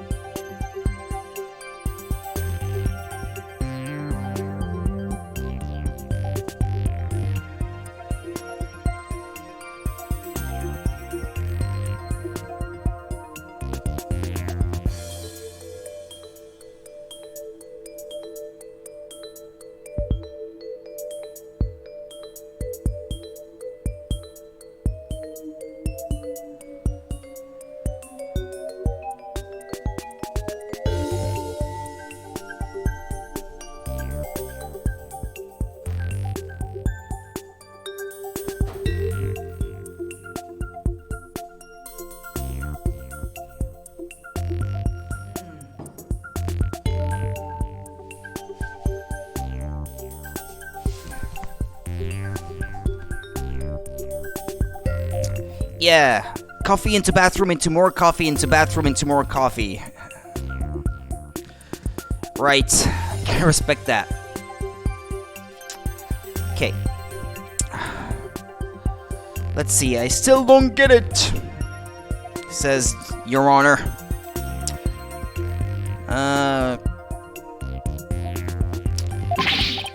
Here, just look at this. Apparently the doctor was reporting his research findings to a certain individual. Now take a look at this. It's the police report Detective Sky presented to this court. You can see the plaintiff's legal name on it. Politician Wimperson. I can see why it dropped Wimperson from his name, but that's hardly breaking news. Look closer, Your Honor. PAW. Ah! His initials! Right, the plaintiff's full legal name is Politician Wimperson. Now consider this. PAW 711. Yeah, the email's recipient address starts with these 3 letters. PAW. Ah! Back again. Welcome back, Monica. Welcome back indeed. Oh, but I will anyway. The individual who hired the doctor to study the disputed item is none other than Politician Wimperson. Wait, then that means... Exactly, he wouldn't have asked the man who stole his family heirloom to study it. Therefore, how could this possibly be the crystal of Hami Faye? Ah!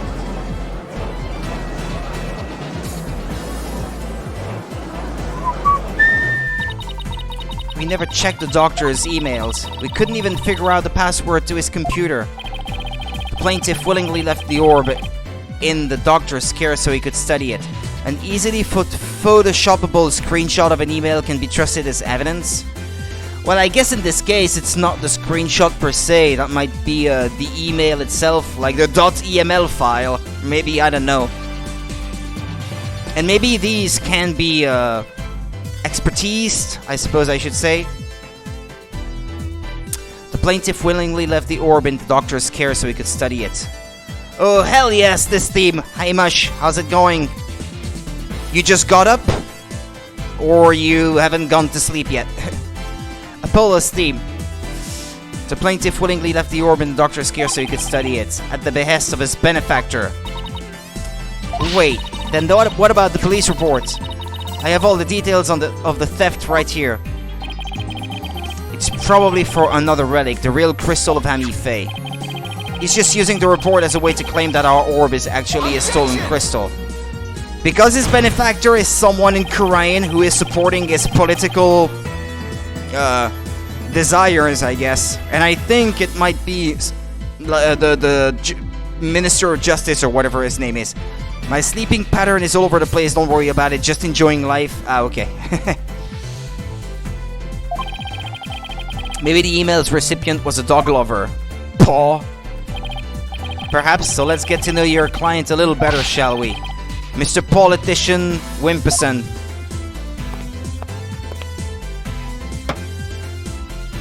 Inga. Yeah, that's his name, I guess, yeah. I'm fine, Mush. Just a little bit tired myself, and it's also particularly hot here today. Well, hot. Not as hot as it could be, I guess, but it's the first day of August that actually resembles summer today. And I chose today to clean the apartment, so I have been sweating a good portion of the day. Politician, yeah. I suppose shutting down detractors is all part of a politician's job. Inga Karkul Karayan is the full name. Yeah, thank you, Monica. That's the one I had in mind, yeah. I wonder if that could be his benefactor, to try to get the orb back, I guess.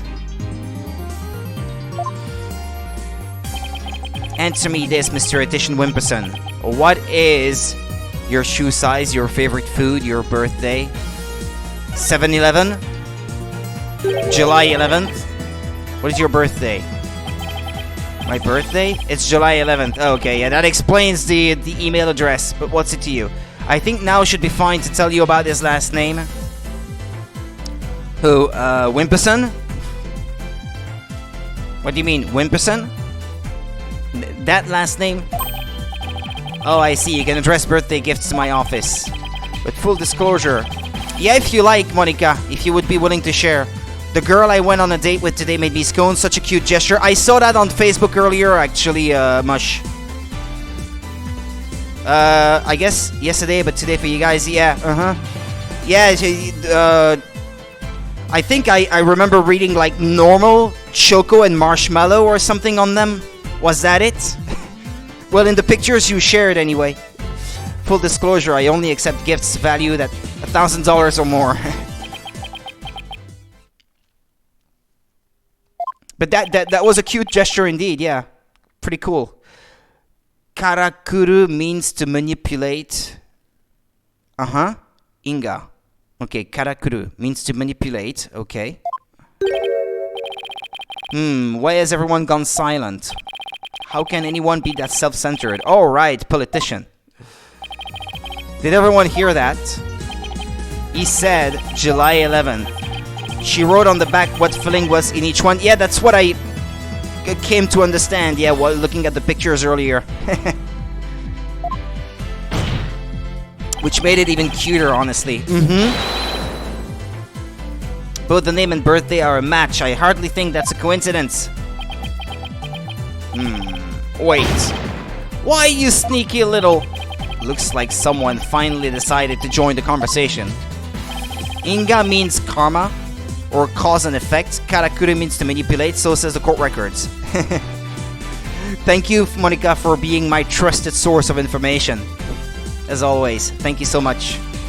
It was our second date, but she definitely made a good impression. Yeah, I can imagine. I'd be impressed too, if I was offered scones. Would the plaintiff care to explain? I would like to say that is quite what? Quite a thing you've said. Any other thoughts? No further comments. I stand by my previous statement.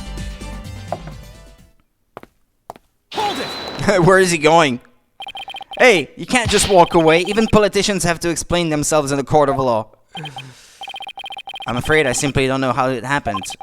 I can't possibly explain matters outside of my purview.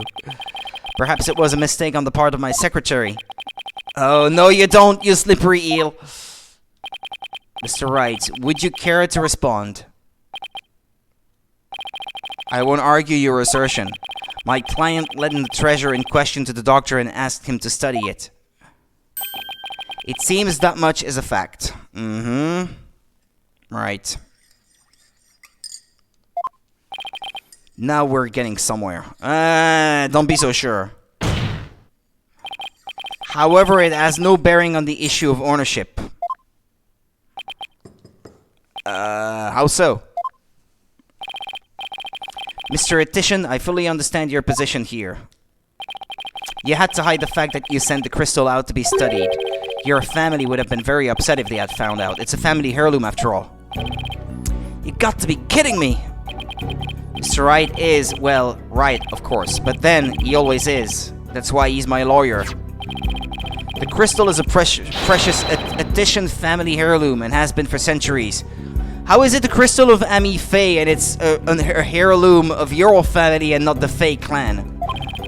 Dr. Buff was so eager to study its proud heritage, I just couldn't say no. I didn't even tell my grandfather. Objection! But in order to win the backing of your so-called benefactor, you are going to give what you claim to be the crystal of Ami Faye to that person? You are going to give a precious family heirloom away just like that? I was going to explain everything to grandfather later. Honest. Yeah, honest. A politician? Honest? Don't think so. My client's grandfather is very proud of his grandson for following in his footsteps. And if refusing him would have meant dashing the dreams of his darling grandson, I doubt the kindly old man could have said no. Well, grandchildren are meant to be spoiled. That's what grandfathers are for. Your Honor, please, I mean, it's been in the family for centuries. And while it doesn't say anywhere what politician's true last name is, I would guess it's something politician whimpering a ton or something along those lines. That's what I always thought anyways, but it does sound that way, yeah. A wimp person. I guess he is a wimp. My grandfather thinks highly of my talents as a politician. Don't be so sure. That's why he interested me with this very important name placard today.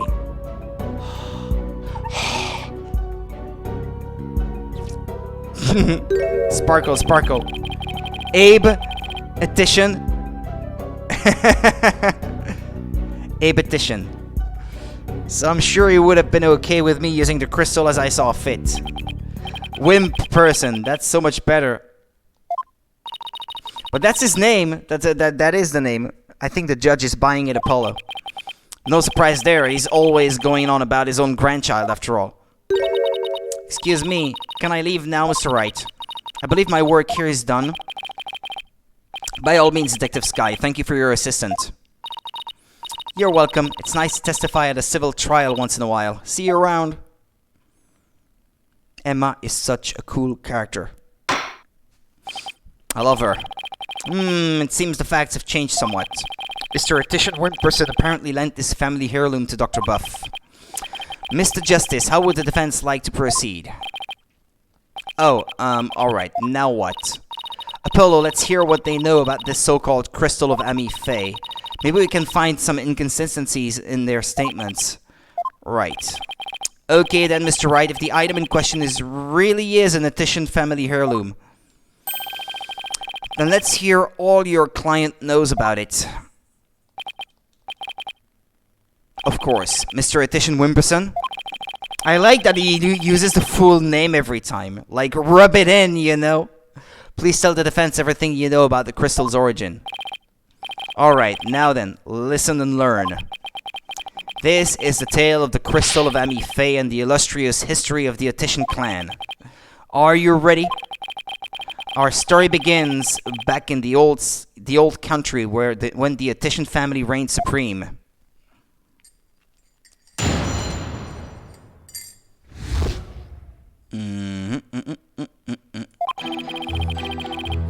My ancestor was praised as a benevolent ruler.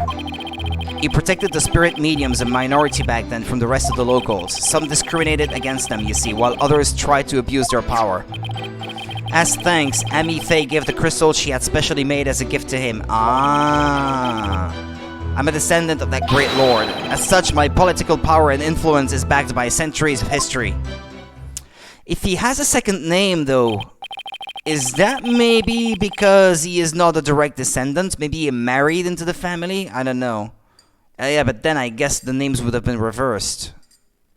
Because usually the first of the two names is your maiden name, as it were, I suppose. And the second name would be the name of your spouse. I guess usually it would be how it goes, right?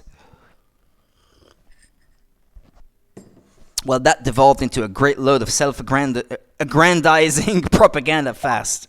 Self-aggrandizing. As you can see, the crystal of Amy Faye is an heirloom of the esteemed House of Attition. And you have proof that it has always been in the Attition family? I have someone who gave a statement to that effect. My client's neighbor, one Hive Shinto. What's the pun there? H85 gave the following statement. Ives Shinto. Shinto.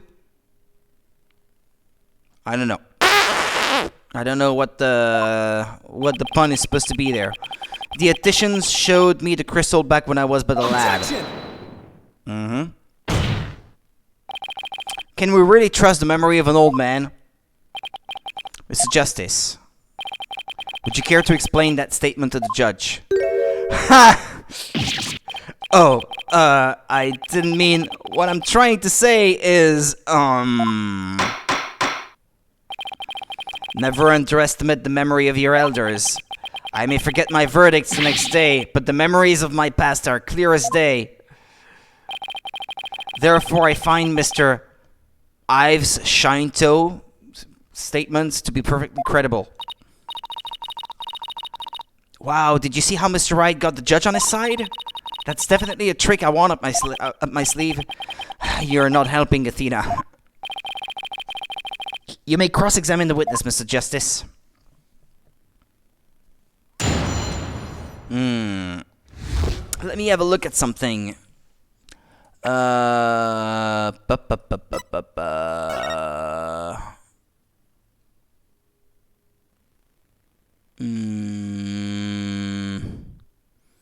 Okay.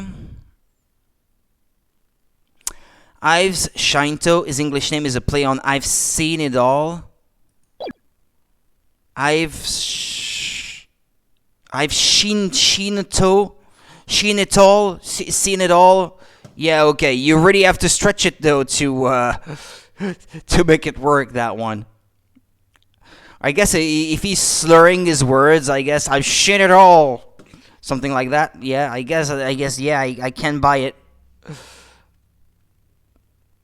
Okay, research notes. Okay. My ancestor was praised as a benevolent ruler. He protected the spirit mediums, a minority. Yeah, we don't care about that. Let's see. Should have been an L at the end to really tie it together. Mm-hmm. Yeah, I suppose. Sheenatol. As thanks, Amy Faye gave the crystal she had specially made as a gift to him. Yeah, but there's that same pattern on it as in the research notes. Objection! Objection! You stated that Amy Faye had the crystal made for your ancestor? So am I to assume it was made in Japan? So why does it have a classical Chinese pattern on it? That's right, the craftsmanship is unbeatable. Well, that's strange. I don't see how your so-called crystal could have been made there. What are you talking about? The design. It's quite obvious if you take a closer look at this. Take that! Take that! Take a look at the distinctive design here. According to Dr. Buff, it's a Mitama motif dating back to the early days of the Kingdom of Karain. The Kingdom of Karain. And you base this on... Here. This piece of evidence, Your Honor. These are the Doctor's research notes on the Founder's Orb. This is the box in which the orb was originally stored. It features the same pattern as the one found on the orb. They do look like the same pattern. Are you kidding? It's exactly the same thing. Therefore, I assert that the disputed item must have been made in the Kingdom of Karain. Ah! Eek, my placard! Objection! Is that how you pronounce that, actually? Placard?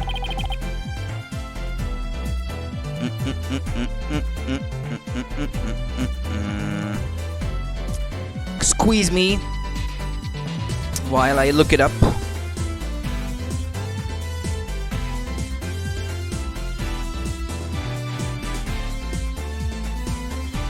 Let's hear it.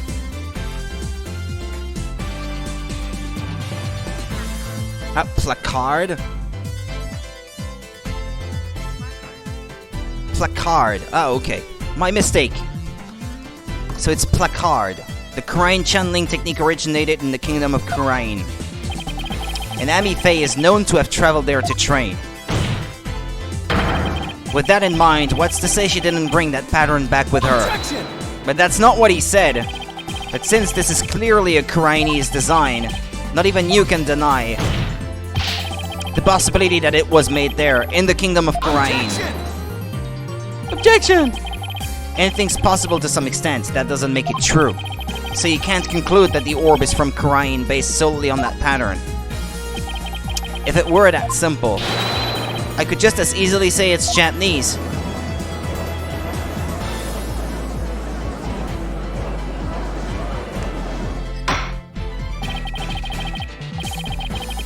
I have to agree with Mr. Wright. The pattern alone proves nothing. Well, he's right. He's right. But that also means there's no basis to claim the item in dispute was made in Japan either. At this rate, we're going nowhere fast. He's right, we're just spinning our wheels here. I wonder if we have any evidence that could break the stalemate. I don't think we have. Nah. Don't think so. There doesn't seem to be anything we can use, at least not at this point. Well, unless we can find something, this trial won't be going anywhere.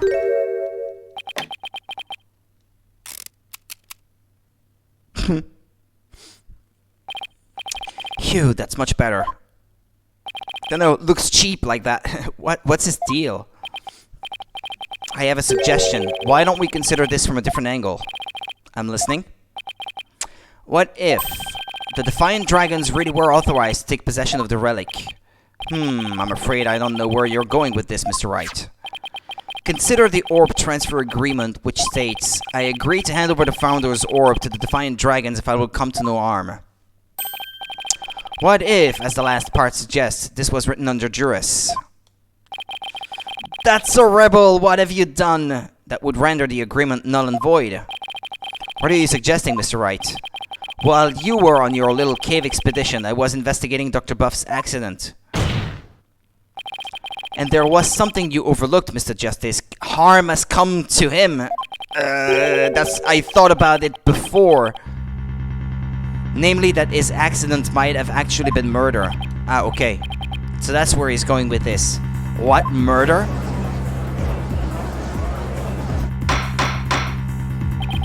Mr. Wright, you do realize such statements are not to be made lightly. Are you suggesting the Doctor was murdered by the Defiant Dragon?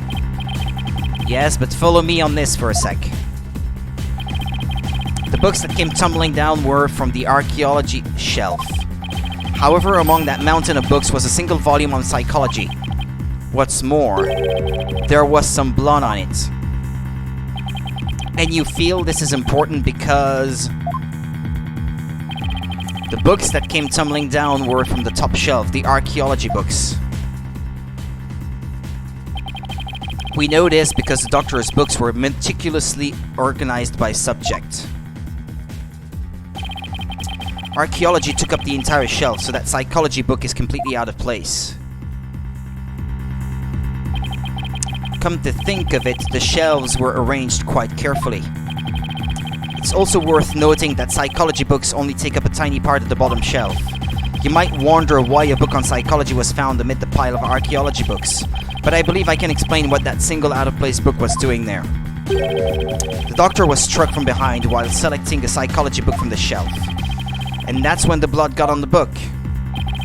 Precisely. And to make it look like an accident, he was buried under a mountain of archaeology books. Wait a second. This is all just speculation, right? Or do you have proof that it was murder? Of course I do. You do? Or a hunch. I had Detective Sky examine the doctor's head wound. She found that he had been struck by the corner of some object or another. Wait, what? A wound like that couldn't have resulted from a fall to the floor, you know. Do you understand what this means, Mr. Justice? The wound makes it crystal clear that Dr. Buff was murdered. What? Well, that was unexpected. Who would have thought it would break out of the stalemate like this? He pulled the ladder right out from under us. Still, if he thinks that's enough to make me back down, he's got another thing coming. You got another thing coming. Judas Priest! Even if the cause of death was murder, what makes you think it was the Defiant Dragons? Of an object or another, not specifically a book then, yeah. It's rather unspecific. Non-specific, sorry. You should know better than to hurl baseless accusations. Objection! Did you forget who you were up against, Mr. Justice? Yeah.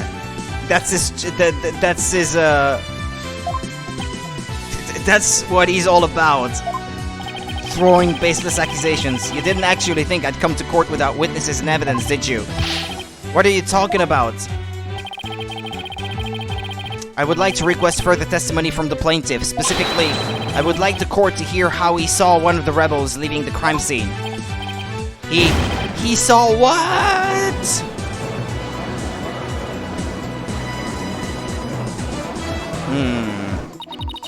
If he can't prove it was murder, that's the end of our client's right to the orb.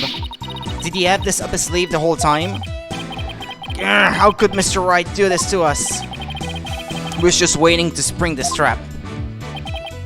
Heh. This trial has taken on another unexpected turn. But I must mention, Mr. Wright, that you have yet to identify the murder weapon. The object used to commit the murder was not located at the scene of the crime. The murderer likely disposed of it elsewhere. Dr. Buff's autopsy report added to the court record. Well, I never thought we'd be deliberating the issue of murder at a civil trial. Alright, Mr. Artesian Wimperson, your testimony, if you please.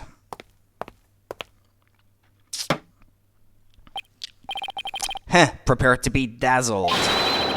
Dazzled by charismatic oration forged in the crucible of campaign battles. The rebel's crime. That evening I was walking alone, lost in thoughts. I passed by the doctor's house and that's when I saw Mr. Rebel. He was running out the front door. It was around 10 at night. Surely that must have been him fleeing the scene of his crime. A vote for me is a vote to end such violence. That is my promise to you. We don't care about that last statement, I think. So the plaintiff saw a possible suspect fleeing from the doctor's residence, and it was within the window of the estimated time of death. That's a rebel. What in the world were you doing there then? Study photo. It seems Mr. Rebel was loitering about Kurine village that day.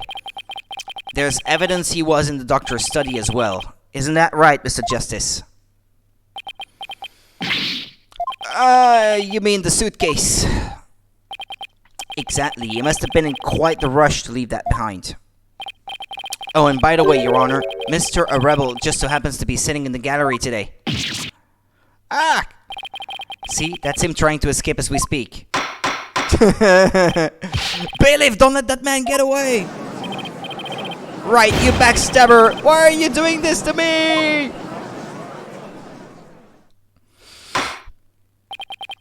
Alright. The counsel slash defense may question the plaintiff slash witness once more. Ahem. Please proceed, Mr. Justice. Cross-examination. The rebel's crime. That evening I was walking alone, lost in thought. Oh yeah, use the touchscreen, Rudy.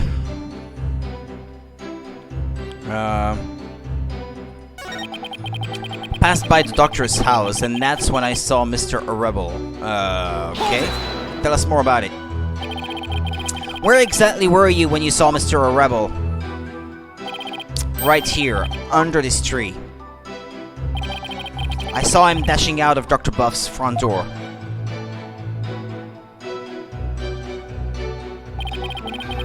I mean, didn't notice you?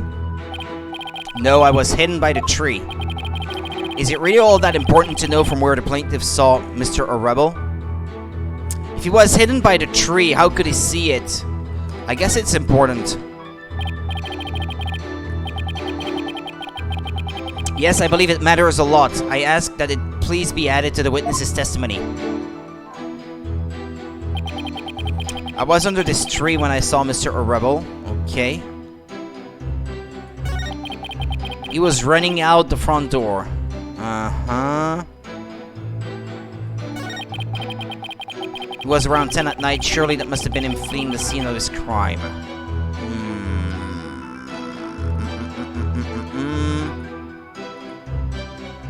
Oops. Hold it! But at the time, you didn't know the doctor was dead, is that correct? It's true that I've been known as a prodigy from a very young age. Huh? I graduated high school and college with exceptional grades as class president. I reformed stale old school traditions. My exploits were even covered in local papers, but as exceptional as I am, I can't possibly be expected to know everything at all times. This isn't working. He keeps bending the questions to serve his own needs. Hang in there, Apollo. Mr. Addition Wimperson, I believe the court is well aware of your exceptional nature. Now, would you please continue with your testimony? I have the upcoming election in the bag. Yeah. No, that's not important. Hold it! Did you notice anything unusual? A true politician, yeah. Yes, his behavior was incredibly suspicious. His eyes were darting all around as he ran off in total panic. As soon as I saw that, I knew he had done something and it probably wasn't good. Despite that, you still didn't report it to the police? Who would have thought he had killed Dr. Buff? Not me. That's why I didn't report him. So the witness didn't notify the police. Is that an important statement, Mr. Justice? Not exactly an upstanding citizen, I guess. It is important.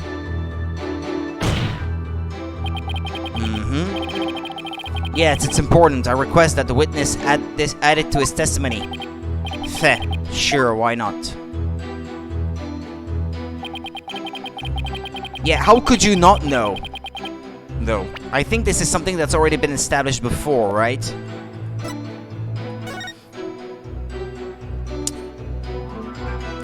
Yeah, you would have seen it. It was right in front of the window.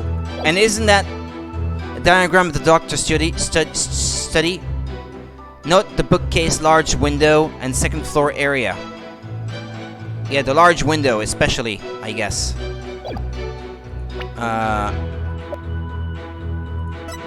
Objection! Okay, there we go. Found it. Mr. Addition Wimperson, rather than Mr. Rebel. Wasn't there something else that should have had your undivided attention? Like what? Oh, yes, of course. A politician must also keep his finger on the electorate's pulse and focus on the nation's... Sorry, but you're way off. I am? Would you care to explain, Mr. Justice? If the witness saw Mr. Rebel from his position here, then he should have also been able to see the doctor's body. After all, it was right next to a huge window. Why, I believe you have a point there. With the body that clearly visible to the witness, It's unthinkable that he wouldn't have reported it to the police. Would the witness care to respond? He's asleep. Did he? Fall asleep. Mr. Addition Wimperson.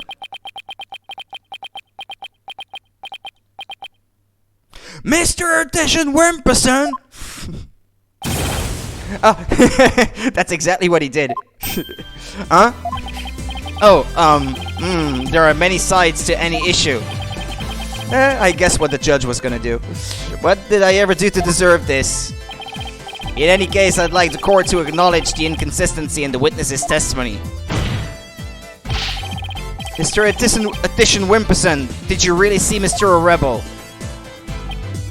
Yes!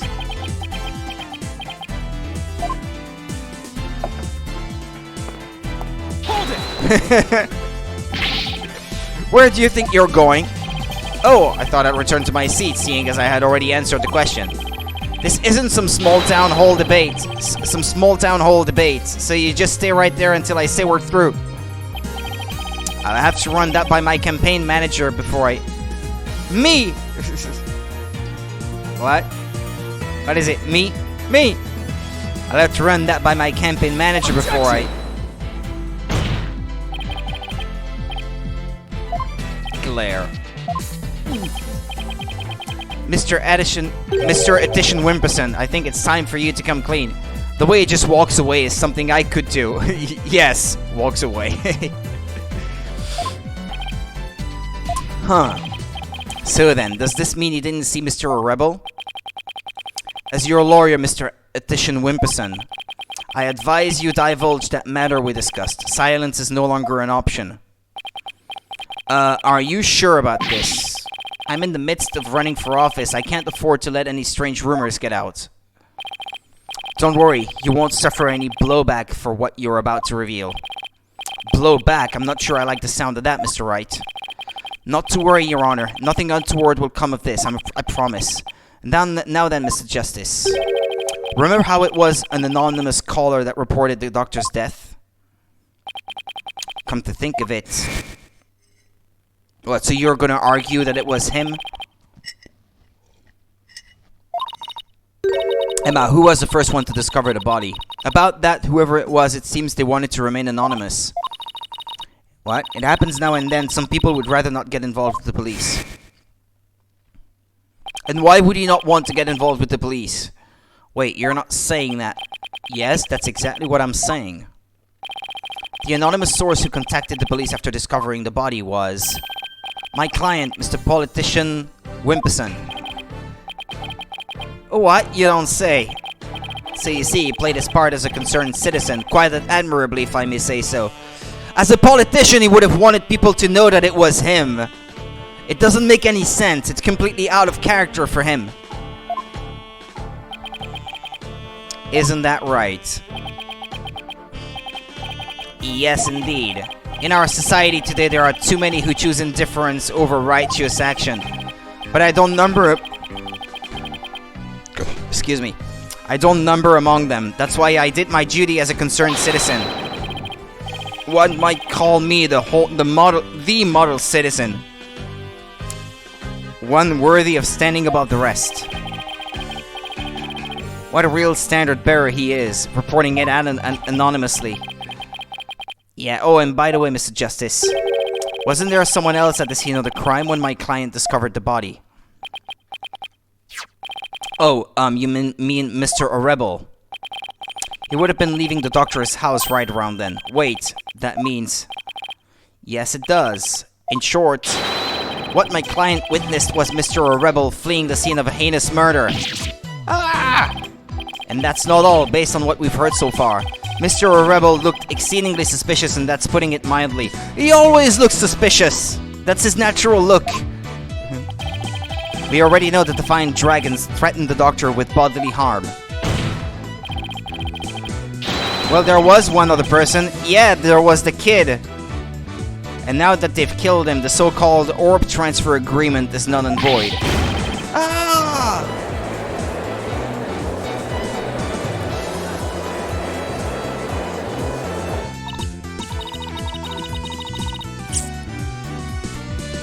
Apollo, if we don't come up with some sort of counter argument, and what sort of evidence do you have? Can you actually prove that it was Mr. Rebel who killed the doctor? That move had desperate written all over it. That's all I've got, so I'm going with it. Evidence. I suppose it's true that I don't have any. I knew it. But I do have another witness. You do? You should know I always come fully prepared, Mr. Justice. And my new witness will provide testimony proving Mr. Rebel's guilt. A new witness? I wonder who it could be. Very well, bailiff, please summon our new witness. In the meantime, the court will take a brief recess. I would like both sides to use this time to prepare properly, understood?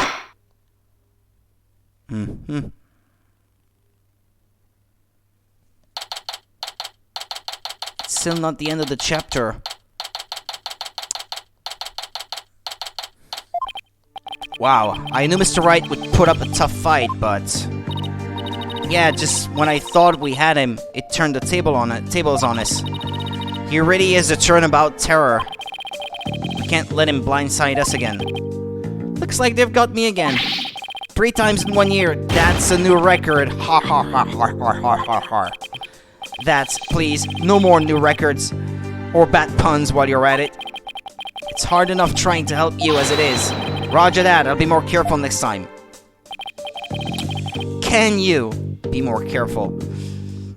That is what Mr. Wright said true. Did you really pay a visit to Dr. Buff that night?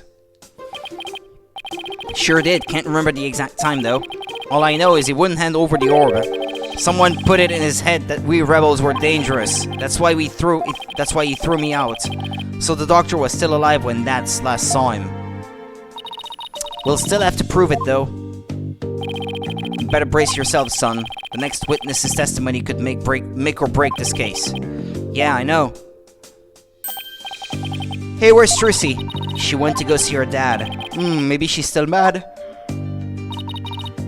Or like worried that this trial would create a rift between you two, and that you might then leave the agency.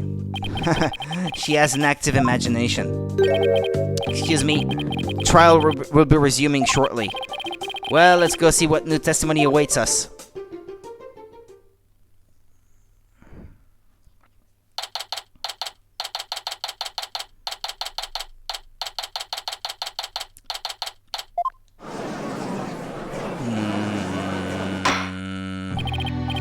Alright, court is back in session. Mr. Wright, you said you had a witness? Your Honor, I would like to call the lone survivor of the doctor's murder to the stand. Wait, he can't mean that Sarge is here? You mean Dr. Buff's reclusive son? Where did they get that it's a son, by the way? Like, they only assume? If it is indeed a girl. How did you get him to cooperate?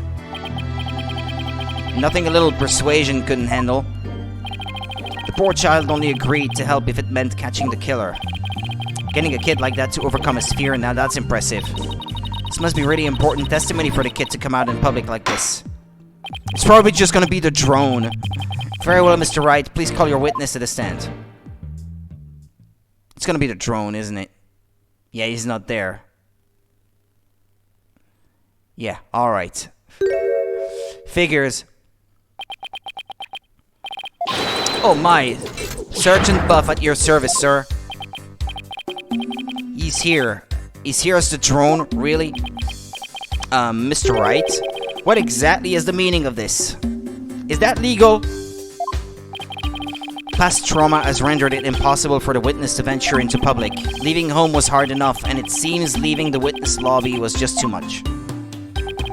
But I would still like to continue with testimony delivered via this drone.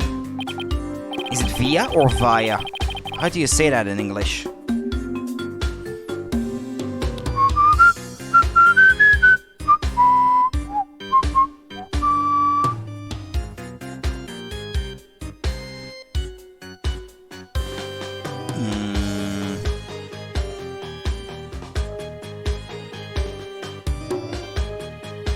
Via.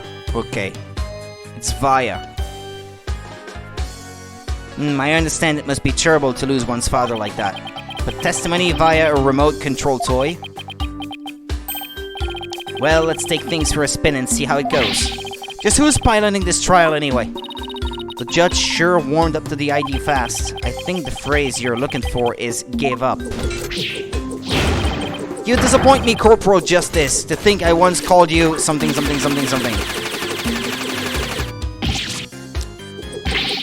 Defending the man who killed Papa. That's full-on treason, soldier. According to the S Attorney Wiki, said drone also featured a voice modulation system that made her sound like a male in his 20s, but it is a girl. Ah, okay. Thanks, Monica. So says the court record. I guess. I hereby demote you back to private. Corporal, private. What's he talking about, Apollo? It's a long story. Now then, are you ready to testify, youngster?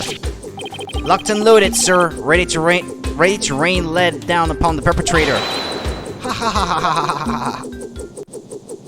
Rain lead. What happened that evening? Papa met with someone the night he died. I didn't have eyes on the ground as I'd already mounted my siege defense, but... What about the drone? I did hear him arguing with someone in his study. From my window, I saw the one designated Dats getting ejected from the premises. After that, the man lingered around the perimeter for some time. He must have regrouped and killed my papa in the study later. I just know it.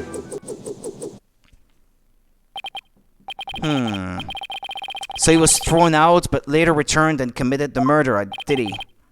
Yes, Your Honor. So the man my client saw really must have been the fleeing Mr. A Rebel.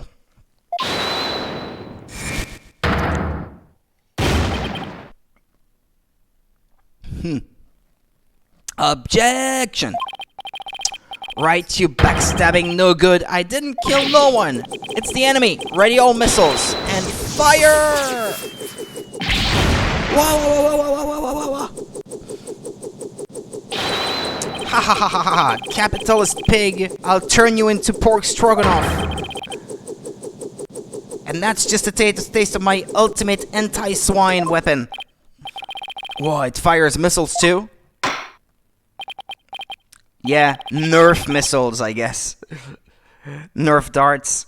Yes, well, the witness is all yours, Mr. Justice.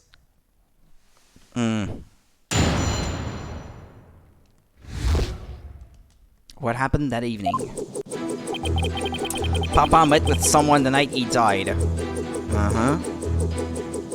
Okay, excuse me. Touchscreen.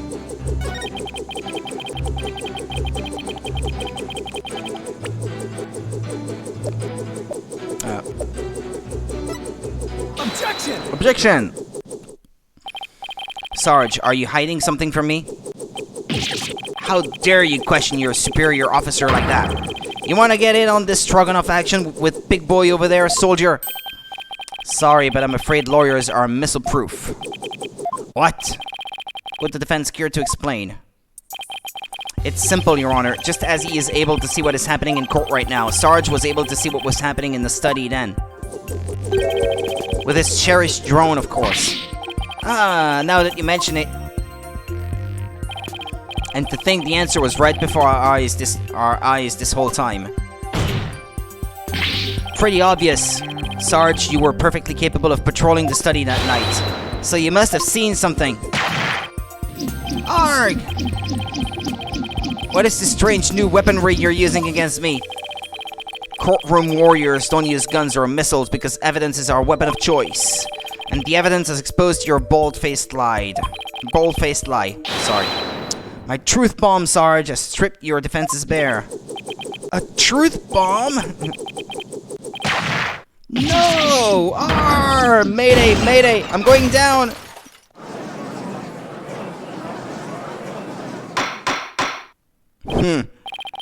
Oh my, are you alright? Cough, sputter. Evidence! Never have I seen such fearsome ordnance.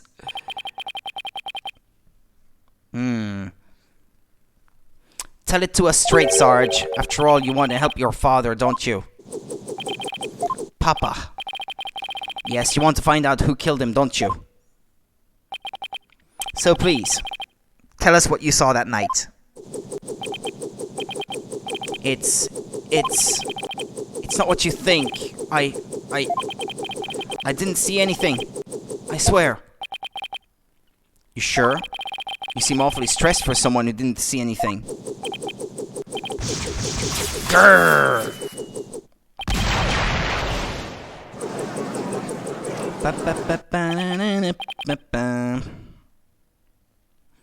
Sarge, you need to answer my question. Shut your pie-hole, maggot. It will be a scorching day in Siberia before a lowly private like you orders me around. What's with him in Siberia of all places? But if a scorching day is what it'll take, then maybe it's time to turn up the heat. Hey Athena, you think a therapy session might help? Well, it could help alleviate some of his... something. Plus, I'm picking up a lot of discord in Sarge's voice. That usually means the patient wants to say something but can't for some reason. And in Sarge's case, I imagine whatever's plaguing him is pretty severe. In that case, I leave it to you and your mood matrix magic. You got it. Your Honor, I believe I can be of help here. Time for a therapy session, is it, Miss Sykes? Yes, it will help the witness with his anxiety. Maybe even enough to testify. Then by all means, please bring the poor child out into the light of day. Oh, but I assume this will be alright with you, Mr. Wright? Why not? It's not like we all haven't been through this before. What are you butting in for, lady? There ain't a place on this battlefield for you. This will be pretty funny, actually. I beg to differ, Sarge. The G.I. Jane's always ready for a fight in the courtroom. And wait until you see what I've got in my arsenal. Analytical psychology. With it, I'm going to blow a big hole in the armor you've built around your heart. First evidence, now analytical psychology. Where are these WMDs coming from? Well, if it's a battle you want, bring it on. You may have started this war, but I'm going to end it. Corpse Woman Sykes. Core woman, I guess, is how you say it. You got it, Sarge. Time to seek out the agony buried deep in your heart. Brace yourself.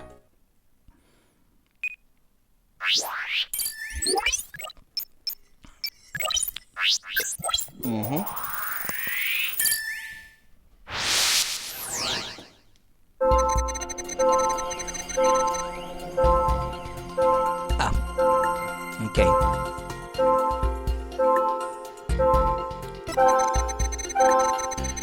I heard Dats and Papa arguing with each other. Dad's got kicked out. I saw him still hanging around outside. I was in my room, so I didn't know Papa was dead until the next day. Then why the surprise then? Got it! Why were you still surprised then? No, you didn't know. That's strange. You reacted with shock when you discovered your father's body. Yet you weren't nearly as shocked then as when you saw Mr. A Rebel.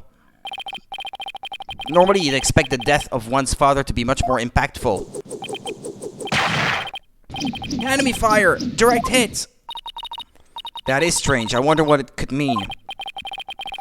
Well, speaking about mean, it's kind of mean to attack him, well, her, I guess, in this case, although we don't know it yet, about the death of her father. Well, we know he wasn't as affected by his father's death as he should have been, and I think I know why. Sarge, you weren't as shocked at seeing your father's body as seeing Mr. A Rebel because... you'd already seen his body? Maybe the truth is you left your room that night, and that's when you saw it, your father's body. I saw no such thing! Really, you didn't see his body? Alright then. What did you see?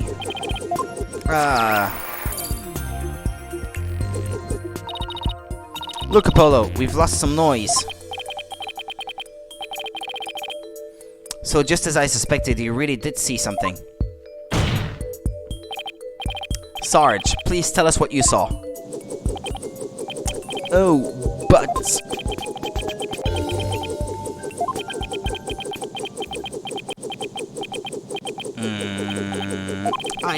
the moment I saw it, I couldn't bear it. I couldn't stand to lose yet another loved one. Huh? Am I missing something here? Is that why you weren't very shocked when you found out your father was dead? Because he had already sensed that he was a goner somehow? Maybe? Please, Sarge, what was it you saw on the night of your father's murder? Oh, I saw...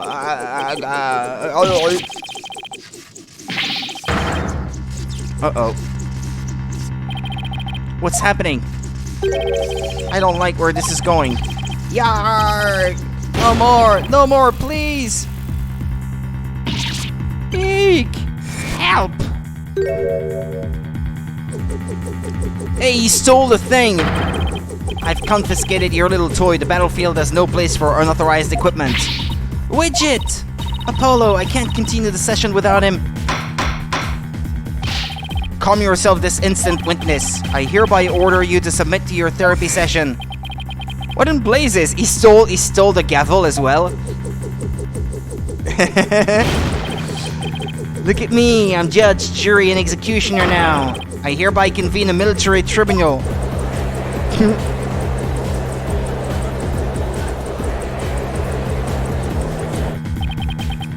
Whoa, this has gone way too far. Bailiff, arrest that drone this instant! Rawr! Stop resisting! Ah! If you don't come quietly, I'll fire! Give Widget back right! Eek!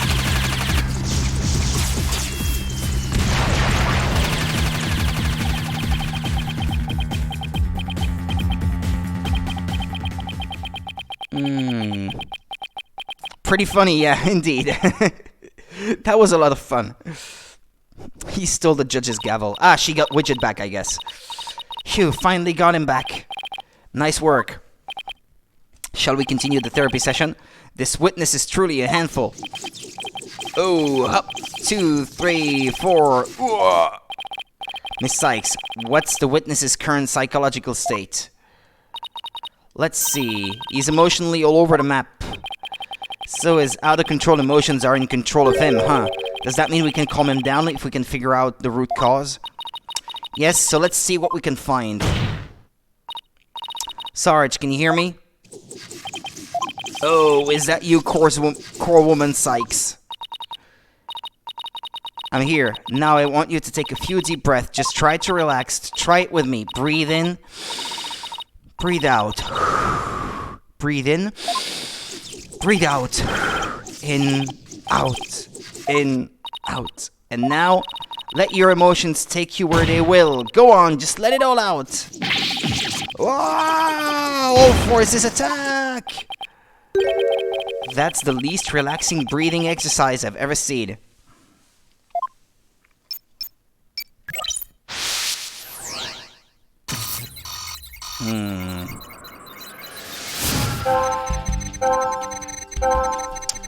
That's what's still hanging around after he got kicked out when... need to use a touchscreen in this case. I heard more fighting and I got worried about Papa. Info update. So I left my room, but suddenly... I got dizzy and passed out. I remember a flame lighting up the room. And Papa grinning with delight. Wait, what? What? Got it! Why was it grinning with delight at the sight of flames? That's it. Sarge, you were overcome with shock and fear when you saw those flames, weren't you? Her mother died in a fire, so that has to be it. Was I? Yes, just 6 months ago. You and your mother were caught up in an arsonist's blaze, so it's no wonder you would be extremely scared of fire. Yes, that does make sense. And maybe, just maybe, your subconscious fear of fire was what caused you to withdraw from the world? What do you mean, core woman Sykes? In the outside world, you were bound to come across all sorts of fire. Candles, cigarettes, heck, even the grill at a diner. Even if it's not that often, just the idea that you might see them grew bigger and bigger until you couldn't shut it out. I think you might be onto something. Candles, cigarettes. Just thinking about them sends a chill down my spine. Wow, the things I take for granted. Now I see, I was afraid of the fire. Strange, I didn't even realize it myself. About that fire, Sarge, can you tell me what it was burning? Just stay calm and maybe something will come to you. Oh, come on. Oh, I'm starting to remember. It was... the orb? It was that relic. That relic Papa was studying. It was burning? It was on fire. Okay. The orb was on fire? It's still kind of fuzzy. But yes, the orb was burning right in front of Papa. And there, in the flames was... Mama? Yes, now I remember. I saw Mama appear amid the dancing flames. Wait, what?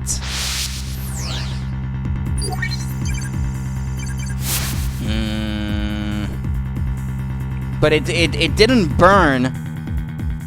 Oh, okay. Ooh, that's something.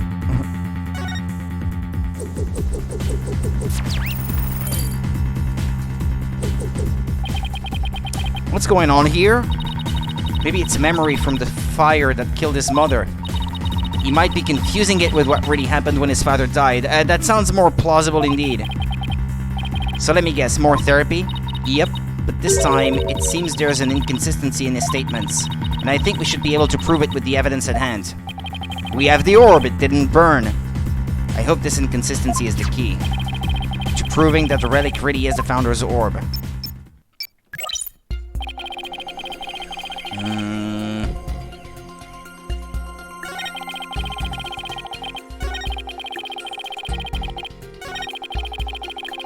Flame lighting up the room, Papa grinning with delight. The relic was on fire and I saw Mama's face. That's when Papa must have been killed, if only I hadn't passed out.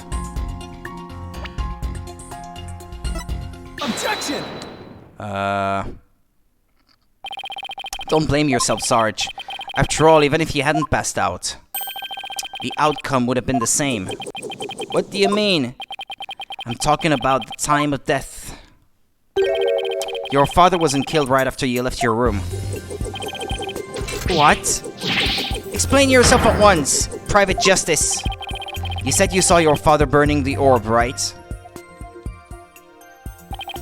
But that night he went out to hide it in a cave.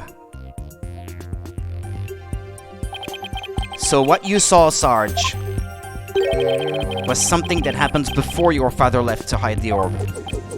Ah, so you see, it didn't pass out right before he was killed.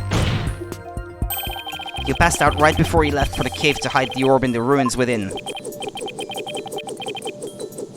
So, even if I hadn't passed out, that's right, the outcome would have been exactly the same. That's because your father, Dr. Buff, was killed after he returned from the ruins.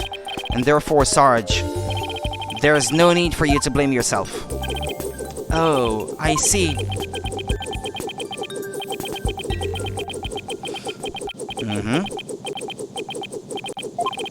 Private Justice, can you really say I bear no blame in this? Positive. Why do you ask?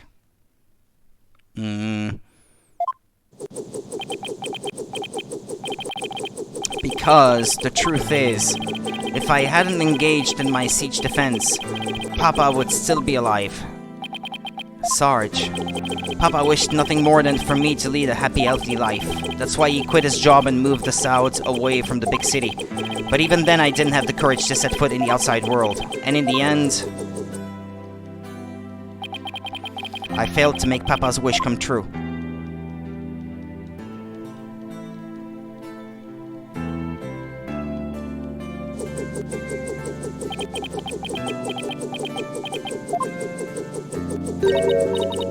Sarge? If you want to make your father's wish come true, if that's what you really want, then who's to say it's too late? Why don't you take the first step now?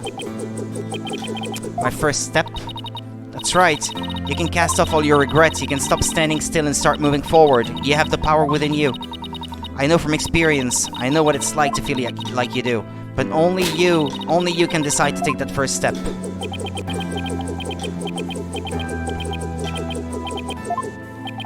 If you don't change your tactics now, Sarge, the victory you seek in the war you're waging will always lie beyond your grasp.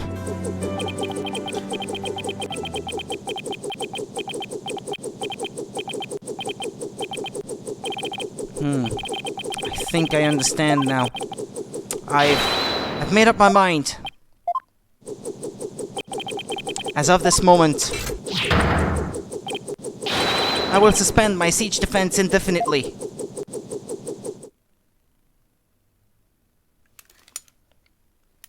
Ah, that's it.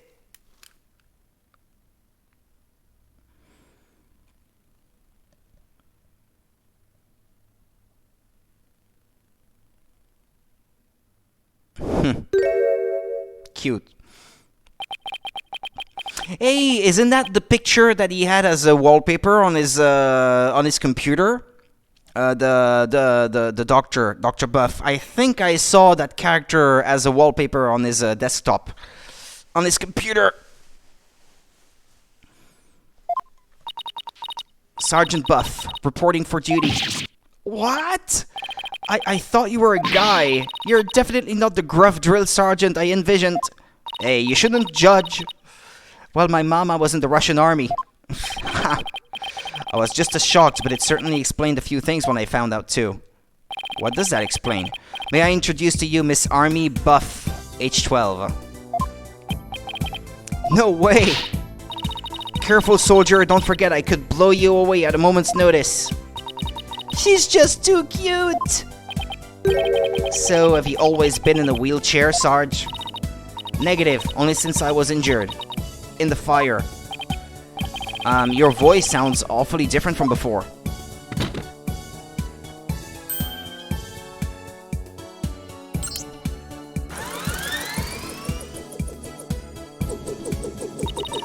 My drone features a voice modulation device. Yeah, you were right, Monica. That's it, there's the explanation. It's just one of my army's many technological marvels. Okay. Well, you fooled me. I thought some 20-something military fanatic was at the controls. If it's all the same to you, troops, I'd like to continue my testimony. I've just remembered something. And it's as crisp and clear as a trumpet at roll call. Her name is pretty explanatory. Yeah, it doesn't need an explanation indeed, no. What did you remember? It wasn't my mother who appeared in the burning orb. It was some lady Papa had shown me a picture of a long time ago.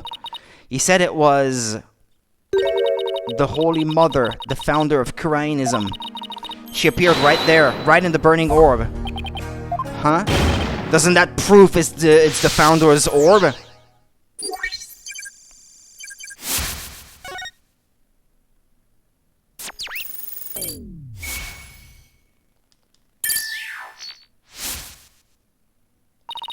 The Holy Mother of Kuranism was in the burning orb? What does that even mean? I have a bad feeling about this. Yeah, but I would think that it means it's the founder's orb. Otherwise, she wouldn't be in it, would she? Could it be? Could this explain what Sarge means by the Holy Mother appearing in the burning orb?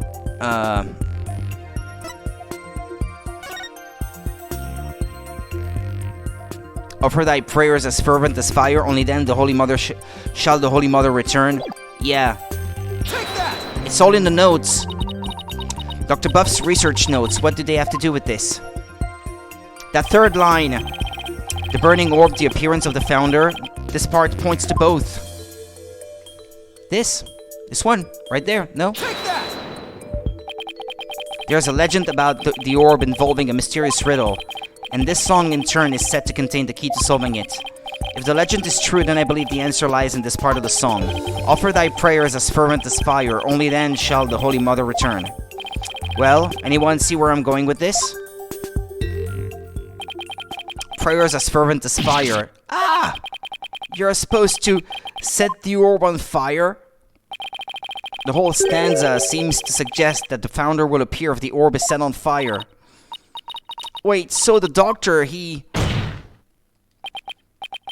Yes, Athena, he had solved the ancient riddle of the founder's orb. Oh my.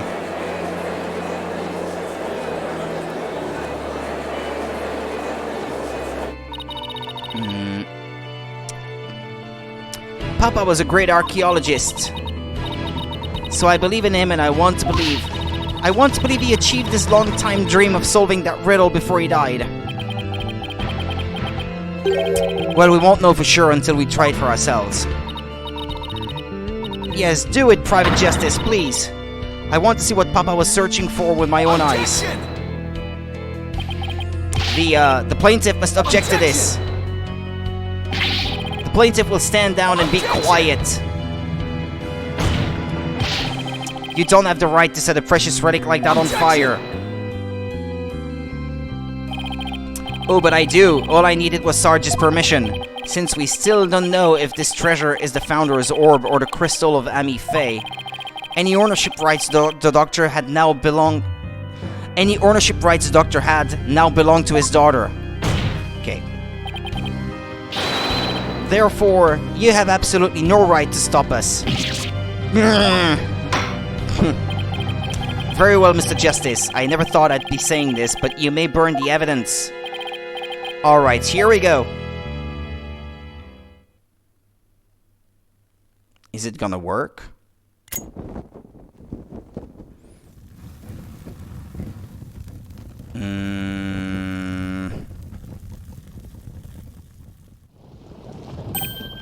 Look! Apollo! The inside of the orb, it's melting! There's something in there. Her face is visible, though. Dirk, isn't she... Her garb leaves no room for doubt. It's the Founder herself. Face and all. Yeah, her face is never depicted otherwise.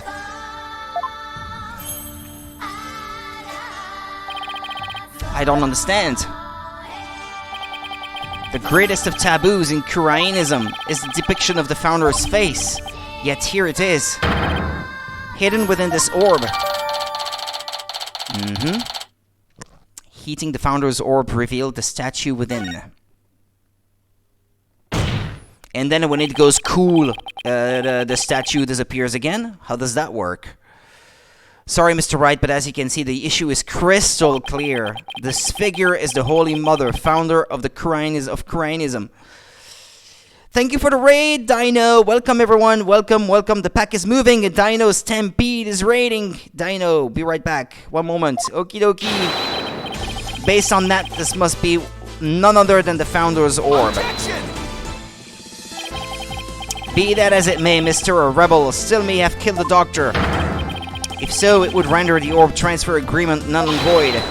Don't play dumb, Mr. Wright. The truth of the matter has already been proven. Dr. Buff wasn't killed right after Sarge saw Mr. Rebel. It happened after the Doctor came back from hiding the orb. And you have no proof that Mr. Rebel was still around at the time. You claim that the Defiant Dragons were behind this crime. Your claim that the Defiant Dragons were behind the crime doesn't hold water. And that means the orb transfer agreement is still perfectly valid.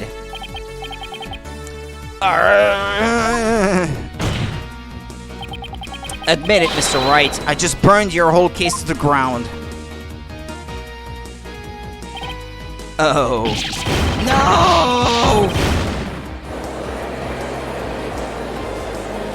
Yeah. The student has surpassed the master. I won. I actually won? That seems too easy.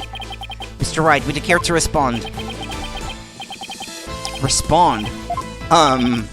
I didn't think so. Wait, did we just win? Did we actually beat the Turnabout Terror? You're amazing, Apollo! Don't just stand there, Wright. Do something! Well, I don't think there's any digging out of this hole. Mr. Etition Wimperson, I think it's time for your concession speech.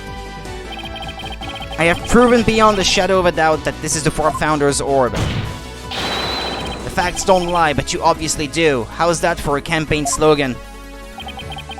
Why, you contemptuous peasant! I think this is a good time to wrap up this trial. If both parties have no further objections, I will render my verdict. No objections here, Your Honor. Hold it! Who said hold it? Him?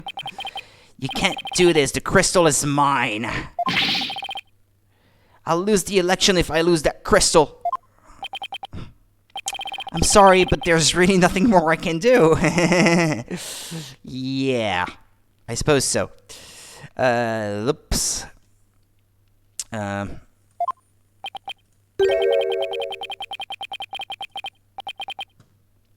You haven't forgotten about our little chat, have you? What's that all about? What's going on here? Your Honor, I object to the defense's last claim. What? What? I don't believe they have truly proven that the relic is indeed the Founder's orb. Mr. Wright, I don't think even you could bluff your way out of this one.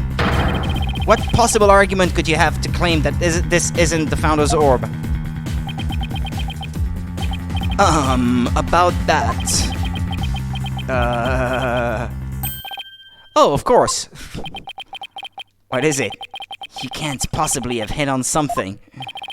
The defense's assertion is incomplete, and this is why. The defense is basing their claim that this relic is the Founder's orb on the legend, and that legend claims that the Founder will return when the riddle is solved at last. Right, and that's what happened. The Founder was revealed for all to see. But Mr. Justice, what about the rest of the legend? Huh? Huh? According to the legend, once the Founder returned, she would bestow spiritual power onto the person who solved the riddle. You're kidding, right? Well, Mr. Justice, you feel great spiritual power coursing through your veins? No. But receiving spiritual powers and stuff, it's all just mystic mumbo-jumbo, right? Maybe so, but you're the one basing your claim on said legend. And what we saw here does not fully fulfill it, does it? No, but... Consequently, you cannot rightfully claim that this is the Founder's orb.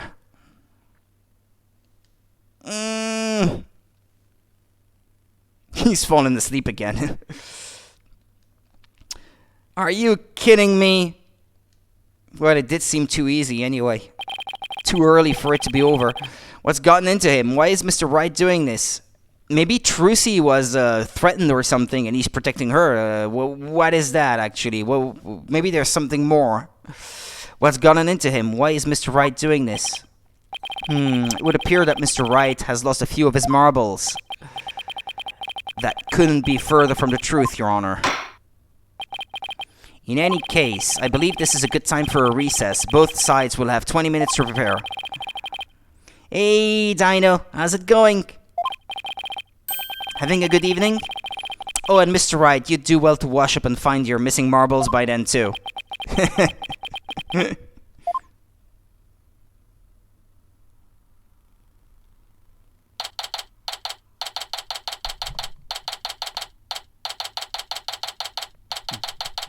Thought I heard something.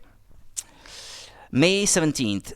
District Court, etc., etc., etc. Mr. Wright is sure acting funny. Dino is good now, just relaxing. Okie dokie. Awesome. I mean, he's famous for going out on a limb, but that last assertion was just plain crazy. It's either a bluff or a Hail Mary. Either way, it doesn't make much sense. Maybe there's something we're missing here, although he seemed perfectly normal when we spoke earlier. Apollo, I have a bad feeling about this. I'm going to go check up on him. What's going on with you, Mr. Wright? Hey, Private Justice. Oh, Sarge. It's true that she's really cute. I forgot to mention something. On the night of Papa's murder, a strange thing happened. Oh, but why are you only telling me about it now? Well, I didn't say anything before because I thought Papa's death was an accident. But now that we know otherwise, I figured it might be important. There's still more to this case. It's gonna turn into a case all about the murder and not so much about the orb, you'll see. When I left my room and lost consciousness, I passed out right here. That's right. That's right above the coffee bar. But when I came to, someone was pushing my wheelchair. What? I was so scared I beat a hasty retreat, as fast as my wheels could take me. Do you know who it was? No, it was pitch black. Plus I fled to my room so fast I didn't even have a chance to turn on the lights. Maybe it was your father. No, it would have said something to me. Besides, I'd have known if it was him. So then it could have been your father's real killer? My thoughts exactly. But you didn't report this to the police. It didn't even occur to me. It's okay, you were obviously still upset, so don't beat yourself up over it. Apollo, this could be really important information. I think the act of pushing Sarge's wheelchair could be part of some bigger scheme. It's hard to see why else the killer would have done such a thing. Guess I should take her statement down as evidence. Army statements added to the court record. Oh, welcome back, Athena. So what? What's with the long face? What? How did it go with Mr. Wright? What should I... Athena! Oops, sorry. Zoned out there for a sec. Recess is almost over, so let's go. Ha ha ha, she's hiding something. What was that all about?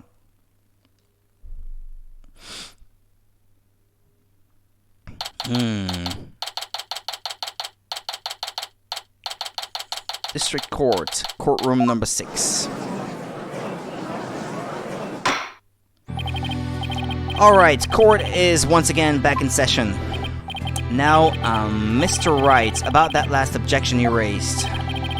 We, the plaintiffs, still believe that the defense has yet to sufficiently prove its case. They claim that according to legend, the Founder's Orb would bestow spiritual power.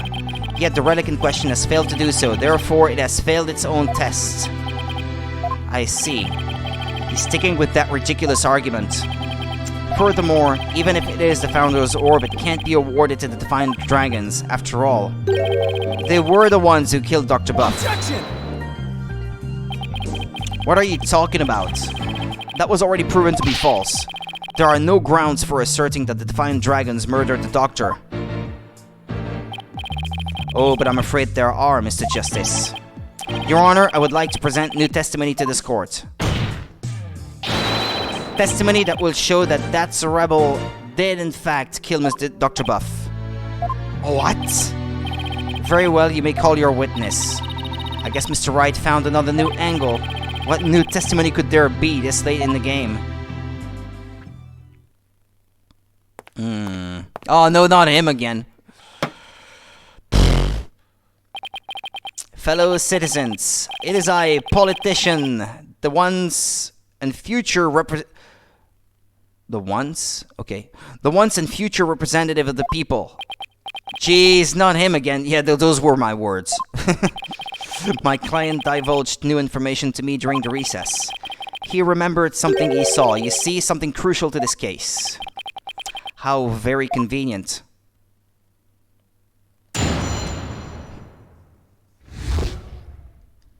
It was around 11 at night and I was out on a mobile meet and greet around the village. That's when I saw Dr. Buff being murdered from outside his study window. Mr. Rebel snuck up from behind and struck him on the head. His weapon of choice, a suitcase. A big strong man like him could easily swing a heavy suitcase into someone's head. What about the book, though, that had blood on it? You saw the murder as it happened? And you're just telling us now because... I saved the best for last. It's a tactic known to all the political greats.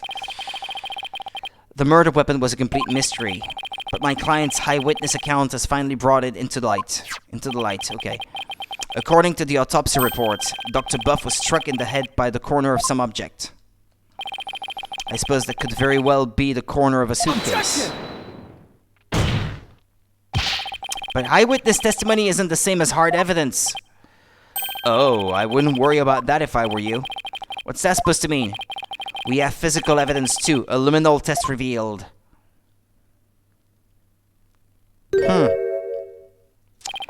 That's very inconvenient for me.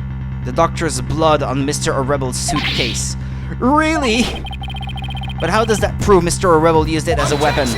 Objection!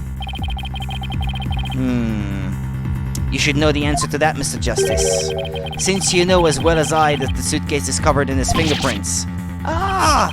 I forgot we dusted it right in front of Emma.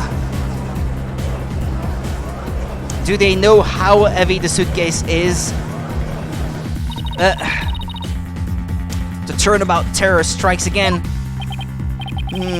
This is quite convincing testimony and evidence. Nevertheless, you may proceed with your cross-examination, Mr. Justice.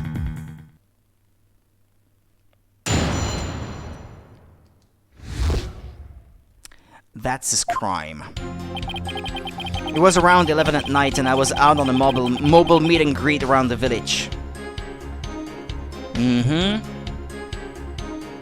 Wait a second. Okay. That's when I saw Dr. Buff being murdered from outside his study window. Mr. O'Rebel snuck up from behind and struck him on the head. Hold it! He snuck up from behind, but the wound is on the front of his, the front part of his forehead, doesn't it?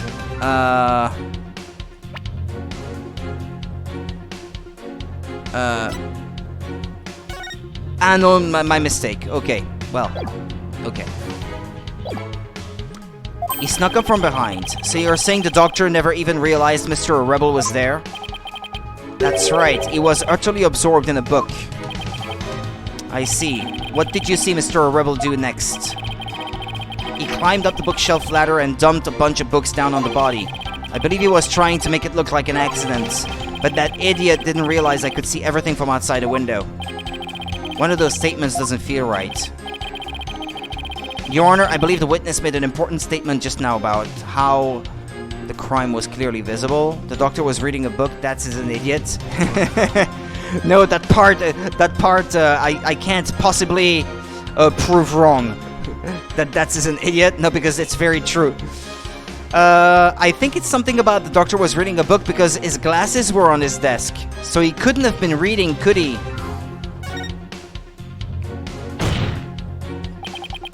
The doctor was reading a book at the time of the murder. That's vital testimony. Very well, the witness will please add that statement to his testimony. Okay. Absorbed in a book, but his glasses were on the desk. He wasn't wearing them at that time. Objection! Yeah, there we go. I got it. The doctor was standing in front of the bookshelves absorbed in a book, you say? I'm sorry, but it seems your testimony is completely unreliable. That's quite a bold statement. Well, let's hear you back it up. I challenge you to prove that I am anything but 100% reliable. It would be my pleasure. Lately, it seems the doctor's eyes had gotten so bad he needed reading glasses. However, his reading glasses were over on his desk. So you see, there's no way he could have been reading in front of the bookshelves. I'm sorry, Mr. Titian Wimperson, but I'm going to have to ask you to explain this discrepancy to the voting public. You what? I'll explain it, you lowly cur. I simply made a mistake, you see. The doctor was actually sitting at his desk when Mr. O'Rebel hit him over the head. There's a big problem with that, though. If he was sitting at his desk, you couldn't have seen him through the window because there is a bookshelf between the desk and the window, giving him some privacy that was already established before. But then the doctor would have been facing him. Surely he would have seen him and tried to run. Dr. Buff was nodding off. I could tell because his eyes were closed and he wasn't moving. Sounds more like what you would do. Then how do you explain the fact that he was struck in the back of the head? Isn't that something that should be impossible from the front of the desk? Oh, about that. He bowed his head when he nodded off. That's when he was clobbered. So that's what you saw. Well, Mr. Justice, that sounds like a perfectly reasonable explanation to me. Do you have a problem with the proposal that the doctor was struck while nodding off? Well, he couldn't have seen that. That's a big problem that I have with it. There is a problem. A very big problem. The witness's statement doesn't hold up under the slightest bit of scrutiny.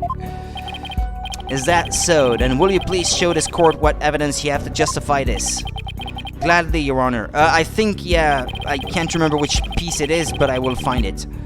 This shows the problem with the witness's claim that he saw the doctor nodding off. Isn't this one? Note the bookcase, large window, and second floor area. Details. Well, it shows the bookshelf, so I think that must be it.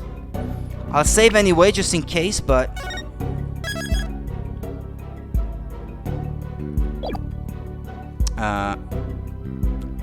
Take that! Okay.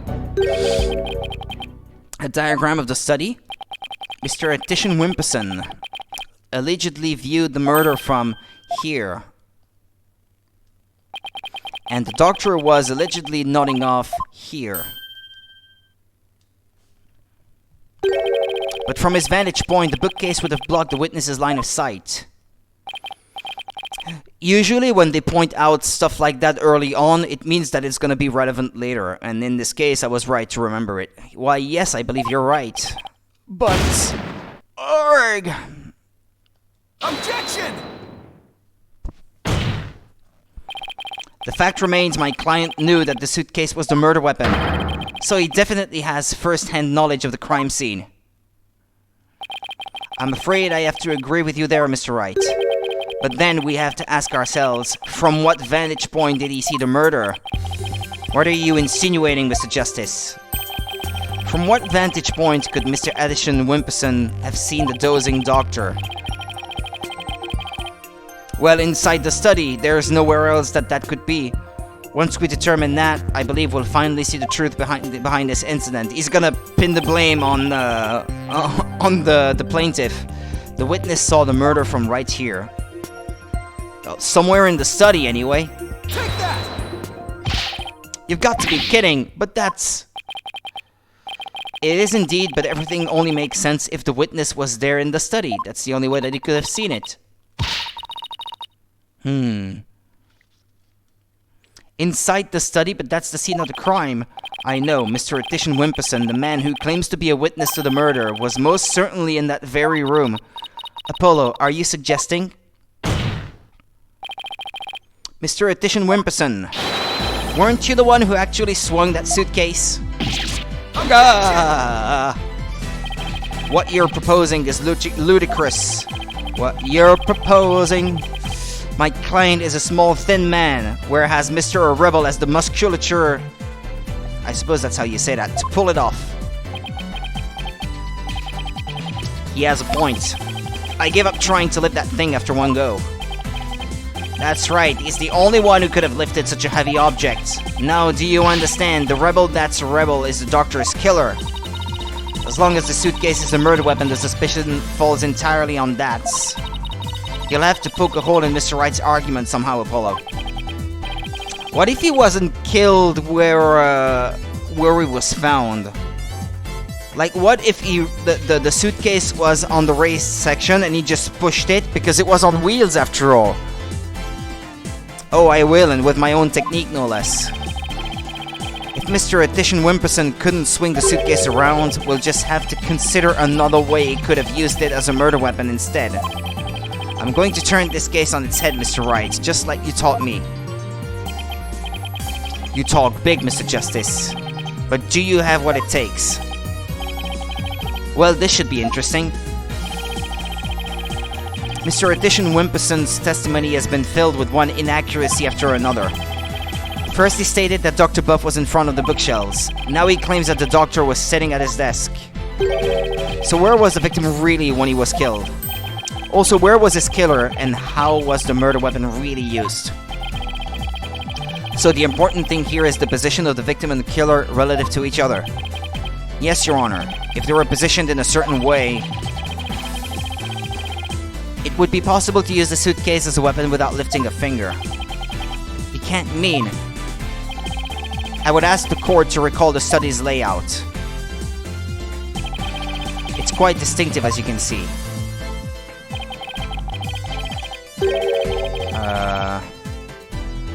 Oh, I think I just figured something.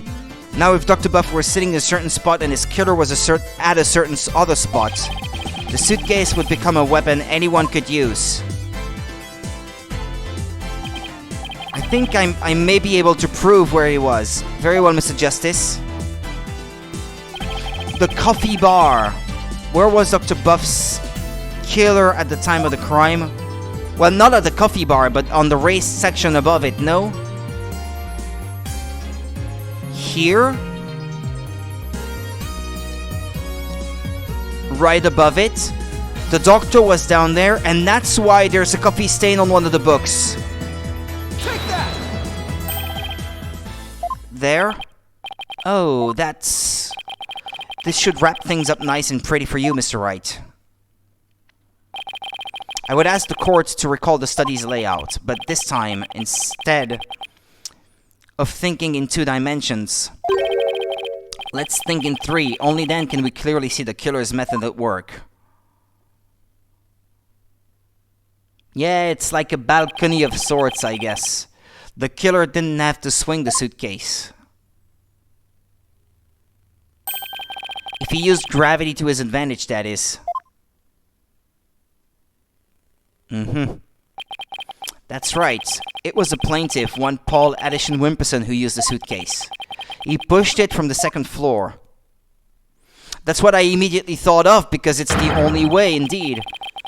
I mean, it would be super heavy for anyone to swing. And sent it hurtling down onto Dr. Buff, who was sitting at the coffee bar. Yarg! The psychology book had been at the coffee bar, no doubt. The doctor must have set it down there after he'd finished reading it or the like. But there's blood gone on it, which is why the killer thought to hide it in that mountain of books. That's quite an entertaining theory you have there, Mr. Justice. But there's no evidence that the murder took place at the coffee bar. Well, the book... Right? If I look in the court record, I have it, don't I? No? Oh, well, it's in the photo, I guess. Yeah, there it is. So what, I have to present the study photo? I'd say that evidence of the murder occurring at the coffee bar, well, it exists. To me, anyway. The evidence does exist. And I'm going to show you. You are? Oh, well, they present the photo itself, okay. This right here is proof that the murder took place at the coffee bar, okay. The stain. This right here. This brown stain was determined to be coffee. What's more, it was still a bit damp when we saw it yesterday morning. One look at this book speaks volumes, I'm afraid, Mr. Wright. Because book, volume, get it? It's a pun. It tells us the doctor was having a cup of coffee at the coffee bar. That's when the suitcase came hurtling down, striking him on the head. Causing both his blood and his coffee to spatter onto it. Well, Mr. Addison Wimperson. Cornered. What motive could I have possibly had to kill Dr. Buff? And there it is, that final excuse cornered killers are so fond of. Well, the doctor never returned your crystal to you, did he? Instead, he hid it in the cave ruins. Telling him that the Defiant Dragons were a dangerous bunch was a huge blunder. All it did was make him hide the orb. Your lie came back to bite you in the end. Even worse, the doctor saw the news reports, so he knew the relic was the Founder's orb. Being the conscientious researcher he was, he knew he had to return it to its rightful place. And that meant keeping it out of your hands. you were so angry that he refused to return the relic to you. You killed him with your own hands, isn't that right, Mr. Addition Wimperson? Arg! My placard! Placard. Sorry, placard. That's how you say it. That is. Hold it. What is it? Apollo, please don't accuse my client of murder. Oh yeah? Watch me. What do you mean, don't accuse him? Why would you even say that, Mr. Wright? What I meant was, he's a promising politician with a bright future ahead of him. I don't think so. I think we're gonna have to agree to disagree. It's in our nation's best interest to avoid burdening him with the taint of scandal. Say what? Have you taken a good look at him?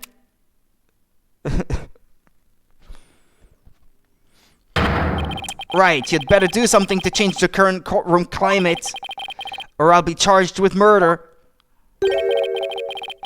He's blackmailing him or something, I don't know. And you know what will happen to her if that happens. Her? Trucy? Is it about Trucy? What's he talking about? Well, I can ponder that later. For now, Mr. Wright, you can't possibly believe that Mr. Rebel is the killer. Are you really going to send an innocent man to prison? I thought you were better than that. Well, Mr. Wright, answer me.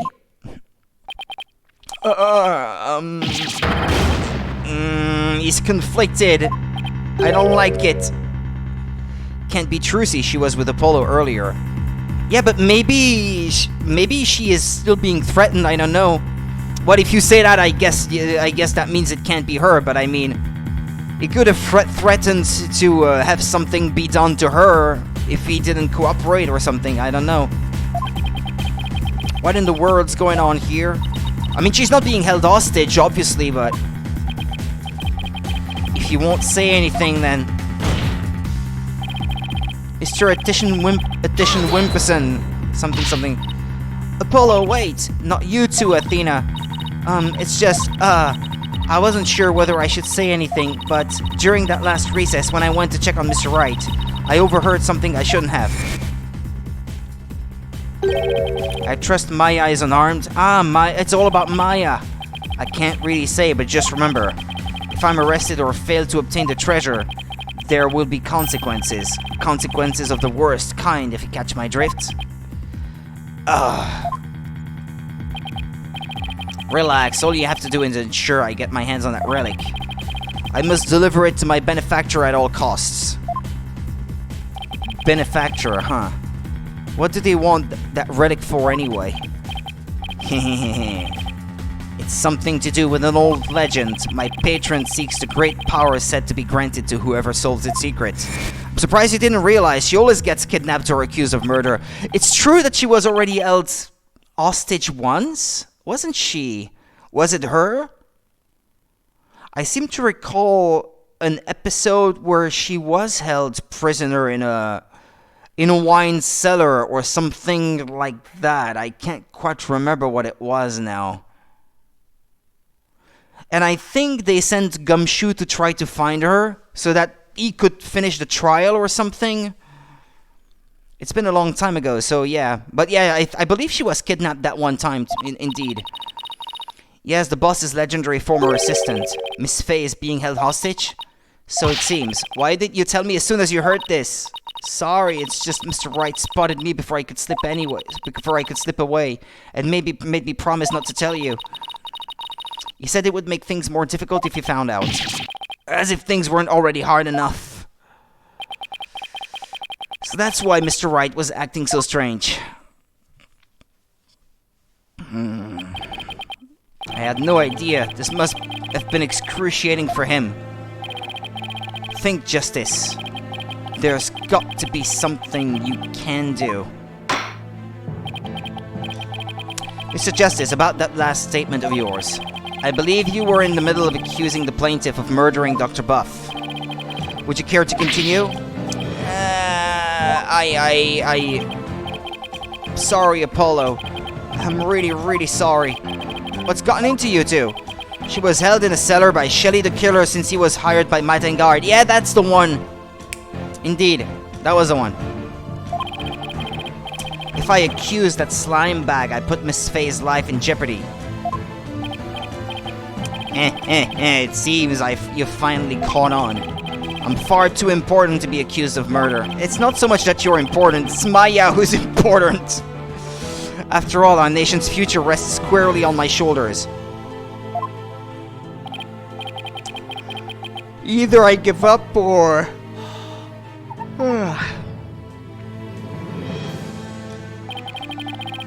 Once I present the crystal to my patron, my victory is assured. Then one day I'll become president, and then king! I'll have every politician at my command. Now retract your accusation. I can't kowtow to him, but... Kowtow? What does that mean? The defense would. It would like to retract previous accusation. Objection. Who did this?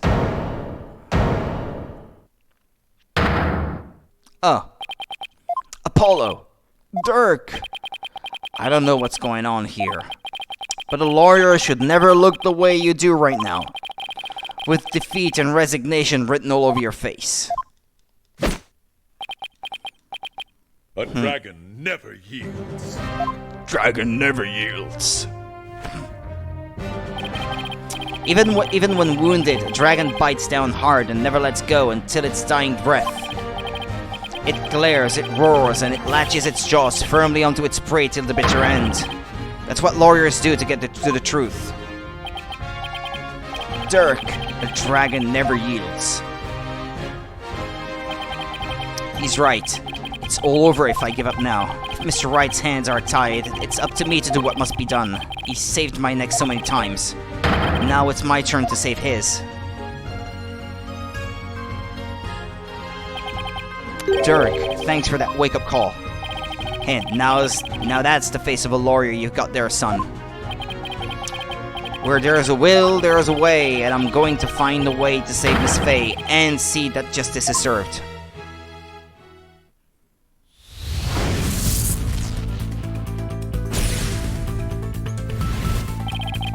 That scumbag is holding Miss Faye hostage to ensure he gets the orb of it for his patron. And it seems said patron believes in the orb's legend. Thing is, the founder did appear when the orb was exposed to fire, just as the legend said. If the legend is true, then we've already solved the riddle, right? No, not yet. I had forgotten some stuff, so I thought I'd read up on it, and well, it's quite interesting, so look forward to it. Because it's such a long case, I think if I want to be done by Sunday before I have to leave for a few days to go to my parents, I won't have any choice but to stream in the afternoon tomorrow as well. It does seem pretty long indeed. The legend says the founder will bestow great spiritual power when she returns. Because we still have a case after this one still, so I'd really like to not leave this game unfinished before I have to go for a few days. If that's true, it means we haven't solved the whole riddle yet. But how can that be? Are we missing something? Wait, maybe the part about the founder returning should be taken literally. But how would it be possible for a dead person to return to the world of the living? Channeling?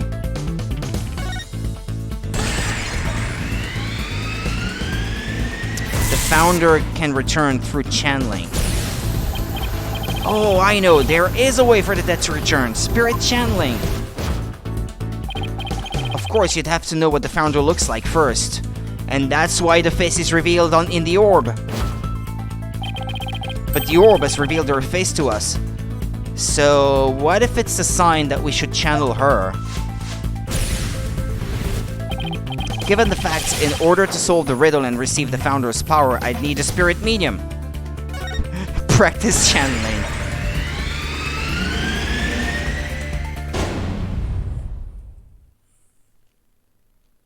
A medium is needed to obtain the power.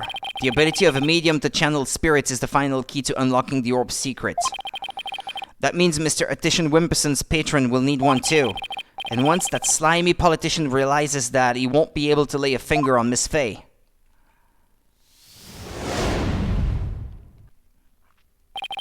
Everything is going to be okay, Mr. Wright, because Mr. Politician Wimperson can't afford to harm a hair on Miss Faye's head. Huh? Huh? Mr. Etition Wimperson, it seems you've chosen the wrong person to take hostage. What do you mean? Your patron seeks to solve the orb's riddle, and thereby receive great spiritual power. However, only Maya Faye can truly give them what they really want. She can? What do you mean, only Maya Faye?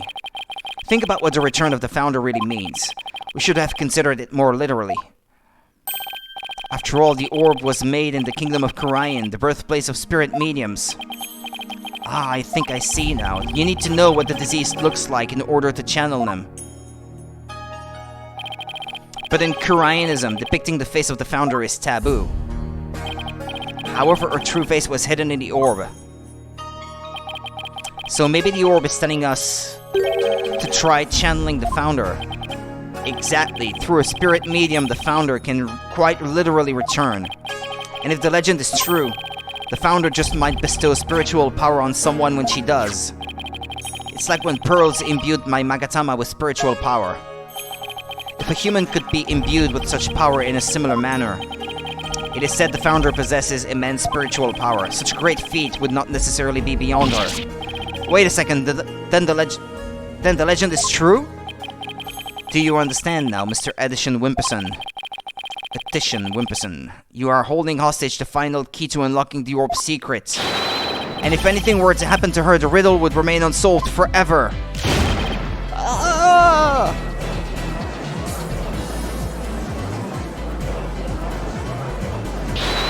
Hold it! There's always Pearl Faye. I could simply ask her to help. If she wants money, I have plenty to offer. She's not the kind of person to be tempted by material gain, and she certainly wouldn't help you if anything were to happen to her cousin. Or maybe you'd like to go ask the Queen of Karayan to channel the Founder for you? He could, but he'd probably get executed for requesting such a thing. It's over. Now confess, you killed Dr. Buff, didn't you? It wasn't supposed to end this way. Mr. Etition Wimperson, are you admitting to committing the crime? You're my lawyer, right? Do something. It's true that I'm your lawyer, and as such it's my job to defend you. However, defending my client isn't the only duty a lawyer has. There's something else that's equally as important. And that is finding the truth. What? Mr. Etition Wimperson, you have sought to twist the truth in the dirtiest of ways. I was complicit in your hostage-taking, but in a way I was being held hostage too. Even so, there's still hope for me to make things right, and I owe it all to you, Apollo. Ah, nice. Mr. Wright, I can't allow a murderer to walk away scot-free. Therefore, Mr. Etition Wimperson, I must resign as your attorney. No, no, no, no, no, no, no, no, no! Does this mean I'm under arrest? No!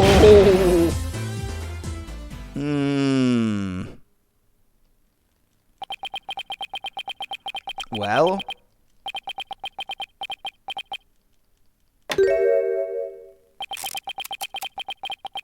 That's a lot of tape to hold it together. Okay. Well? I have nothing to confess. What? I said I have nothing to confess. I don't and I won't, especially not to a plebeian like you. This guy doesn't know when to give up. Besides, there's no truth to these allegations. I mean, look at the suitcase. You won't find a single print of mine on it. All that means is you wiped them off, taking care to only leave Mr. Rebels. If anything, the fact that there are no clear prints anywhere on the case other than the handle where they're not even that clear but only on the sticker is only more proof that they've been wiped off. That's why I couldn't find so many prints on it before. That was suspicious in and of itself, but that explains it now. Actually, it actually makes perfect sense, is what I meant to say. As many a great politician has said before me, no comment. In that case, try switching things up, Apollo. Look at the situation from a different angle. Is there really nothing that points to the suitcase being dropped from up above? Evidence that points to the suitcase being dropped from the second floor? If the killer pushed the suitcase from the second floor hallway over to the coffee bar, that would place him right around here. Maybe, just maybe. Thought of something, Apollo? I believe this piece of evidence to be connected to the dropping of the suitcase. She'd fled to her room when she realized something had moved her while she'd been unconscious on the second floor. The night of the incident, Army fainted in the hallway above the coffee bar after witnessing the doctor burning the treasure. When she came to, someone was pushing her wheelchair. Frightened, she quickly fled to her room. That's the one? Take that! That appears to be a statement, but how is that related to this case? On the night of the murder, Your Honor, Miss Army Buff physically left her room. That's when she saw the doctor burning the orb and subsequently passed out. Right above the coffee bar. But she was moved. But with her there in her wheelchair, the killer wouldn't have been able to drop the suitcase down onto the doctor. Good point. However, according to Sarge, she woke up just as someone was trying to move her in her wheelchair. Excuse me.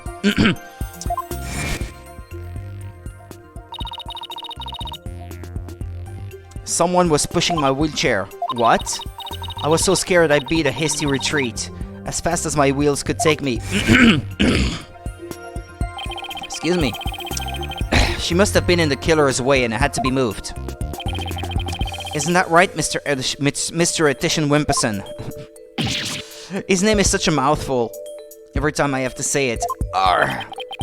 And if the killer had pushed the wheelchair with his bare hands, we may yet find the conclusive evidence we need. Exactly. Fortunately for us, that evidence slipped right through the killer's fingers. If only he'd been able to hold on to it just a little tighter. But now he's neither able to discard nor alter it. Honestly, that piece of evidence wasn't even supposed to be here in this courtroom today. And yet, it looks like sometimes things do get better. But, this wasn't supposed to happen. No, well, too bad, because the evidence that sped away from you that night has come back to haunt you right here at this very trial. He left his prints on our wheelchair, is that it? There would be prints on the wheelchair, no? That would place him right on the balcony, no? On the night of the murder, Sarge passed out, only to come to and find that someone was pushing her wheelchair. That's when she fled back into her room. She didn't physically see a single soul after that. Not until Athena drew her out through that therapy session, that is.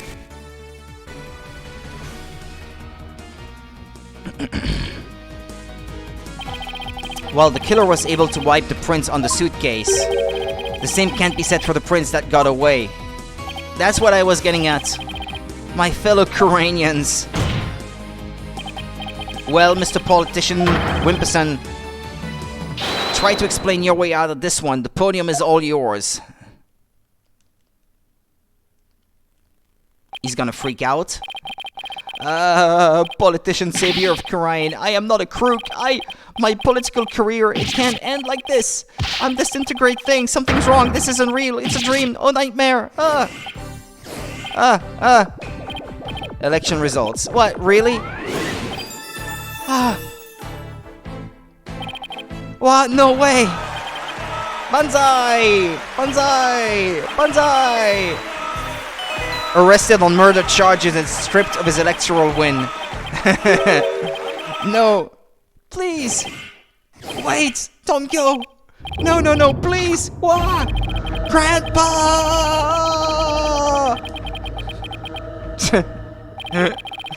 Okay, that was funny. His placard broke into pieces.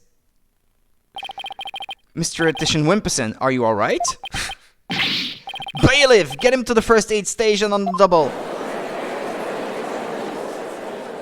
Okay. Well, this was yet another unexpected turn of events.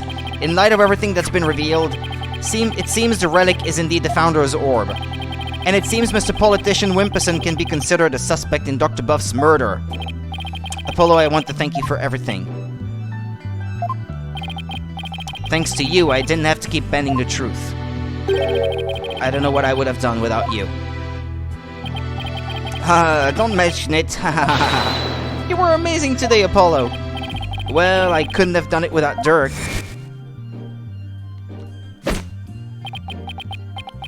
A dragon never yields. Even when wounded, a dragon bites down hard and never lets go till its dying breath. It glares, it roars, and it latches its jaws firmly onto its prey till the bitter end. That's what lawyers do to get to the truth. A dragon never yields. Every lawyer should take that to heart. As it seems both sides have no further objections, would Dirk Sadmati please take the stand? Okay. This court awards the orb to the Defiant Dragons per the stated transfer agreement. Yeah, but that's not the end of the case, is it?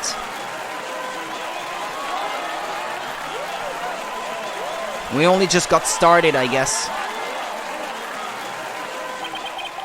Should the Kingdom of Kharian claim ownership, the matter may have to be deliberated in court all over again. I just hope, or shall I say pray, that I'm not the judge presiding over that one. Ha ha ha ha ha ha. Indeed, a trial like that might spark an international incident. Nope, we're not nearly done yet. Still, there are bigger and more momentous things astir in the air. The revolution. Dirk's really serious about this. This court is adjourned.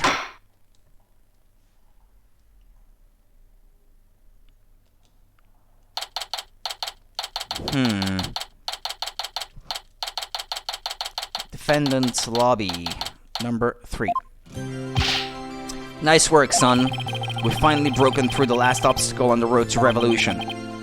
Revolution, it just doesn't seem real. Yes, well, to think we actually defeated the Fighting Phoenix. All I can say is, that's my boy! Ha ha ha ha ha. Well, Mr. Wright did have his hands tied. Who knows if I'd have won, if he'd been able to fight me head on. I see it more like you saved Mr. Wright. Saved him? Yeah, remember what he said?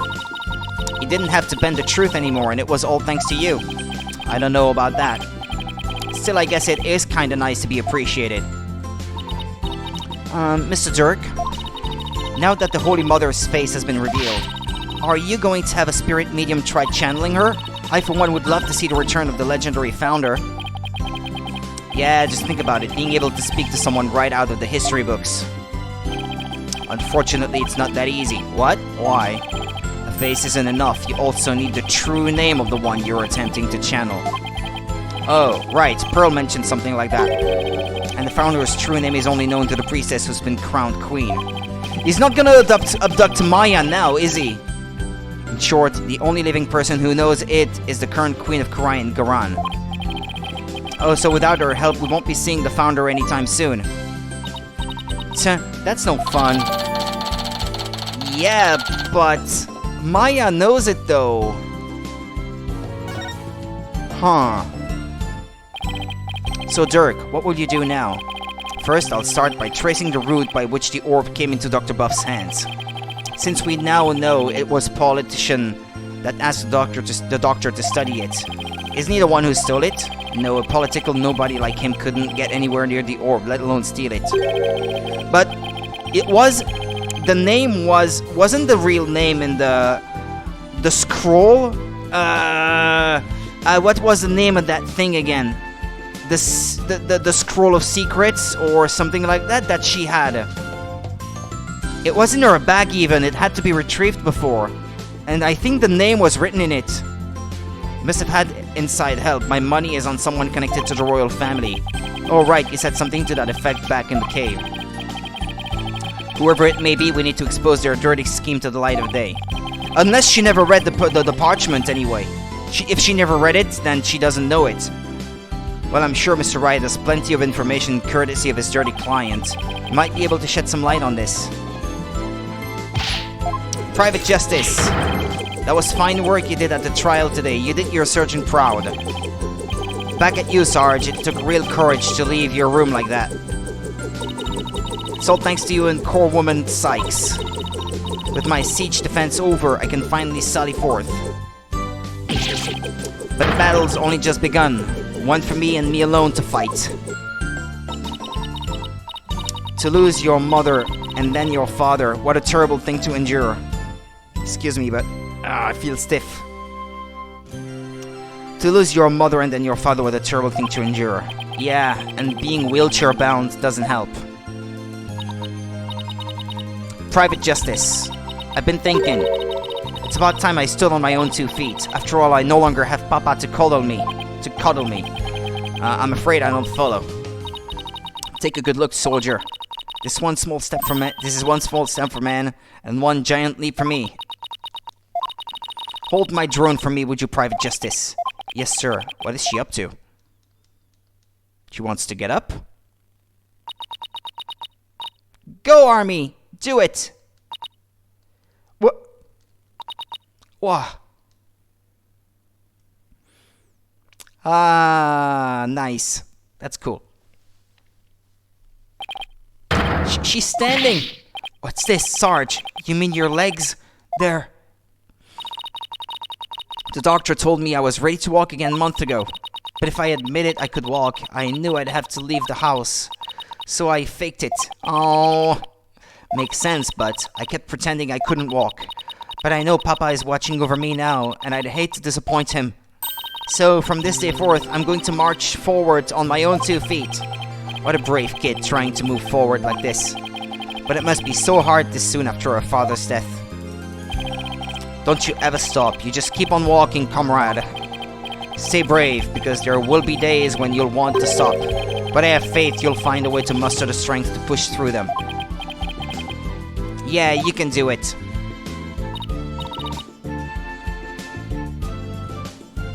Hey, Daddy's back.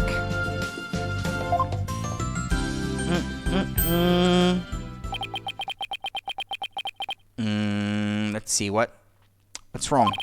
Mr. Wright, what's that look on his face for? Oh, Apollo. Is everything alright with Miss Faye? She's safe, for now. Well then, we'd better go save her quick. Where is she anyway? I'm afraid I have some bad news. Huh? Maya is not here in the States. She's still in Karain, and she's still being held hostage by the mastermind behind this whole thing. The mastermind? That's right. Politician Wimperson was nothing more than a pawn. Maya's true abductor is in the kingdom of Karain. What? I don't understand, Mr. Wright. What in the world's going on over there? Or is it one of the rebels? Maybe. I don't know. Anyway, but as shocking as that news was, it was only the beginning. The beginning of something big. Big enough to shake Karain to its very core. Revolution. I was being swept up by a mighty wave that could not stop.